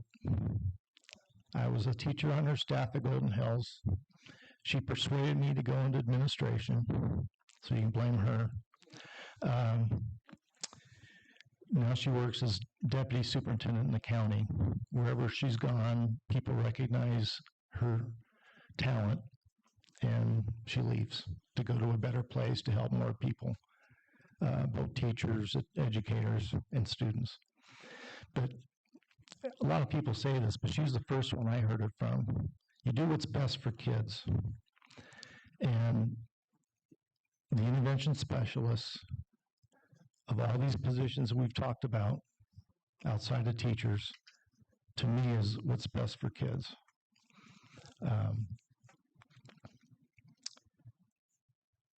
And this is hard to believe, but I think I'm done.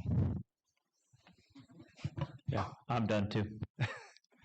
Any other trustee want to make a comment? One last comment. And sorry, but we still need to work on the bullying too, okay? And I mean, Val came, was it 2 months ago? You'll have to tell them, yeah, give me context. Yeah. Well, about the bullying and how Classroom. The mean kids. yes, the mean kids and us backing the teachers and the administration, instead of just, well, we can't do that. We can't. No, we need to find a way that we can do it and be more, just more of a force. The thing is, with all these cuts, and not knowing who potential cuts, and not knowing who would take over things, puts more pressure. Right. And we can't take it. We just can't do it. And I know that we talk about, I know it's important to have an intervention specialist, but we need parenting classes too. Because it comes from somewhere else. It's not I used to joke about that. I think it should be a high school graduation requirement to go through a parenting class. Not because some of our high schoolers are parents, but just something will stick. I don't know what you said because lots of people were talking to me. You can say it to Oh, I said the schools need to listen what the parents want them. I listen, but you know what? If your kid, if your kid threatens me, and that's the problem.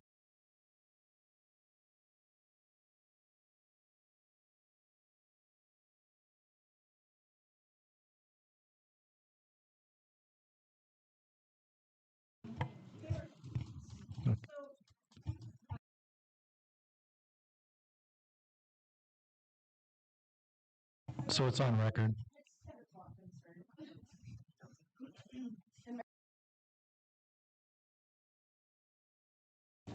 When Superintendent Bell presented the first scenario to us, not the first scenario, but the first copy of it, I guess, on the 5th, I was with Amy Armstrong and Jessica Smith, and we really spent a lot of time looking at it. And we presented it to executive board, our executive board the next day, and then we came back with questions. And I've spent the last week or so just thinking about this, and I went to a big CTA conference over the weekend. And this isn't a unique scenario for any district. It's happening. Receivership is happening to a lot of districts. So it's not like it's just us. But you know, I've been laid off. I was laid off from Southern Current. I was low man on the totem pole in administration. And I didn't find work for 8 months. And that's the worst feeling in the world, because I found out in February that it was going to happen.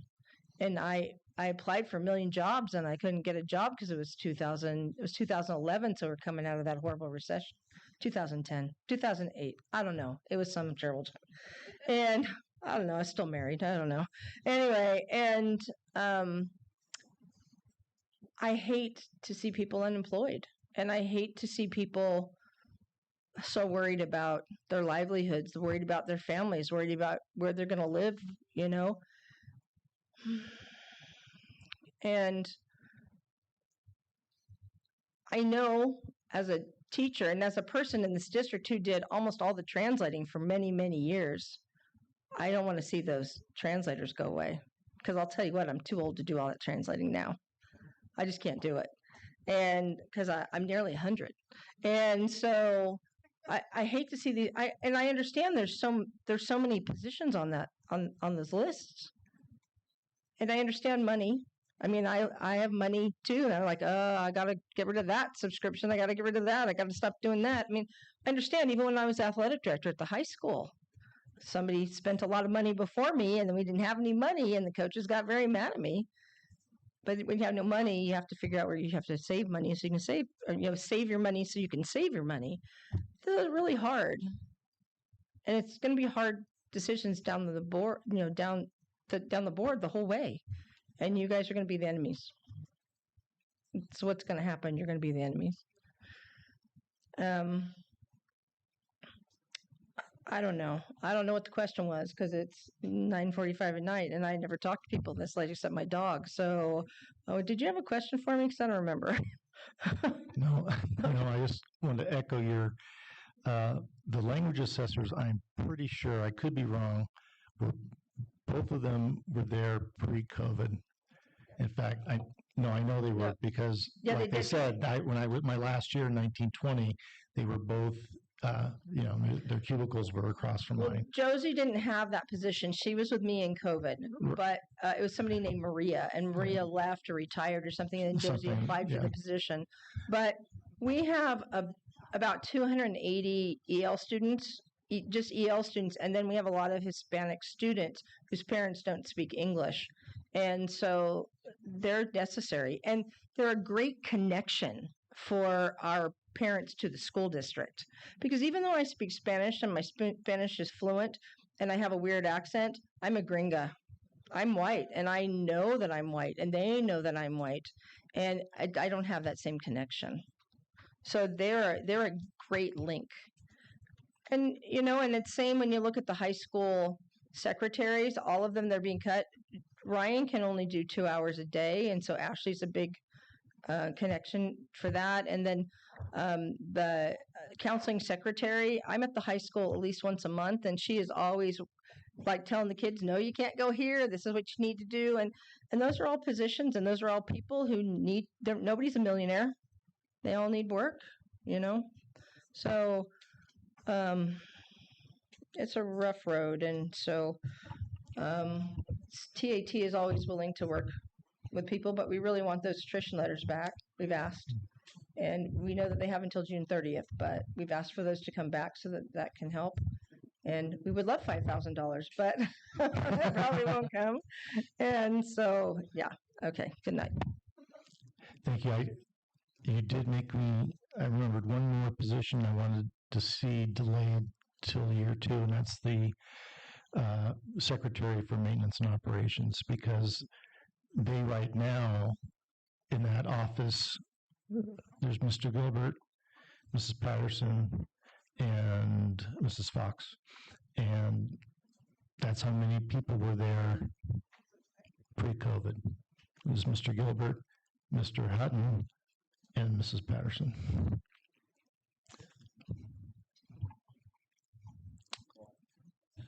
I just have one other question. You had mentioned about grants.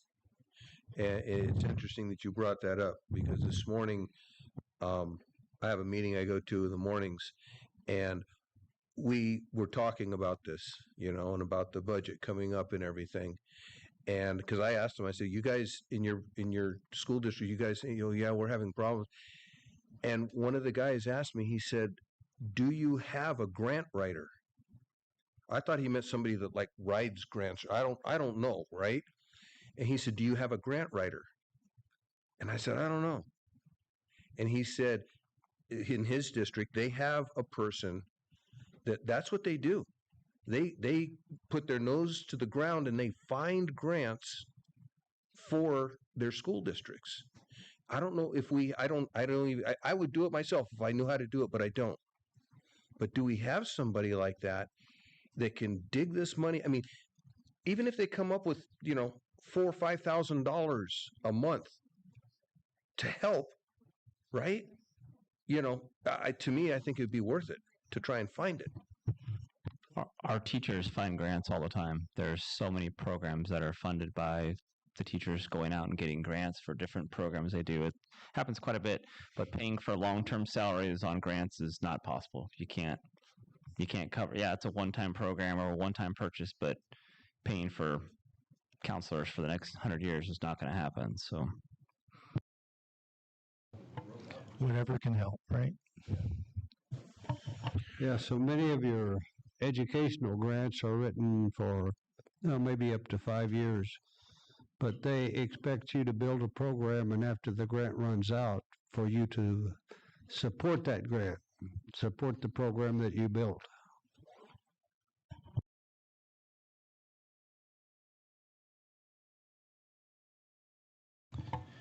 Okay, with nothing else being said,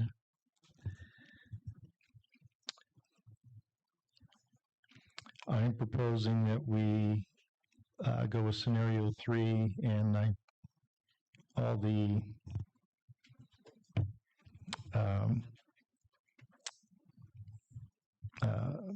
edits, at least that I gave, and everybody else be considered.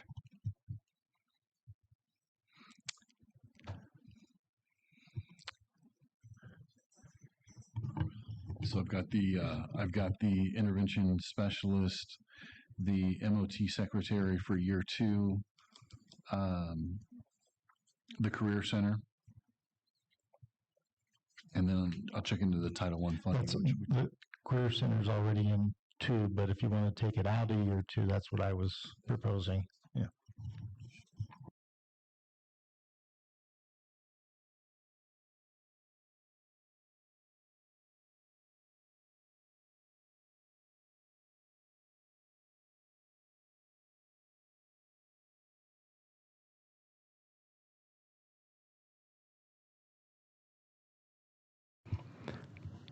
President Kaminsky also mentioned the truancy officer. Did you have that?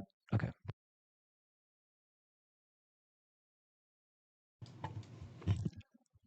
Because I really don't want a motion made with all those edits. I don't know if I can just say the edits. That's fine. Okay. So do I have a motion for the board to approve budget reduction scenario 3 with edits as presented?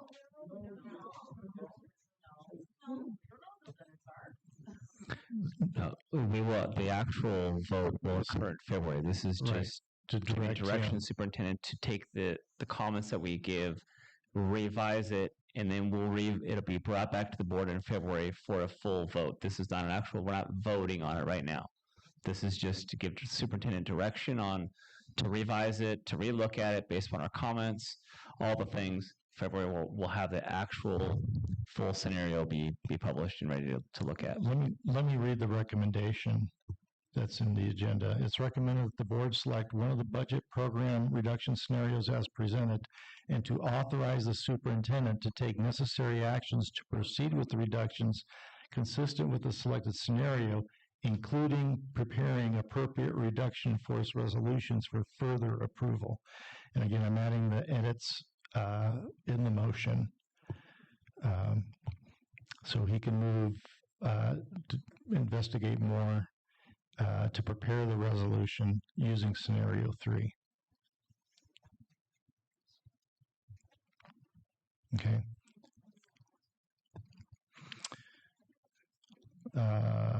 Let me change the wording again. I need a motion for the board to approve budget reduction scenario 3 to authorize the superintendent to take any action on editing that scenario as more information on the budget comes in from the state and from the county.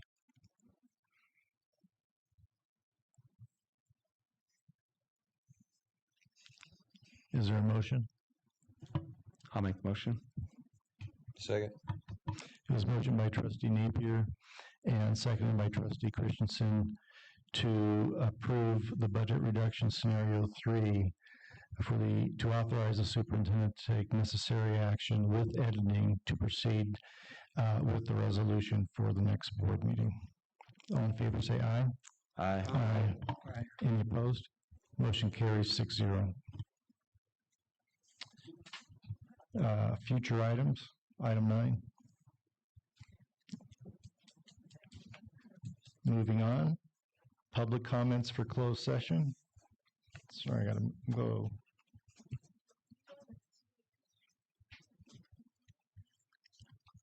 Are we going to decide on the 4th? Because we can't do it on the 3rd. We're going to have to, I'm sure the superintendent will contact us and decide Wednesday or Thursday, since the 3rd's out.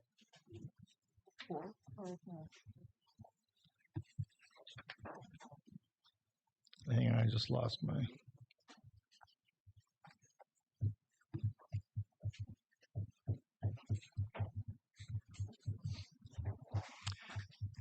Okay, the closed session item is, there's one item, public employee discipline / dismissal / release, Government Code Section 54957, Subdivision B1. Are there any public comments on that item? I can tell you there will be no report out. So at 9:54, we are adjourned to closed session.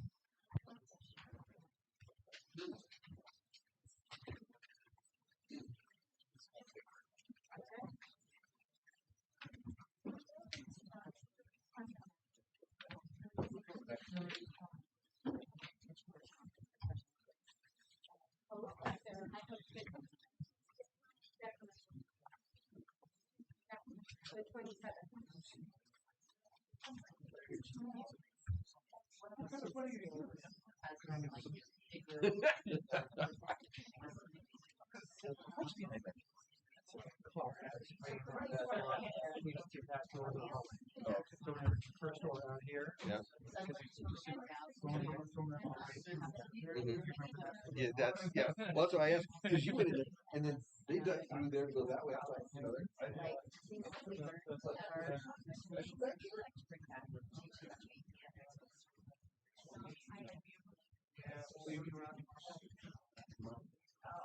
Your excuse, man. You are totally be there.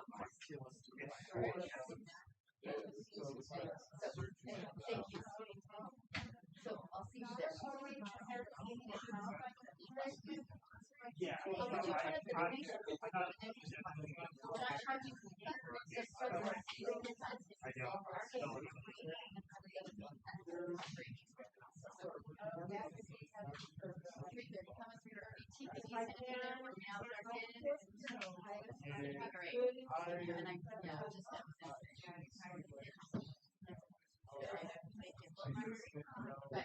That's why we'll have another. We're gonna do another kind of like Friendsgiving invite folks. We're gonna invite. We're gonna do a spring break. Invite them again.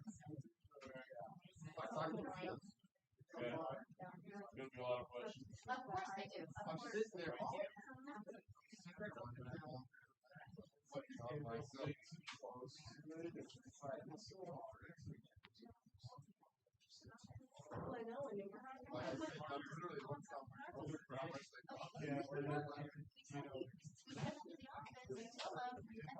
They come back, I know they're gonna come back with us.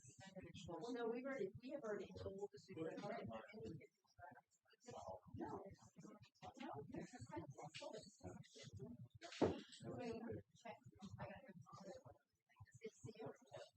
You want me to add you back to our good mornings? I'm good. I don't have time to get myself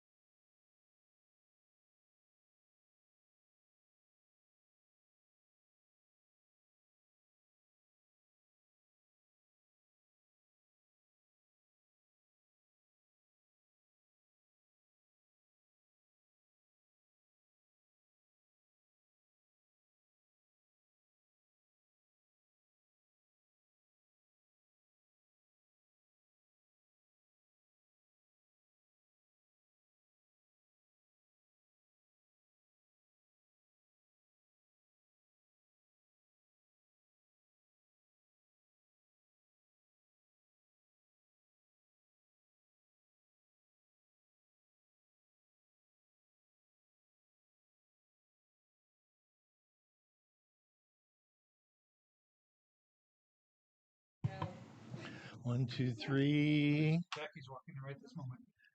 She's right there. It's 10:10, and we're coming back from closed session into regular session, and there's no report to be released from closed session, and we are at the last item, which is adjournment. So at 10:11, we are adjourned.